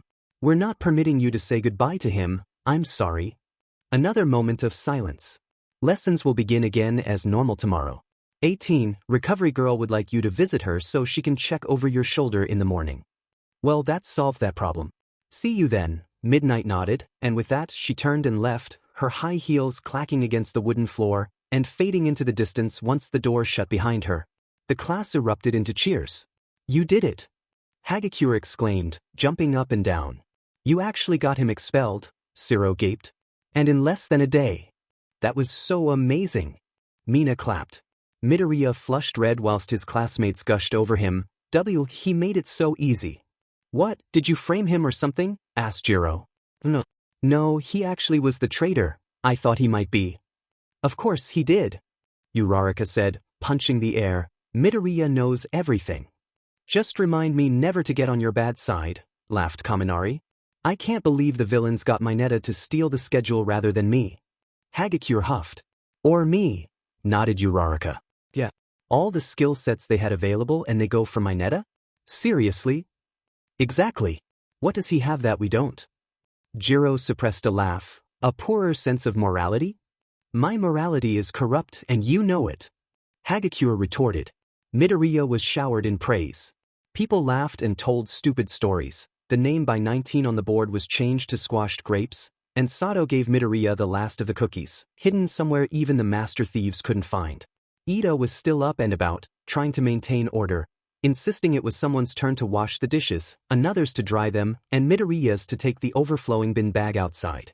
Ah, but Midoriya's been so helpful today, said Uraraka. I'll take it out. No. Ida snapped, dragging the bag out of her reach. We cannot change the system. We've had this conversation already. Yeah, Ochako, no messing with the system. Jiro giggled. Take out the trash, Midoriya, yelled Siro, tossing the bag over everyone's heads. Kirishima caught it and tossed it to Tokoyami, whose shadow monster quirk, Dark Shadow, took it the rest of the way to Midoriya. Thanks, he grinned at Dark Shadow, who gave him a thumbs up. Midoriya pulled on his shoes and hurried outside. The communal bins for all the dorms weren't far, but the shed with the food bins inside stunk, so he was sure to not stay there for long. He wandered back much slower, pausing for a moment and gazing at the skyline. When he was just behind the dorms, it was blocked by the wall that surrounded you, a seemingly impenetrable fortress, that he was trapped inside. What do you want, Kaken? Midoriya turned around and there he was. He knew him so well that he could identify him from his footfalls.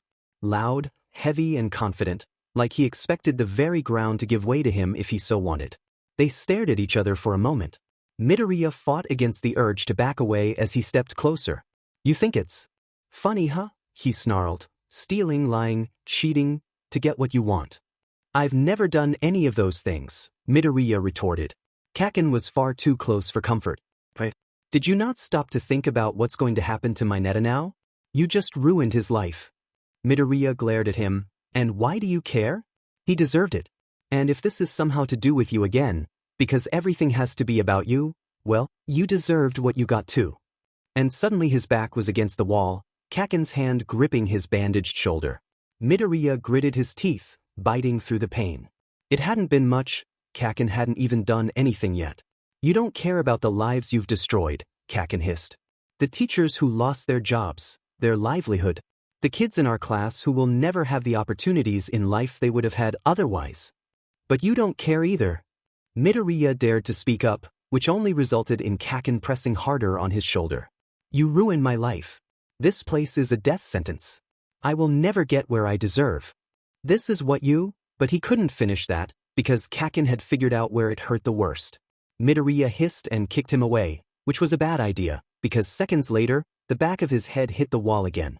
You're a villain, Kaken leered. And I will stop you. Midoriya grabbed Kaken's wrist, trying to push him away from his wounded shoulder. From doing what? Whatever the hell you're planning.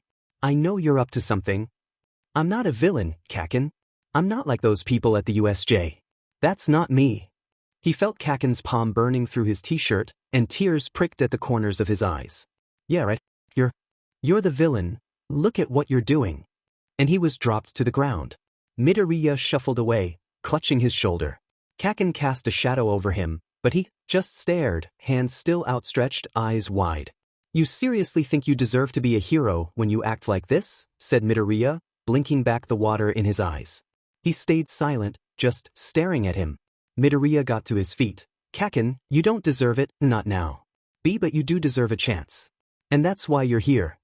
The wind whistled past them, the sun setting on the eventful day. Still gripping his injury, Midoriya started to make his leave. He hadn't gotten far before Kaken spoke once more. You've become a monster. Midoriya stopped.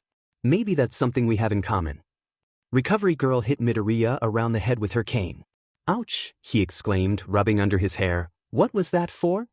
You've aggravated it, the healing hero snapped. She was examining the bullet wound in his left shoulder. It had only been 2 days since he was shot. The first time she used her quirk on it had done wonders, but it hadn't seemed to improve much since then. I didn't mean to. Midoriya replied honestly. He glanced down at his shoulder. It was all red, haloing a circle of scar tissue.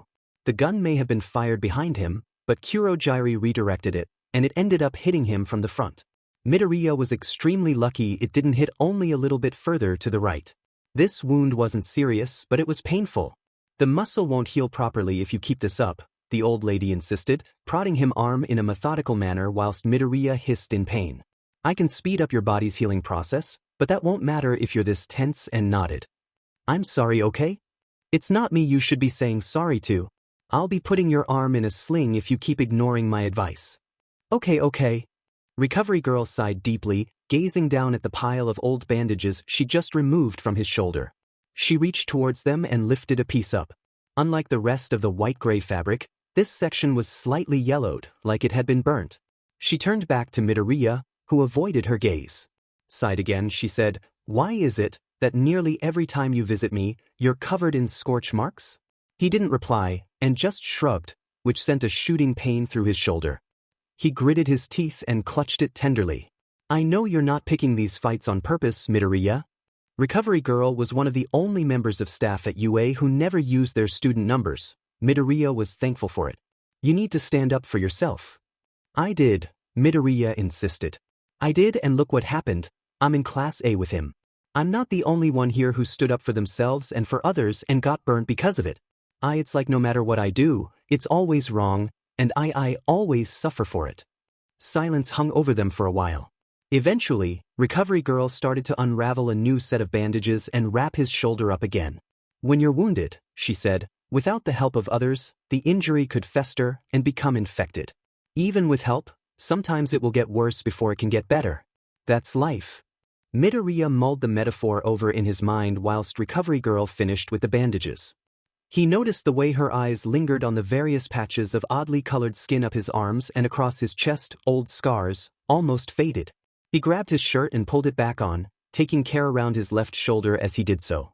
Thanks for your help, he said as he put his blazer on, picked up his rucksack, and left her behind without another word uttered between them. Just in time, Midoriya. Ida called out when Midoriya arrived at the door to Class 1A. Although, your tardiness would have been excused due to your visit to Recovery Girl. Good to know, he sighed, walking across the room to his desk. It was weird seeing the one behind him unoccupied. It was weirder to see that Kaken refused to meet his gaze before he sat down. It was unlike him. He usually glared at Midoriya, just to make sure that he still knew he was despised. The next weird thing to happen was the appearance of Mr. Aizawa? Most of the class exclaimed. Their teacher hobbled in, covered nearly head to toe in bandages, and seeming completely unbothered. Morning, class. He droned, like nothing ever happened. Is it really a good idea for you to be here so soon, sir? Questioned Kirishima unsurely. Yeah, maybe you should take a few more days off, added Kaminari. At least. Your substitute teacher didn't seem to be up to dealing with you, Mr. Aizawa explained. His eyes flickered towards Mineta's empty desk. And I don't want to be losing any more of you unless I say so. A glum silence fell over them, but they were strangely glad to have him back. Besides, the next few weeks are very important. He just about managed to press a button, and an image appeared on the board behind him of a large, crowded stadium. The UA Sports Festival is to be going ahead, despite the incident at the USJ. It was the first time since the very first day at UA that Class A had been filled with such dread, and the atmosphere had felt so dark and gloomy. Midoriya had hoped the event would be cancelled, but with the high profile of the class he was a part of, he could see why they were insistent on its occurrence. Is that really a good idea? Asked Uraraka. Yeah, what if villains get in, Ribbit? Added Sue. There will be added security measures, Mr. Aizawa replied simply.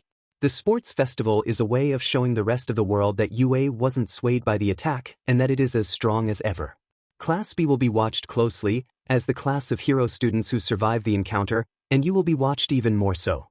He didn't explain why, but he didn't need to.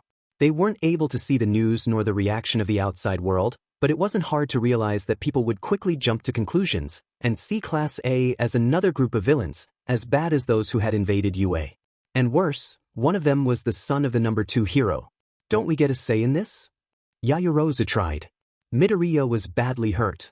I'm afraid none of you have a choice, Mr. Aizawa sighed, as though he didn't agree on this decision either. 18 will be taking part on Recovery Girl's discretion. Well, it looked like he just needed to anger Kaken enough to make him beat him up a couple of times, which shouldn't be hard. But then he'd leave everyone to face the sports festival alone, and he couldn't do that. Other than that, classes will continue as normal, their teacher explained. I am sorry. It's cool to see Aizawa back, said Zero, collapsing into the sofa beside Kaminari. It was the end of the day, and they were playing video games. I kind of miss the old Sod. Being so determined to teach us is real manly and all, added Kirishima, furiously attacking the buttons on his controller, but he's so beat up. I ache just looking at him. I don't think he should have come back so early, said Sato from the kitchen. He was making dinner and it was Shoji's and Uraraka's turns to help. No one knew what Ida's method of organization was, they just learned to roll with it by this point. Anyway, Uraraka's method of helping undid more of what Shoji made up for. He could have been chopping tomatoes on one side of the kitchen and peeling potatoes on the other with no problem at all, his quirk allowing him to grow extra limbs as he pleased. Except Uraraka had accidentally made a knife float up to the ceiling, and they were too scared to let her drop it at the moment. Shoji refused to retrieve it, and so Uraraka was now performing some questionable gymnastics to try and get high enough to reach the knife without having to use her quirk anymore, which quickly made her feel nauseated. All I can think about is the sports festival, sighed Jiro, something which everyone seemed to silently agree to. She accepted a cup of tea from Yaoyorozu, and they both sat down to watch Mina beat everybody in their video game. Bakugo proceeded to yank the controller off Kirishima, determined to do better. I can't believe how early the festival is in the year, said Kirishima, not even bothering to try and take his controller back. Yeah, I know, right? Uraraka called over her shoulder, wobbling on the edge of a precariously balanced chair. Team Midoriya? Yaoyorozu asked him. He was sitting on the other side of the room, doodling in his notebook and watching the chaos. Oh, it's all right, but thank you. I've been dreading it ever since I was told I'd be coming here, said Kaminari. I'm just going to short out and look like an idiot. I can't believe it's still happening. Hagakure butted in. And after Midoriya was hurt so badly. Whatever, like Mr. Aizawa said, there's nothing we can do about it, sighed Zero. I just can't wait for it to be over. Revelry in the dark, Tokoyami muttered. What? Midoriya, can I speak with you for a minute? Midoriya looked up from his notebook to see Shoto standing over him. Sure, he replied. He closed his book and stood up. Shoto led him out of the dorms and through the school grounds. They were allowed to wander as long as they stayed close to Heights Alliance. There were cameras everywhere, so it's not like they could go far without every movement being watched. The doors were locked at 9 o'clock on the dot, but they didn't have to be inside before that. So, what's up? Midoriya asked unsurely. There was a prolonged pause before he replied, Do you see it yet? See what? The chance UA could give you for your future. Midoriya hesitated, stopping in his tracks. Shoto was talking about what they'd said at the USJ, when Midoriya decided to stay, and Shoto had attempted to leave, but he stepped in when Midoriya was attacked. He chose saving his life, rather than fleeing this prison-like school. And, well, Midoriya couldn't help being a little bit guilty. He said, It's been 2 days. Right. Shoto, what do you really want to say? He stared at him for a moment, running his hand through his spiked-up hair. I don't understand you. What could you possibly want from this place? He was confused why Midoriya wanted to stay at you, even when Shoto gave him the chance to escape. That was what this was about. Look, the moment I leave, that's the end, that's it. Think about it. If I could leave at any time, the outside world would be exactly the same, no matter when I left. But here? This is all the time I have here. That's why I couldn't go with you at the... It makes sense to stay here and see what happens. Maybe I will be given a chance. Maybe it'll be bad. Maybe it'll be good. I just don't know. Midoriya's hands fell to his sides in defeat. He'd been waving them around as he spoke. He was quite an animated speaker. I can't know. And you can't either. Know you're desperate to get back to Dabi. I know you were with him for 2 years and were taken out of that and just thrown in here. But, can't you give this place a chance too? They're giving us one. He was quiet for a while, thinking this over, his arms crossed. But you don't know everything. You don't understand. No, and I don't pretend to, Midoriya answered without hesitation. I don't know everything that's going on with you. No one does. You don't have to tell me anything if you don't want to. But if you want me to understand... It's my father, he interrupted in a tone stone cold and sure. And the sports festival. And that was the first time Midoriya had ever seen true fear in his friend's eyes. Several months prior. I need you to talk to me, Todoroki. Shoto hung his head, not saying a word. His hands were cuffed, pinned to the metal table. He felt eyes on him from all sides, from the security camera in the corner of the room, to the mirror opposite him, clearly two-way, and of course, the detective that sat before him. You have been missing for a very long time, he continued, tilting his head to try and see under Shoto's two-toned hair. It wasn't spiked up at the moment and hung long over his eyes, cut poorly in a jagged fashion. Shoto turned his head further away, swallowing the lump in his throat. The detective didn't speak again for a few minutes at least. Meanwhile, Shoto clenched his fists, feeling his frost creep over his skin, chilling the steel dramatically. We all want to help you. But we can't do that until you help us. I'm sorry we've had to keep you here at the police station for the past few days, but in the eyes of the law, you are a criminal. You've actively fought against heroes, willingly associated with a high-profile villain, trespassed, damaged private property and committed many other minor felonies. The detective sighed, flipping a clipboard on the table before him. But it's not too late. We can help you get through this, but first, we need you to try. Shoto could tell he was sincere, a kind soul who actually wanted to help. But he didn't get it, he didn't understand. And if Shoto tried to explain any of it to him, he could find himself in even deeper trouble. How would he know if he'd even believe him? Not with the number 2 hero pulling the strings. Shoto would be framed as delusional. He knew that this man had a truth quirk. He'd overheard a conversation about it earlier. But if they believed Dabi had somehow brainwashed Shoto, the quirk wouldn't help. He knew there was no passive way out of this. The police couldn't help him because they were working with the heroes, specifically his father. All they wanted was to know where Dabi was, and he would never sell him out. I don't think we've formally introduced ourselves, the detective suddenly realized. My name is Detective Tsukachi. What would you like me to call you? He hesitated. Shoto. Okay, Shoto it is, Tsukachi smiled. How are you feeling, Shoto? Alone. I'm sure you miss your family and friends. I don't have any friends. What about your family? All Shoto could think of was Dabi. He was the only one who had ever truly helped him. And that wasn't the only thing that made him family. No, see, this was the problem, the big secret. Dabi was his brother. His whole family thought he was dead. A fire quirk more powerful than father's, and Endeavor had tried to train him, mold him into a hero like him. The fire grew out of control, and soon after, a funeral was held. Toya Todoroki was dead. But out of the ruined wing of the house, scarred and alone, Dabi ran. Yet a few years later, he returned. Shoto was the youngest of 4. All 3 of his older siblings, including Dabi, did not inherit the combination of quirks their father wanted. That was why they existed after all. It was a quirk marriage, and Endeavor wanted someone to take up his mantle, with power greater than his own. Not just fire, but their mother's ice too. Shoto was that perfect combination. He was trained from a young age, barely 5. And between Toya's death and Shoto's never-ending training, his mother snapped. She said she couldn't stand Shoto's left side anymore, with his red hair, blue eye and fire quirk, when she poured boiling water down his face. After that, she disappeared too, sent to a mental hospital which Shoto had never once visited, not that he even had the opportunity. And so, when Toya, Dabi reappeared out of the blue, giving him his first chance for true freedom, he took it. Endeavor knew about Dabi, after an unfortunate series of events in the back alleys of Hosu, in which they were both almost captured. But Shoto was quite convinced he kept that information to himself. If word got out that the murderous villain who kidnapped his youngest son was actually his eldest son. Well, you can see how that would get complicated. But now Shoto had been caught, and Dabi had managed to flee, leaving him behind. Whether it was on purpose or as his only option, Shoto wasn't sure. But the point is, Shoto was back with the heroes now, and they were the villains of his story. "They're all very worried about you," said Detective Tsukachi. "Your siblings, your father.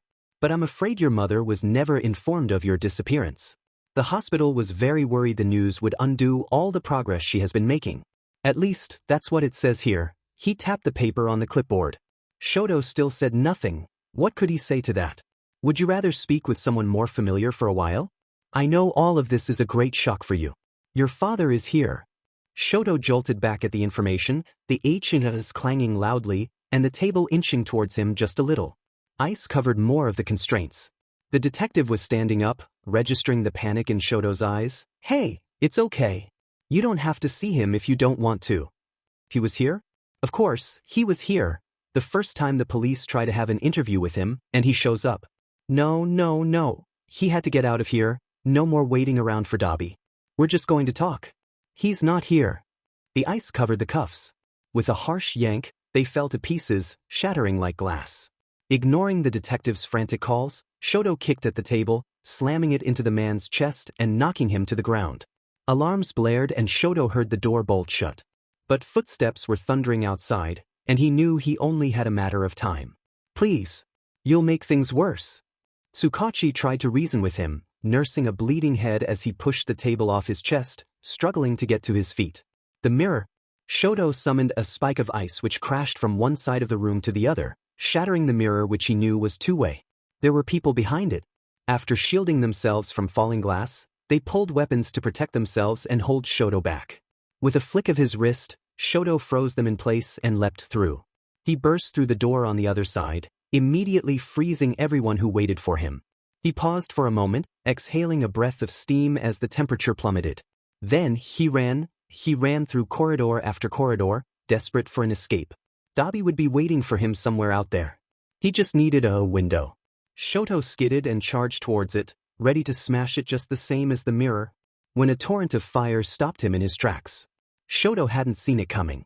He had no time to react before a hot red hand grasped his arm and pulled him away from the window, the heat melting his ice the moment he formed it. Shoto kicked and scratched, but it wasn't long before he was back in the interrogation room. A great, booming voice yelled, "Leave us," when Shoto was tossed into the room. The door bolted shut behind him, as were those on the other side of the broken mirror. Shoto turned and sent a sheet of ice up from the floor. But he just stood there, arms folded, as it melted around him pointlessly, doing nothing but smashing the security camera on the wall, which was when Shoto knew he was in deep trouble. Endeavor stood on the voice recorder that the detective had been using, crushing it beneath his feet. Shoto didn't know where Tsukachi went, likely escorted away moments before they returned. Shoto clenched his fists, his wrists still sporting the remains of the HNDCFFS, as he shifted into a fighting stance. His father simply glared at him. "Look what you've done," he rumbled. "Get away from me," Shoto hissed in reply, sending another spear of ice in his direction. He simply held out a hand and melted it before it even reached him, the searing heat evaporating any puddles it would have left behind. "You were my masterpiece. I'm not your anything. You will obey me. I am your father. Shut up." Another pointless attack later and Shoto yelled, "I hate you." Endeavor had him by the wrist again. Shoto couldn't use his ice, and he wouldn't give him the satisfaction of seeing him use his fire. "You're lucky you've been given this chance, don't waste it," he seethed in anger. Shoto gritted his teeth, still trying to pull away from his grip. "I don't want any chance you could give me." Father tossed him to the ground. "In 1 month's time, you will be sent to Class 1A. Until then, you will be kept under close guard. You won't see your siblings since you're clearly too feral. I'm not going to that stupid villain class. You don't have a choice." He grabbed his wrist again and pulled him to his feet. Shoto was marched to the door, which Endeavor knocked on harshly, and it was cautiously opened. Shoto hung his head whilst he was handcuffed again, and his father steered him away back to his cell, which he was pushed into without undoing the cuffs. He turned and saw his father at the door. "I'll see you again at the sports festival, and I expect first place." And he slammed the door shut, leaving molten indents of his fingerprints behind. Shoto sank to the floor, hands still tied behind his back. No, if he were going to be sent to that horrible place, he wouldn't make it easy for any of them, not the heroes, not the petty criminals and juvenile delinquents his classmates would end up being, and especially not his father. Besides, Dabi would come, Shoto would be long gone before that stupid sports festival, and he'd drag his father's name through the muck as he did so. Dabi will come after him. He will. He has to. But he didn't. Dabi's your brother, Midoriya whispered to himself. I almost don't want to believe it. I think Jiro knows too, Shoto realized, gazing up at the trees around them. I don't know how. But I think that's why she's here. She doesn't know the same secret you do, whatever it is about All Might that you have to hide. Unless there's something else the heroes are keeping from us. I wouldn't put it past them, Midoriya muttered. Silence fell over them for a while, and they walked aimlessly together around the school grounds, not caring if they were told off. Shoto wasn't sure why he told Midoriya the truth. But, just talking about it took an unexpected weight off his shoulders. Midoriya was, himself, unexpected. Shoto had never met anyone like him. He was kind of short, weak, and on top of it all, quirkless. He had no power, and to nearly anyone, that alone was enough to deem him as anything but a threat. But he was smart, very smart, and Shoto wasn't sure if Midoriya could see it. Quirks could give intelligence, yes, but he didn't need a registered quirk to be just as clever, Shoto was sure. And, what's more, he saw the world in a similar way to Shoto. He was the first person to ever understand, the first to see him as him, and not as the son of Endeavor. Dare he say it, Midoriya was his first real friend. Trusted him. What is this place going to do for us? Midoriya suddenly asked, staring up at the H-shaped building, not far away. Shoto blinked at him. He'd asked that question himself so many times, it seemed to be finally sinking in. What am I going to be after all this? Just some ordinary guy? But I don't know if I want that anymore. I don't know if I ever wanted that. He turned back to Shoto. Look, I'll admit it, being it's the best thing that's ever happened to me. And I'm serious. It showed me that I'm not nothing, I have real power. I think I have control. He wasn't wrong. The entire class hung on Midoriya's every word. Except for perhaps Bakugo, but it was clear that the two had a complicated history. However, if Midoriya hadn't spoken up in the USJ, telling them to run with the heroes rather than to go to the villains, Shoto wasn't sure if they would have. It was only because Midoriya decided that going with them was their best bet, that they did so. Mineta was the only one who went against him, and look what happened. I've never been worth more than I am here, Midoriya said surely. People seem to actually like me, the heroes almost seem scared of me and, well, Mr. Aizawa isn't all that bad, is he? Sure, I've almost died a couple of times but, well, what's new, he almost laughed. But despite all that, there are only two ways out of here. Either we graduate into as normal as a life as we can get, or we fail. And that's that. They turned away from the main building, listening to the evening birds chirp for a while. I'm sorry for ruining your chance to get out at the USJ, Midoriya suddenly told him.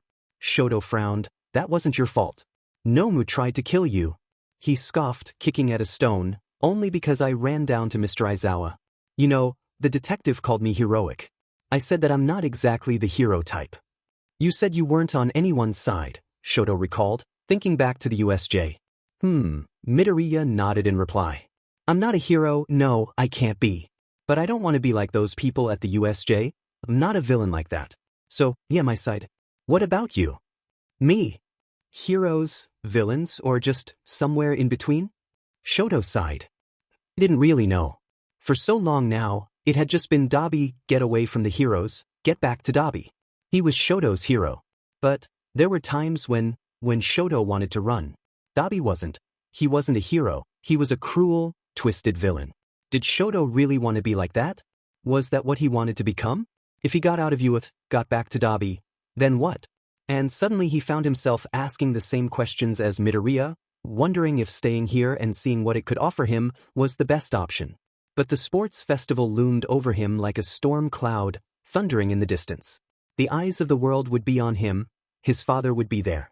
The very thought made his heart pound, adrenaline pumping through his veins. He had to run from this, that's what every instinct screamed. So, definitely no heroes. And well, maybe not villains either. Shoto found himself turning to Midoriya. Your side? Midoriya almost jumped. My side? Yes, Shoto nodded. Whatever side you're on, I want to be on too. He seemed stunned, and Shoto couldn't see why. Midoriya stared at him, and then at the ground, brow furrowed and eyes focused, like he was thinking about something. Shoto pet his head to one side when Midoriya started nodding his head, only slightly, but repeatedly. He started backing away towards the dorms. I need to talk to the others. What? Shoto frowned. Come on. And he ran down the path, back towards the dorms. Confused but intrigued, Shoto followed. Whatever it was, he wanted in. Hey, everyone I need to talk to, is that my notebook? Mina looked up from the book titled A with a guilty look upon her face. Maybe? Midoriya flushed red when he saw that she was looking at her own page. You're so good at drawing, Midori. Uraraka exclaimed, pulling the book off Mina. This is amazing, she said as though she hadn't already seen and doodled on a majority of the pages in that notebook.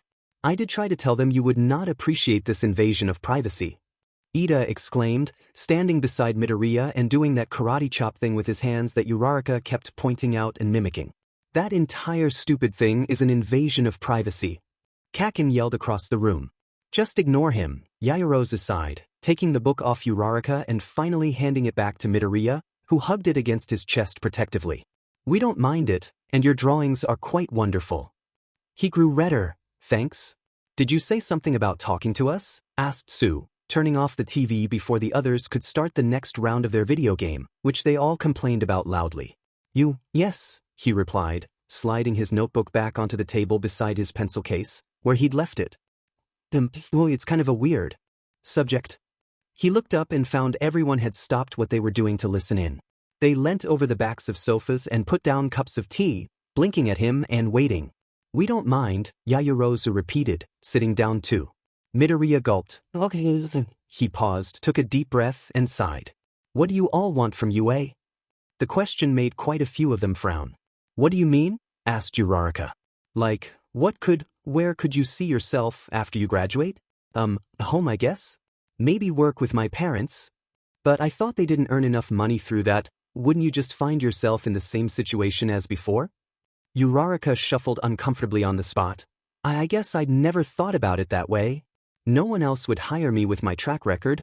My parents would be my only option and, well, I don't know what tea they think of me anymore. Her eyes welled up as she sat down next to Tsu, who patted her tenderly on the back. I've only focused on getting through here, Tsu admitted. I don't know where I'd go afterwards, Ribbit. But it can't be great, right? I know UA advertises all these wonderful people they've produced through Class A. But they're the anomalies. I'm sure maybe people like Ida and maybe Kakin and a few more of you might get onto the hero course and become great heroes. Midoriya noted how Kakin flinched at that. But you can't pretend it would be the same as it could have been had you not ended up here. You'll never reach high figures in hero rankings, you might struggle to get hired as a sidekick, rumors will be spread about you. The only good option is underground heroics. I mean, look at Mr. Aizawa. He graduated Class A. But hardly anyone knows his name, he just does his job quietly. I don't think everyone here really wants that. Being a hero isn't all about fame though, man, Kirishima interjected. No, Midoriya nodded, of course it isn't. But why you're here for vigilantism, right? Being an underground hero isn't quite the same, you can't reach the same people. There are a set of laws and guidelines that you have to follow. He stepped forwards, starting to pace around the room. Those rules, they are the reason that most of us are here. The heroes couldn't help us. We had to help ourselves, we had to, he gestured to Tsu, stand up to bullies, to Uraraka, find ways to provide for our families, to Ida, stop real villains, and then to Shoto, and get ourselves out of tough situations because no one could help us. And then there are those of us who fell in the wrong crowd. It wasn't your fault that those things happened, you were stuck. And you took the blame. Even everyone with dangerous quirks. He glanced towards the likes of Mina and Tokoyami. This is the power you were born with, and it's amazing. It's not your fault that you don't have control. But just because they're scared, they shoved you in here, hoped UA could deal with you. They don't talk about the ones who fail with dangerous quirks. Where do you think those people go when they really can't control their abilities, huh? Personally, I don't want to think about it. Midoriya paused for a moment. He was standing by the whiteboard now, beside everyone's names, or well, nicknames, they've been rather butchered by this point. I don't even have a quirk. I'm here because I know some things I shouldn't, and because I don't like heroes and don't exactly fit in, nice and neatly, into this society, I was put here too. Because they didn't know what else to do with me. He looked at Jiro, and I'm not the only one with that problem. She averted her gaze, tapping the ends of her earphone jacks together with a slight sigh. So, yeah, Midoriya nodded. The Class A system Esicus, and on top of it all, they have to parade us through this humiliating sports festival, just to show off their high and mighty hero students, and let them beat up the villains, he said with quotation marks. His hands fell back to his side. I don't know about all of you, but I don't want to have to go through that. I don't want to be here. I wanted to make a real difference with my life. I wanted to be somebody and make changes for those who found themselves with the same problems as me. But UA isn't going to let me do that. It won't let any of us do that. Silence reigned supreme. Each student hung their heads, wallowing in their own sorrows. There's nothing we can do, Ciro spoke up after a while. We're society's rejects. We all know that this class is just a way of the heroes saying that they're doing something about it, but it's just a front, really, added Kaminari. Why are you telling us this? Uraraka sniffed, rubbing at her eyes. We can't do anything about it. Can we? Everyone turned to Shoto, standing opposite Midoriya, on the other side of the room. He'd been leaning up against the wall like he always did, waiting and listening. He pushed off and walked closer. Can you do something about it? And all eyes were back on Midoriya. It depends, he said. Do you want me to? He saw how a few of his class sat a little more upright, leaning a little forward. Yes, Shoto nodded, and his other friends followed suit. Then I need to ask you all a few more questions, Midoriya continued. And I need you to answer honestly. More nods. Well, can you raise your hand, if you don't want to be here? Slowly but surely, every single one of his classmates raised their hands, all at different speeds as they thought the question over. Even the likes of Shoji, Tokoyami and Sato, whom Midoriya didn't know well, raised their hands. And if you could seriously make a difference, if you could be, like a hero, no, more like a vigilante, a serious one. Not a hero, not a villain, somewhere in between. Midoriya began to smile. Who'd drive the heroes around the bend? Who'd be able to do more than underground heroes like Mr. Aizawa? For people like us? Would you take that chance? Everyone stared at him. Granted, it was more than a little sudden. Most of the class had finally settled into the idea that they were villains, end of story. But then the USJ happened, and they realized maybe villain was too strong of a word. What did that leave? It's heroes or villains, right? So, if you're not with the villains, you must be with the heroes.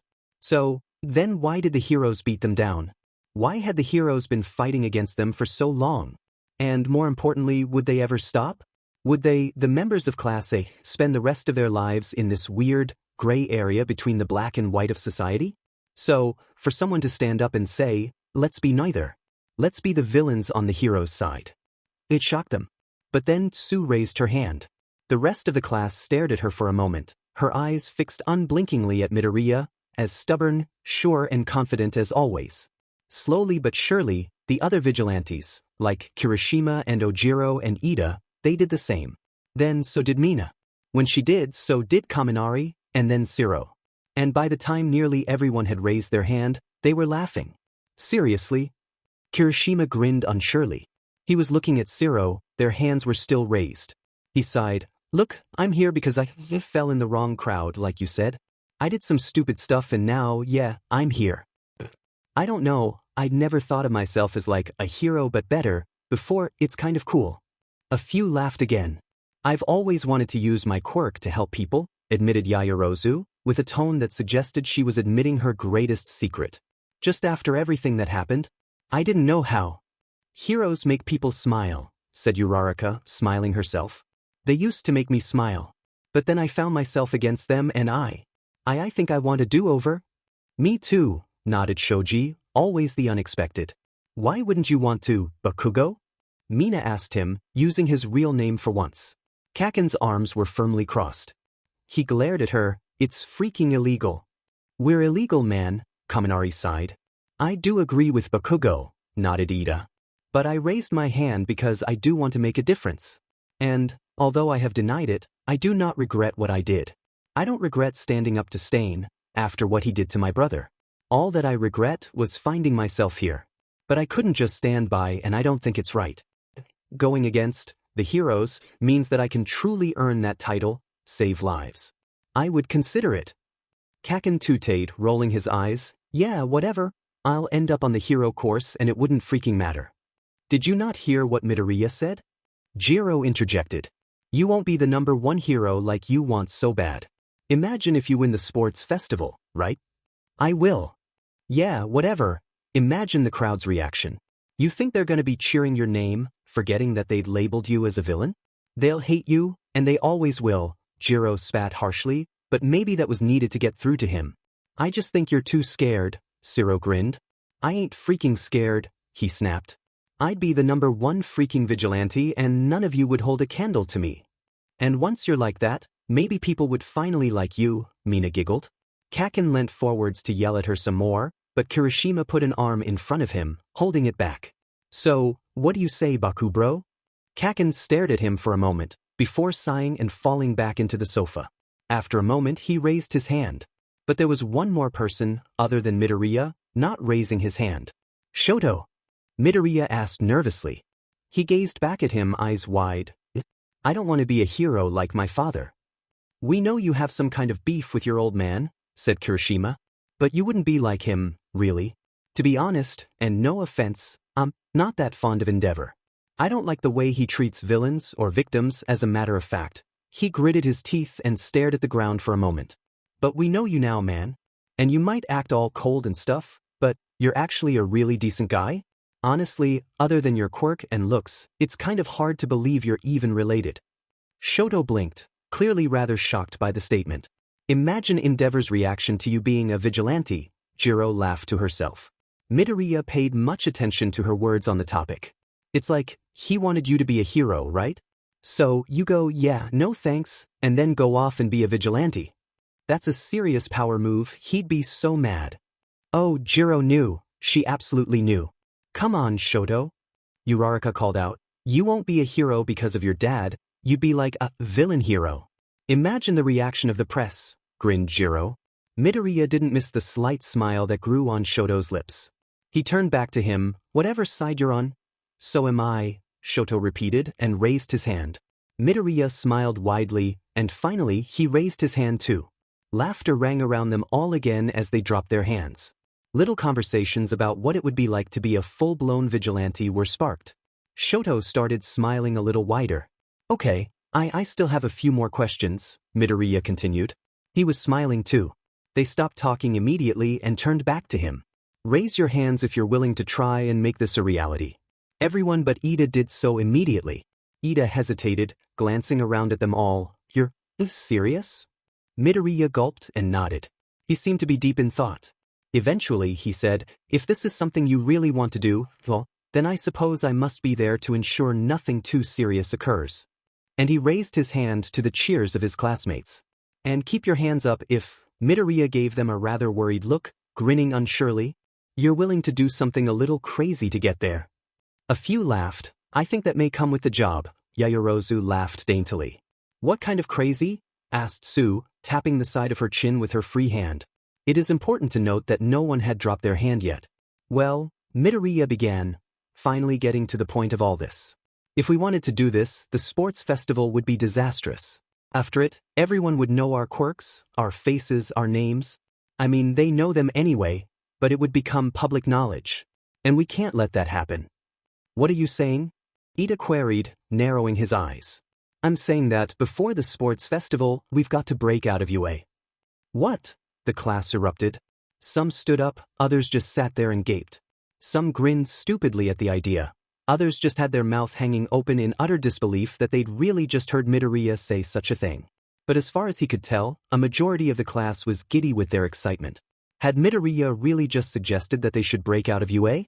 Was that even possible? How could they do it? Where would they go afterwards? Would they be able to avoid capture? Could they sustain themselves outside of UA? What if they? All these questions were thrown at Midoriya from all directions with an intensity comparable to a tennis ball launcher on the fritz. Everybody stop. That, surprisingly, was Ida, at such an unexpected volume that everyone did calm down and listen to him. He turned back to Midoriya. We cannot do such a thing. Well, why not? Midoriya replied unsurely. He stared at him. Because we can't. We can't exactly be vigilantes here, Ida, Kaminari pointed out. We cannot leave UA. Ida insisted, standing up and gawking at them all. Can you not fathom the trouble you'd bring if you were caught? This was true and painfully so. It ripped the excited smiles from the faces of Class A. But Midoriya was on it. From Yairo's drawer, he'd retrieved a scarcely used, black whiteboard pen. He drew a line down the middle of the board, as high up as he could reach, separating the stupid nicknames that had been there since the beginning of term from the blank other half. When you decide that you might want to do something, before you even think up a plan, you have to do two things, he started. On the board he wrote, the best case scenario, the worst case scenario. Best case is that we get out and become awesome vigilantes. Mina exclaimed, fully into this idea. Midoriya wrote that down word for word. Worst case is that we are captured and failed, Ida snapped. Midoriya wrote that down too, hesitated, and then wiped off the last two words. Think about it, he said, taking a step back from the board and staring at the smudge marks were and failed had been. There are 2 points in time that this could go downhill. The worst case scenario, we are captured. Before we are able to leave UA. Sometime afterwards. Let's look at option 1, Midoriya nodded, turning back to the class. Imagine our escape plan fell through, and you have brought us back here. Can you seriously imagine Mr. Aizawa failing all of us? Ida, who seemed to represent the opposing argument here, narrowed his eyes. I suppose UA's reputation could be on the line. Exactly, said Midoriya, pointing his pen at him. Imagine trying to tell the public that all of Class A was failed, including the likes of you and Shoto, just because we all worked together as a team to try and escape the place that was essentially holding us prisoner. It doesn't make any sense. Before we are able to leave UA, and things go back to normal with added security. I realistically can't see them being able to do worse than that. Midoriya exclaimed, dropping his arms to his sides with a huff. Ida seemed unconvinced, unless they failed only a small number of us as an example to the rest. Midoriya bit his lip. That was a good point. Not if we all stand up for one another. There are certain people they cannot expel, especially the more high profile of us because it would draw too much public attention. But if we all play an equal role in this, they can't pick out an example, and if they do, they'll struggle to justify it. UA has to give a report to the police and press as to why someone has failed. What's going on inside Class A is big news. It might not feel like it because we're on the inside, but for everyone outside, they want to know more and more about our individual stories and who we are and stuff, especially with the sports festival coming up. Imagine the backlash if they expelled one of us for something stupid like trying to run away. They just can't do that. But what about the second option? Croaked Sue. Ida nodded. Once we have been gone for any significant period of time, we will lose the protection UA provides. Capture would mean immediate imprisonment. He hesitated. No, not if we play the game right. What game? Ida almost hissed. I've done plenty of research into this topic before I came here, Midoriya admitted, crossing his arms. There are certain ways, loopholes in laws, that can seriously dampen punishments on vigilantes. Wait, seriously? Kirishima frowned. What kind of loopholes? Well, for one, there is a very fine line between vigilantism and self-defense, Midoriya grinned. If your opponent strikes first, then you can argue you weren't playing hero, you were just defending yourself. That's not illegal. And there are tons of little bypasses like that. They're there for a reason. The very first heroes were selected from a large group of active vigilantes, back when quirks started appearing. And when reforming the laws to accommodate them, some official on the inside must have felt sorry for these hundreds of vigilantes who are about to be arrested, their identities exposed, lives ruined. And the loopholes were left purposely for the smartest to evade the system. In time, a lot of them were given licenses too, just to cover up the problems the laws left. But those problems still exist, you just need to know where to look. But there are some problems we can't avoid, Ida argued. Resisting arrest, trespassing, the list goes on. True, he nodded with a sigh, but the weight isn't nearly as much as it could have been. Time is also an important factor. The longer we can go without capture, the more the public knows of us, the more respect we earn. Then, when we're caught, we have a large group of people backing us up.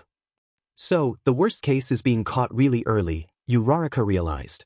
Yes, but despite all that, no matter how long it's been, UA will still be held responsible for our actions. Upon capturing all of us, seeing we had heroic intent will give them good reason to simply take us back to Class A. That's the best way of maintaining their good reputation. Midoriya turned back to the whiteboard, rubbing off most of the writing with his sleeve. So, in conclusion, the worst-case scenario is... The worst-case scenario, we are captured and end up back at UA. He looked at Ida, waiting for a response. His friend simply sighed, okay, I agree. Midoriya wasn't the only one who grinned. Or we could die as a vigilante, Hagakure pointed out. Midoriya actually scoffed, surprisingly himself with his own sarcasm as he replied, in the span of less than a month at UA I have nearly drowned twice, nearly been crushed by a giant purple monster, nearly been disintegrated and actually shot. To be perfectly honest, being a vigilante won't be any more dangerous to me than walking in a straight line. You're just a trouble magnet, Midoriya, said Tsu blatantly. This is all well and good, butted in Jiro, but how do we actually get out of UA? Okay, Midoriya nodded. He turned to the whiteboard and rubbed away his writing. Now that we've established that the best-case scenario outweighs the worst-case scenario, we need to look at actually making a plan. And the first step in that is identifying what's in our way. What prevents us getting out of UA? Mina raised her hand. The tracking anklets? Midoriya nodded and wrote it down. The cameras around school, Yaoyorozu pointed out. Everyone pitched in, and soon they had a list of the obstacles that they faced. Tracking anklets. Hero patrols. Doors being locked at night. The walls around you. Teachers being able to read the messages on the phones. Right? And now we need to figure out how to get past all this, said Midoriya, taking a few steps back and narrowing his eyes at the list, tapping the end of the pen against his lips. I think the phones are quite a big problem. Not really, Ojiro contradicted. Can't we just not use them? Leave them behind. Well, Midoriya sighed, a communication device for us all is really useful. Moreover, there's a chance that these phones can be tracked too. I can try to take them apart and try to undo all the systems that UA put in them, but the moment I do that, they might know what I'm up to. I have an idea. Uraraka suddenly cried, jumping to her feet. Hold that thought, and she charged out of the room and up the stairs. Everyone just blinked at the spot she'd disappeared from for a moment. The doors being locked isn't much of a problem, Hagakure announced eventually. We can just go out windows or pick the lock. I can always make a copy of Mr. Aizawa's key if you could get it for me for a minute or so, Yaoyorozu offered. Yeah, that would be great. As Midoriya crossed the door problem off the list, Uraraka reappeared, face flustered from running, and she handed Midoriya her phone. Wait, not her phone. There was a bold number 19 across the back. Is this Mineta's phone? Midoriya exclaimed. Everyone gaped at her as she rubbed her head sheepishly. I might have taken it back when you were pranking Miss Midnight and we lowered him out the window. I honestly completely forgot about it until now. But you could tinker with this phone. The teachers wouldn't know, they're not looking for it and won't see something's amiss. That's such a good idea, Ochako. Mina exclaimed. I swear to God, you're such a wolf in sheep's clothing. She blushed and did a little curtsy. This is perfect. Midoriya beamed. If I can figure out how to fix this phone, then before we escape, I can do the same with everyone else's. As quick as I can so it's not suspicious. Of course, if there's any kind of warning system installed or tracker, it might be risky and could alert them as to what we're doing. Why don't I make new communication devices? Yaoyorozu suggested. I can make radio earpieces quite easily. I don't know, it's a good idea. Don't get me wrong. But radio would be way too easy to tap into. We can use it as a backup plan though. She stood up and took Mineta's stolen phone off Midoriya. After rolling it over in her hands for a moment, frowning, she said, well, if you can take this apart, I could make copies of all the parts and we could make replica phones? Midoriya gaped. You can really do that? I can try. Mina bounded over, took the pen off Midoriya and crossed the phone problem off with one neat, sweeping line. Check, she grinned. I don't think the walls are much of an issue if we can outwit the tracking anklets and the security cameras. Ida acknowledged, sitting in a thinking pose as he stared at the board. I'll just freaking blow them up. Kaken yelled. Or I could float over them, added Uraraka. We might have to split up into smaller groups and meet up again on the other side. Midoriya realized. For example, if Kaken blew up a portion of the wall on one side of the campus, whilst Sato breaks down another section far away, the hero's attention would be divided, and we have more of a chance of getting away. Mina crossed out the wall on the list. Check. What are we going to do about the anklets though, Ribbit? Asked Tsu. That seems like the biggest problem. Tell us, Sun Tsu. Uraraka exclaimed. You don't even remember who that is, do you, Ribbit? Nope. It's really not that big of a problem. Midoriya sat down next to her and pulled up the bottom of his right trouser leg, ignoring Uraraka's interjection. I have the most basic model of the tracker, because I don't have a quirk to try and break it with. But if you look at her, Shoto's? He nodded, knelt down, and revealed the tracker. See? It's not the same. Shoto's is made of a different material, and it's thicker too. That shows that they couldn't give Shoto the basic design, because he could break it with his quirk, maybe shatter it with ice or burn through it with fire. His is more temperature resistant. That means Shoto could break mine off easily. And then Mina? She put her foot forwards and hiked up her trouser leg too. Her tracker was even bulky, and of a different material too. Mina's needs to be resistant to her acid. Clearly what Shoto has wouldn't be good enough to withstand her quirk, meaning Mina could undo his tracker, and potentially, he could undo hers. Huh, that's a pretty cool idea, said Kaminari. But what if I accidentally get my acid on someone? Mina suddenly exclaimed, clearly incredibly nervous about the prospect. But you've gotten so much better at your quirk. Hagakure pointed out. And don't lie to me. I know you've been hiding your progress from the teachers because you don't want to graduate yet. Wait, seriously? Shiro frowned. Mina, why would you do that? Uraraka inhaled. She wavered. Class C just seemed so boring. I don't have that much control, I'm only a little better. I just didn't want to risk graduating so fast. I like being with you guys. Midoriya knew she didn't want the matter being pushed any further. It's okay, he insisted. We'll only use your quirk as a last resort to get someone's anklet off. She nodded, handing the pen back to Midoriya and sitting down beside Hagakure, hugging a pillow. Midoriya was the one who crossed off that point on the list. All that remained were hero patrols and the matter of the cameras. Okay, he nodded to himself, this is where it gets a little more serious. He turned back to the class. For the cameras, we need to try and turn as much of the system off as possible. As soon as we do this, it's going to ring alarm bells for the heroes, so they'll rush to fix the problem. My idea is, like in the classroom when you were pranking Miss Midnight, is for Kaminari to short-circuit a fuse box to cause a blackout. But which fuse box? Asked Kirishima. That's the problem. We could take out our fuse box, no problem, but that would only disable the cameras near the dorms, which isn't enough. The best thing to do is to either find a way to cut the power for the entire school, or shut off the receiver of all the camera feeds. To figure out which is the best option, we need to actually take a look at them. The Hero Patrols faces a similar dilemma. I think the information would be stored somewhere in the staff room, so someone needs to sneak in, write down that information, and get out without being caught. So, basically, grinned Hagakure, probably, it sounded like she was grinning, we need to make super cool action teams to get the information. Yeah, I guess, Midoriya agreed. He rubbed the board clear again. Okay, so this is what the different groups need to achieve? You can't just number the teams. Mina suddenly called out. Why not? Midoriya frowned. Because that's confusing. Like, Aoyama is number 1. I guess so. So, just Team A and... Gross, I don't want to be in Team B, Jiro interrupted. Mina inhaled sharply. Color code them. Rainbow order. Uraraka exclaimed, punching the air. Midoriya was just confused. Why are the teams rainbow ordered? Rainbow order. Mina insisted, slamming her fists onto the coffee table in front of her and wincing when she hurt her hands. Everyone raise your hands for rainbow order. Uraraka announced, moving hers in the air. The teams were rainbow ordered. Red find the heroes' patrol timetable. Yellow find the best place to disable the cameras, shut off the power. Green fix the phone problem. Blue wander around the grounds and find the best places to break down the walls escape from. Purple distractions. I bagsy Team Purple. Mina yelled, raising her hand into the air. Let Midoriya assign the teams. Ida shouted back at her. On every team we need at least one lookout, Midoriya continued, ignoring the chaos around him. Except for Team Purple.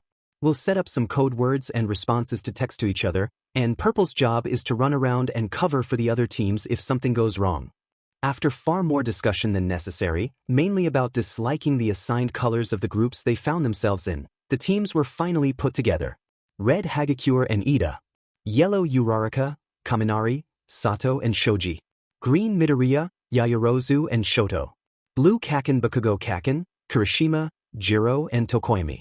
Purple Mina, Shiro, Koda, Ojiro, Aoyama and Su. The escape was planned to go ahead on Monday evening. That left them Saturday and Sunday to complete their various tasks. Midoriya grinned. This was going to be interesting. The story of Team Red. Ida had found himself in a difficult position. His life changed the moment his older brother, Tensei, was hurt. He was found in a dark alleyway, cold and alone, paralyzed from the waist down. The doctors say that if he were left much longer, he would never have made it. Ida remembered running through the corridors of the Hero Hospital, footsteps echoing around him. He fell to Tensei's bedside and sobbed. The hero Ingenium was no more. It had been a famed villain that had done the deed, a maniac who believed that heroes were nothing but fakes, in it for the money. They didn't deserve the title. He'd taken it upon himself to dispose of these fake heroes. And of all people, that meant his brother. The kindness, most wonderful hero Ida had ever met. And Ida remembers the blinding hatred, the face of the man that ruined his brother's life. The hero killer, Stain, decided to leave Tensei alive, to spread the message. But Tenya was another story. Stain was going to kill him, but they were caught. A hero appeared and called for backup immediately. Stain knew better than to risk staying behind and finishing the job. He fled, like a coward, leaving Ida behind with permanent damage to the nerves in his arm and hand. And worse, a criminal record as a vigilante, resulting in a ticket to UA, to the wrong class. But some time had passed since the incident now, and Ida was determined to transfer to Class B and make his brother proud. He'd swallowed his concerns of his villainous classmates and done his absolute best to get along. Then he learnt of the system surrounding class president and went right down to business, determined for the role. He organized the class, enforced Mr. Aizawa's orders. He did everything he could, only he couldn't control them. None of Class A listened to him, no matter how loudly he shouted. But they did listen to, of all people, Midoriya. At the beginning of term, Midoriya was the first person that Ida really connected with. Ida learnt a few things about him right off the bat. He was small, weak, quirkless and timid. His life had clearly been very tough up until this point, and Ida decided that, in a class of juvenile delinquents, Midoriya needed protecting. And Ida was wrong. As time went by, Midoriya changed. Or, perhaps, he just became more confident, his meek exterior melting away. He grew bitter. It soon became clear to Ida that out of the entire class, it was really Midoriya that the heroes should have been watching. He was the real danger. And he didn't need a quirk to do that. And so, Ida had found himself in a difficult position. Because Midoriya, the one he had underestimated, was now in total control, and no one else seemed to notice. The idea of fleeing UA was his, and everyone was eager to follow him. Now, Ida wanted to be a hero. He wanted to do all the things that Midoriya had talked about, making a difference and helping people. And he did know that his decisions in life had limited his options. He wouldn't be as great as Tensei, nor as trusted. He doomed himself from the moment he stood up to Stain. Midoriya offered him, and everyone else, an escape. It wasn't like Mr. Aizawa, who had been in Class A and made it out, only not with the life he perhaps could have had. No, Midoriya was different, because he really was one of them. He was in their position too, and worse, perhaps, being without a quirk. But he smiled and held out his hand to them, giving them all an opportunity to be better. Vigilantes, real vigilantes, not just petty criminals that had been in the wrong place at the wrong time and had tried to do the right thing, like a lot of Ida's classmates. They would be heroes on the wrong side of the law. The idea was so wonderful, and everyone was so desperate for a life like that they all seemed to agree with limited hesitation. The way Midoriya put it, there were no downsides to attempting this feat. But Ida could still see them. He knew that if they were caught, and they were bound to be at some point, whether it be in a few days or a few years, they would be even more doomed than they were already. Currently, Ida was seen as a heartbroken young boy with a heroic family and thus, heroic potential, who had acted rashly and recklessly, unaware of the consequences. There was a way out, a way to fix this up at least a little bit. But as soon as Ida joined the rest of Class A to escape, he'd be seen as a real problem, more villainous than heroic. If they were caught, Ida's life would be even harder than it was seeming to be already. So, why was he still going through with this? Ida was put in Team Red. If there was a meaning behind the color choice, Ida didn't know it. It was their job to uncover the routes and times that heroes patrolled the school. He talked it over with Hagakure, an expert in stealth and, well, thievery. They had 2 days to complete the task, 3 if they were to include Monday morning. For Team Red, they needed to get into the staff room, which would be a bad idea on Sunday, when there were no lessons and more teachers were bound to be in there. That meant Saturday was their best option. And by extension, Saturday afternoon. Team Blue said they wouldn't be doing anything until Sunday. Team Green had an ongoing project that they could only continue with when they were at the dorms, and Team Yellow decided to spread their tasks over the 2 days. When discussing this, it was Tsu who pointed out that they had an English lesson on Saturday afternoon, which was held by Present Mike. Ida did try his hardest to get as much work done as possible, but the lesson lasted roughly 5 minutes. Team Purple remained to run amok, Team Yellow disappeared to check the school's roof for fuse boxes, and whilst the rest of the class decided to stay in the classroom and act as though nothing was wrong. Ida swallowed his pride, got up, and followed Hagakure out into the corridor. She changed in the girls' toilets, and reappeared as nothing but a floating anklet, which was easy to miss. Ida, meanwhile, had waited outside Class A. When she tapped him on the shoulder, they both made their way to the staff room. In this time, Ida was deep in thought. He could stop this before it went too far, tell a teacher. Alternatively, he could sit the entire ordeal out, let the others flee without him. But the class needed supervision. Midoriya had control, yes, but he was just as swept up and excited about the concept as everyone else. He needed grounding, and that's where Ida believed. He came into the picture. Moreover, if, by some miracle, they did succeed in becoming a team of vigilantes, they needed someone who could set some clear boundaries, and keep an eye on them, stop them if something went wrong. Ida was one of the only ones who had doubts, who could see both sides of the argument clearly and maintain the balance between, well, good and evil. Yes, a difficult position indeed. Look straight ahead, I'm not here, Hagakure whispered. There are cameras everywhere and we couldn't risk taking this stupid anklet off me before Monday, she muttered bitterly. It's so annoying. I'm nowhere near as stealthy with this ridiculous thing on. Ida didn't risk replying, not that he'd know what to say anyway. They approached the staff room door. Just knock and open right away to let me in, Hagakure insisted. Hold out as long as you can. You need to have the attention of everyone in the staff room until I tap you on the shoulder and we can go. Ida nodded stiffly and raised his hand to knock. It swung open before he made contact. Oh, hello, Ida, said Miss Midnight. Ida's shoulders tensed at the mention of his name. Of course, Midnight knew his brother well, which was likely why she failed to remember to refer to him by his student number. She was standing right in the doorway. Hagakure wouldn't be able to slip past. Ida nervously stepped to the side, gesturing Midnight to walk out, which she did. Are you looking for someone? Midnight asked. Ida felt Hagakure leave his side and hurry into the staff room. He cleared his throat. Weiss, I hope to find Present Mike. Is he here? Let me check. She turned and walked back into the room and Ida followed. He tried to stop his eyes from darting around the room in search of Hagakure. Mike, did you seriously abandon your class again? Midnight scoffed. There were only a few teachers in the room. That being Midnight, Present Mike, a hero Ida didn't recognize, and a skeletal-looking stranger in clothes far too big for his figure. All their eyes were now fixed on Ida and Present Mike, meaning Hagakure could continue her mission in peace. Present Mike stood up, his glasses slightly askew. This is the worst class that Shota's had yet. Well, he did tell you not to try them on the first day of term, Midnight sighed. I didn't try them. I had one conversation with Midoriya and suddenly the entire class knows I hate bugs and now they're everywhere. He grabbed Midnight's shoulders. They watch me, they're in my hair, in my clothes and my food. Midnight brushed his hands away. The class or the bugs? The bugs, and he screamed for extra effect.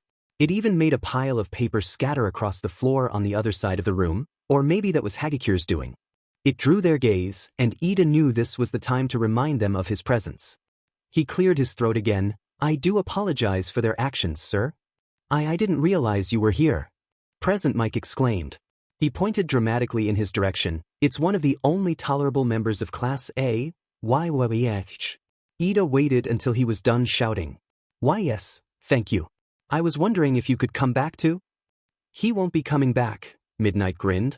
She picked up a small carrier bag that Ida was quite sure she'd been holding when she tried to leave the staff room before he arrived. Very honorable of you to try though. Where are you going? Present Mike yelled. To have lunch somewhere a little quieter. And she disappeared without another word. So, would you return to our English? There were spiders in my hair. He screamed again at the very thought. Ida fought the urge to cover his ears. Yes, sorry again. I shall have a very stern word with them all on your behalf. Are you class president? That was the skeletal man speaking. No, that position has not been decided upon quite yet, Ida admitted, feeling rather proud that he'd assumed as such. Right, I didn't notice that you don't have the bands.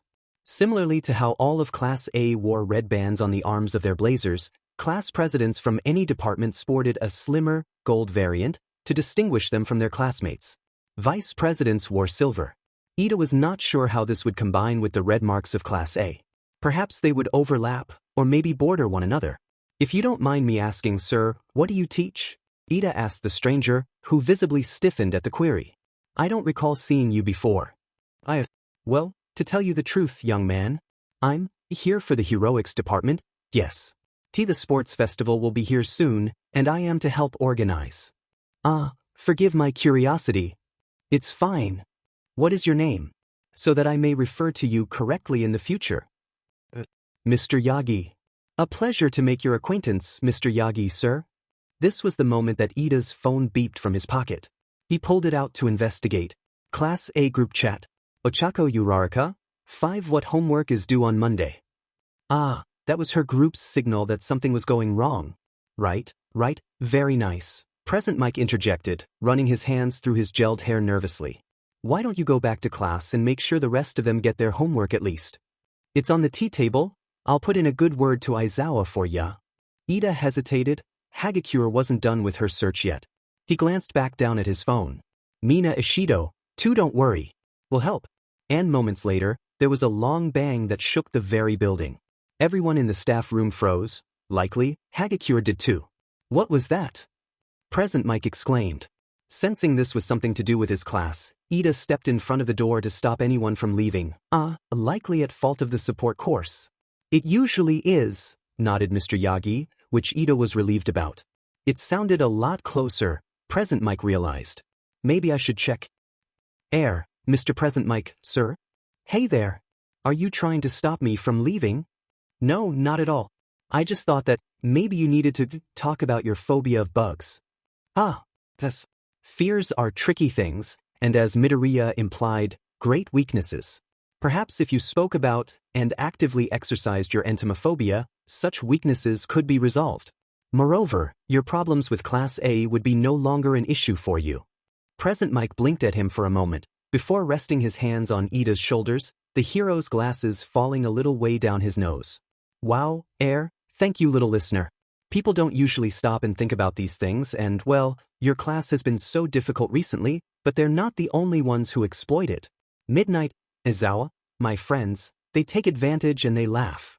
They laugh. Well, Shota doesn't laugh. I don't think he knows how. But anyway, it means a lot for a member of Class A, of all classes, am I right? To speak to me so sincerely.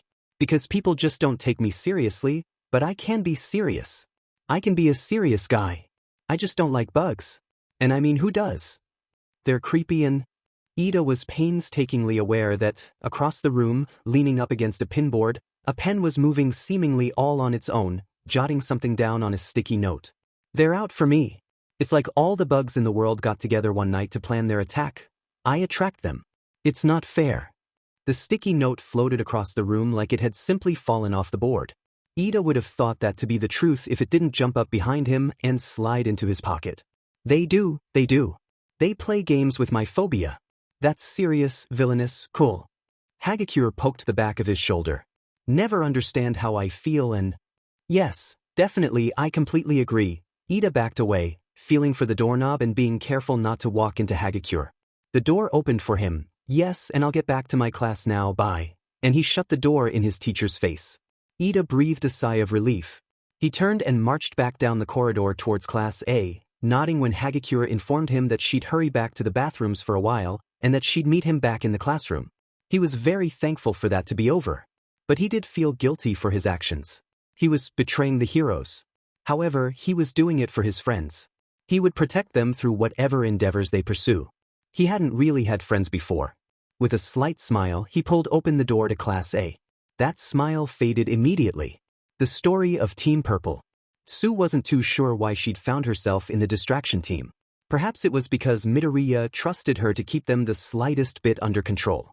Not that it mattered, because Midoriya was present in English when their moment to shine revealed itself, and Tsu had nothing to do with it. Present Mike knew something was up the moment he stepped foot into the classroom that afternoon, after injured Mr. Aizawa hobbled away, ducking his head from Present Mike's swinging arms when he burst inside. A few minutes passed with knowing glances exchanged between them. Their first task was to remove Present Mike from the equation. They'd talked about it the night before, and quiet, timid Koda had for the first time decided to make his mark. Tsu had always wondered why Koda was in class A. He may have had a frightening, brutish exterior, but he was actually very unsure of himself and shy, confining in animals rather than people, and Tsu could see the appeal. Moreover, he could talk to them, the animals, that is, they followed his orders, that was his quirk. Tsu somehow wasn't that surprised when she learned that, following several break-ins to kennels for stray dogs across the city, the release of a mistreated circus lion resulted in said lion finding a home in a well-renowned zoo, and Koda in UA's Class 1A. Sometimes Tsu felt like she was in a zoo. People always gawked at her. They always had, she supposed.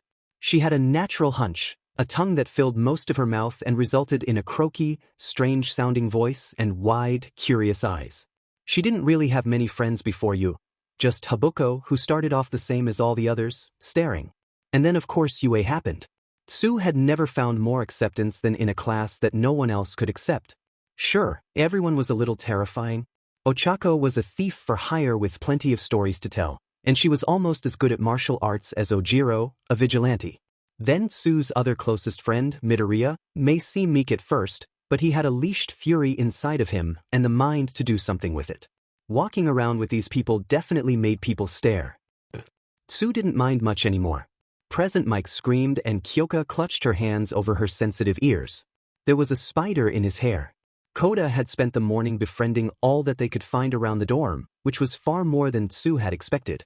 Their teacher, still screaming, fell off his chair at the sight of dozens of little spiders crawling their way across the table. And with one still dangling from the end of his gelled-up hair by an invisible thread, he raced out of the classroom and slammed the door shut behind him. After a moment of stunned silence, they all burst into laughter. Not long after, two groups deemed it safe to leave, which were Ochako's and Ida's teams. Ochako seemed quite eager, Ida, not so much. Tsu wondered what he was thinking about. Tsu felt unsure now. Being numbers 4 and 5, Ida and Ochako usually sat behind Tsu, number 3, in class. She felt strangely alone without them. This is why she got up, hopped to the other side of the classroom, and sat down in Minetta's old seat, behind Midoriya. Oh hi, he replied nervously as Tsu arrived. What are you doing?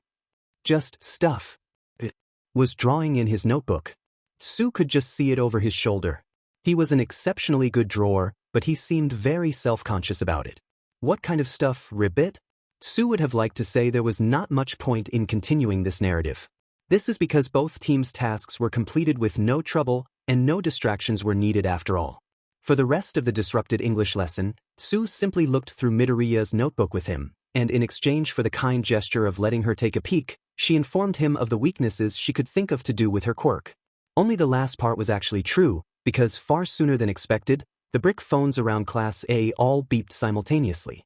Class 1A group chat. Ochako, what homework is due on Monday? Wait, does that mean she's in trouble? Questioned Siro. Someone must be going up to the roof, Midoriya realized with a frown. Mina gasped loudly, clapping her hands. Does this mean we need a distraction? Mina, don't worry. We'll help. Sounds like it, Ribbit. Tsu nodded. But what do we do? To get them away from the roof, we need to either go up there to stop them or make a big noise to draw them back down. Kaken blows something up. Shut the hell up. Bakugo yelled, and stop calling me that. Maybe that's not such a good idea? Midoriya interjected, referring to the blowing up suggestion. Ooh. Mina yelled. Ida's not here. You're not allowed to tell us off. You're supposed to help us plan stupid things. Midoriya blinked at her. I am? Ignoring him completely, Mina stood up on her chair and addressed the rest of them as though this were an important announcement. We must irritate Kaken until he explodes. That'll take too long. Siro contradicted. We don't have Kaminari. Tsu decided just to watch this ordeal unfold. Then who else is here that can blow something up and isn't as much of a chicken as Kaken? I'm not chicken, he barked. I'm just not freaking stupid enough to blow a hole in the wall. This was when Aoyama stood up on his chair beside Mina and bowed deeply and melodramatically. Allow moi to be of assistance. Without further warning required, everyone scrambled to their feet and out of the way. Now on his table, Aoyama rested his hands behind his head and with a wink in Sue's direction, sent a massive, sparkling laser from the mirrored belt he wore around his navel. This is why there's now a large hole in their classroom. The story of Team Yellow. Uraraka was excited. Gosh, it had been so long since she'd prepared for a mission like this. And this was unlike any other. This was one of the first times that she didn't have that cloud of guilt hanging over her. The thrill without heavy feelings weighing her down as the villain Zero, Uraraka really could fly. She was practically bouncing on her tippy toes as lunch came to an end. Present mics soon fled their English lesson, a frequent occurrence, and Uraraka and her team were off. She was in charge, as per Midori's instruction.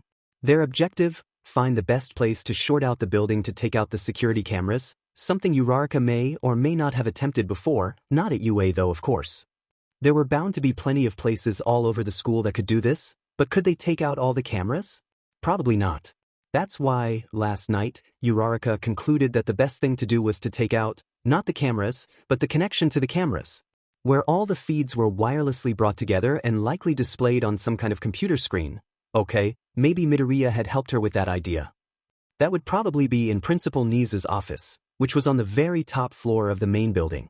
Take out the power for the main building, and the rest of the school's security would also be obsolete. So, where was the best bet for that? The roof, of course. And that was where they were going. Zero had been up there before, but he wasn't on Uraraka's team, so he'd told them everything he knew about getting up there. Uraraka didn't even need to waste time picking the lock, because the door to the roof didn't even have a latch. Who did Uraraka have with her? Well, there was Kaminari, who was a bit of a disastrous flirt with everyone, but he was still fun. He was the one who needed to take out the power, so he needed to see what they'd be targeting. Then there was Sato.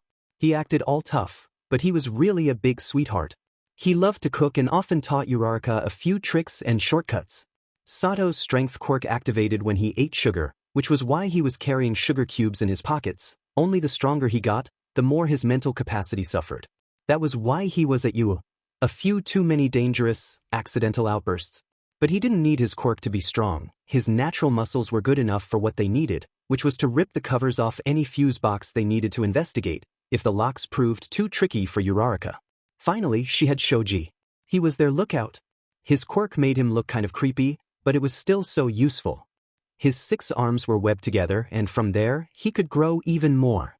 Like hands, mouths, ears, eyes, super cool. He also wore a mask and often spoke out of fake mouths rather than his real one. Uraraka reckoned he was self-conscious. See? So many of her classmates acted like big bad villains, but really, they were normal kids with tricky lives, just like her. It's quite nice up here, Uraraka sighed when they reached the roof, feeling the breeze in her hair. She'd instinctively glanced around for security cameras but couldn't see any. Yeah. Kaminari grinned. Maybe we should have lunch up here sometime. That would be so cool. You guys down for that? She asked the other two. I eat at the dorms, Shoji replied simply. Maybe it was because of his mask. Maybe just. One time. Uraraka asked, hands clasped, smile wide and eyes sparkling. Shoji just looked at her for a moment. Fine. Yay. So, what are we looking for? Sato questioned, getting right down to it. The big box. Or maybe a little one. A medium-sized one. Uraraka nodded surely, her hands on her hips. They all stared at her, so she elaborated further, with a warning sticker on it. Like that. Kaminari pointed at the wall. There was a yellow triangle there, with a warning electric sign on it. Yellow. Like Team Yellow. Uraraka knew the colors would be a good idea. Perfect, she grinned. You really are attracted to danger. Thanks. Uraraka reached out for it, about to attempt prizing the cover off, but Shoji put a hand on her shoulder to hold her back. The warning sticker, he reminded her. She narrowed her eyes, pursing her lips as she thought, before clicking her fingers and steering Kaminari in front of it. He shrugged, and with zero fear, just what Uraraka liked to see, reached out for the box and pulled as hard as he could. It stuck. Sato cracked his knuckles behind him.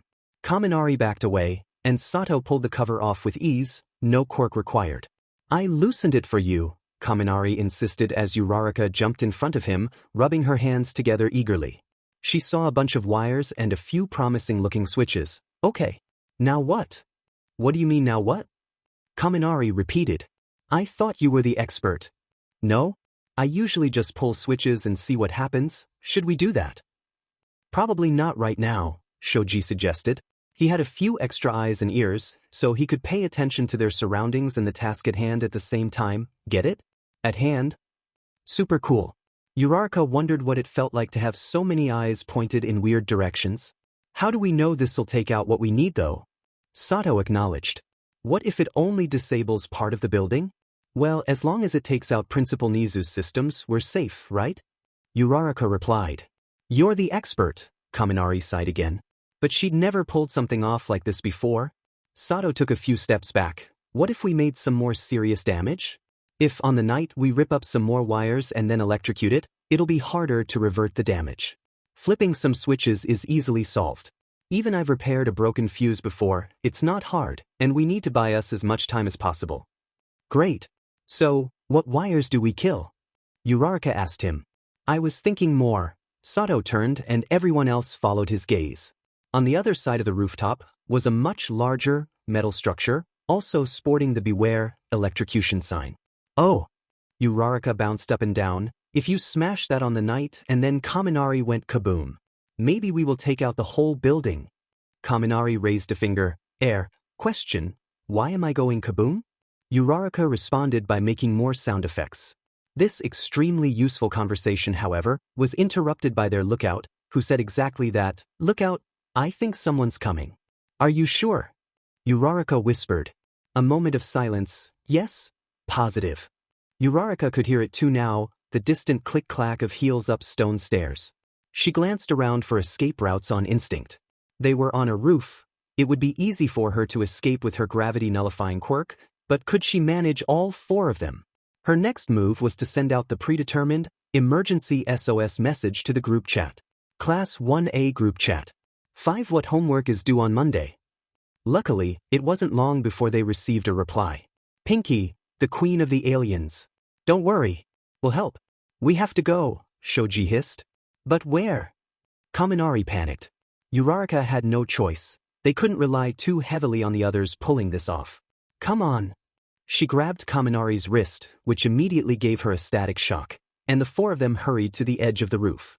Kaminari leant over the edge. Are you crazy? Possibly. She tapped each of them on the shoulder, activating her zero-gravity quirk with a soft, pink glow. Just as the door to the roof swung open, Shoji had a hand around each of them and pulled them off the edge and out of sight. He was holding onto the edge with his fingertips, keeping a firm grip on the others in case Uraraka's power failed. And she was already starting to feel lightheaded. This was the moment a very loud bang was heard, and not too far below them, a great beam of light shot straight through the wall, sending rubble and debris plummeting to the ground below. They just stared in shock. Ciro poked his head out of the newly formed hole in Class A's homeroom. Oh hey guys, he grinned. From his elbow, he sent a stream of white tape towards them, which Kaminari managed to grab. Shoji let go of the roof, and by the time whoever it was peered over the edge of the rooftop, they were already back inside the classroom. Uraraka fell to the floor and deactivated her quirk with a queasy release, before clamping her hands over her mouth in a feeble attempt at stopping herself from throwing up. What the hell? Kaken yelled, for Uraraka wasn't the only one clutching her stomach. Aoyama, on the other side of the room, had just fallen off his table and onto the floor. It must have been his laser that forged the hole. Well, that's one way of making a distraction, Midoriya gaped. Momo held out a hand to help Uraraka to her feet, and gingerly escorted her back to her seat, patting her on the back and murmuring about missing the teas she had at home that would be so useful for this situation. Moments later, the door to the classroom was opened, which revealed Ida, whose fleeting smile quickly faded. What did you do? He shouted at them all, gesturing to the giant hole in the classroom wall. Distractions. Mina replied, with jazz hands for extra effect. Ida turned to Midoriya. Why? Didn't you stop them? Midoriya raised his hands in surrender. It happened way faster than I possibly could have anticipated. His gaze flickered to Tsu, who was supposed to be in charge of the disastrous Team Purple. Don't look at me. I had nothing to do with this, Ribbit. Hagakure walked in. Whoa, she exclaimed. I don't know what I expected, but this is way better. No, it's not. Ida cried. Hagakure just patted him on the shoulder, pulled a sticky note from his pocket, and skipped over to hand it to Midoriya. Uraraka, meanwhile, was still trying not to throw up. All in all, an average day at UA. Best distraction ever, Hagakure giggled. Of all time, added Mina. Worst distraction, yelled Ida, and they all laughed. Uraraka was feeling better by the time that they realized no teacher was coming to check on that noise. Hagakure mentioned it was because Ida told everyone in the staff room that it was probably support department shenanigans. Aoyama had a terrible stomachache and lay face down on his table for a while.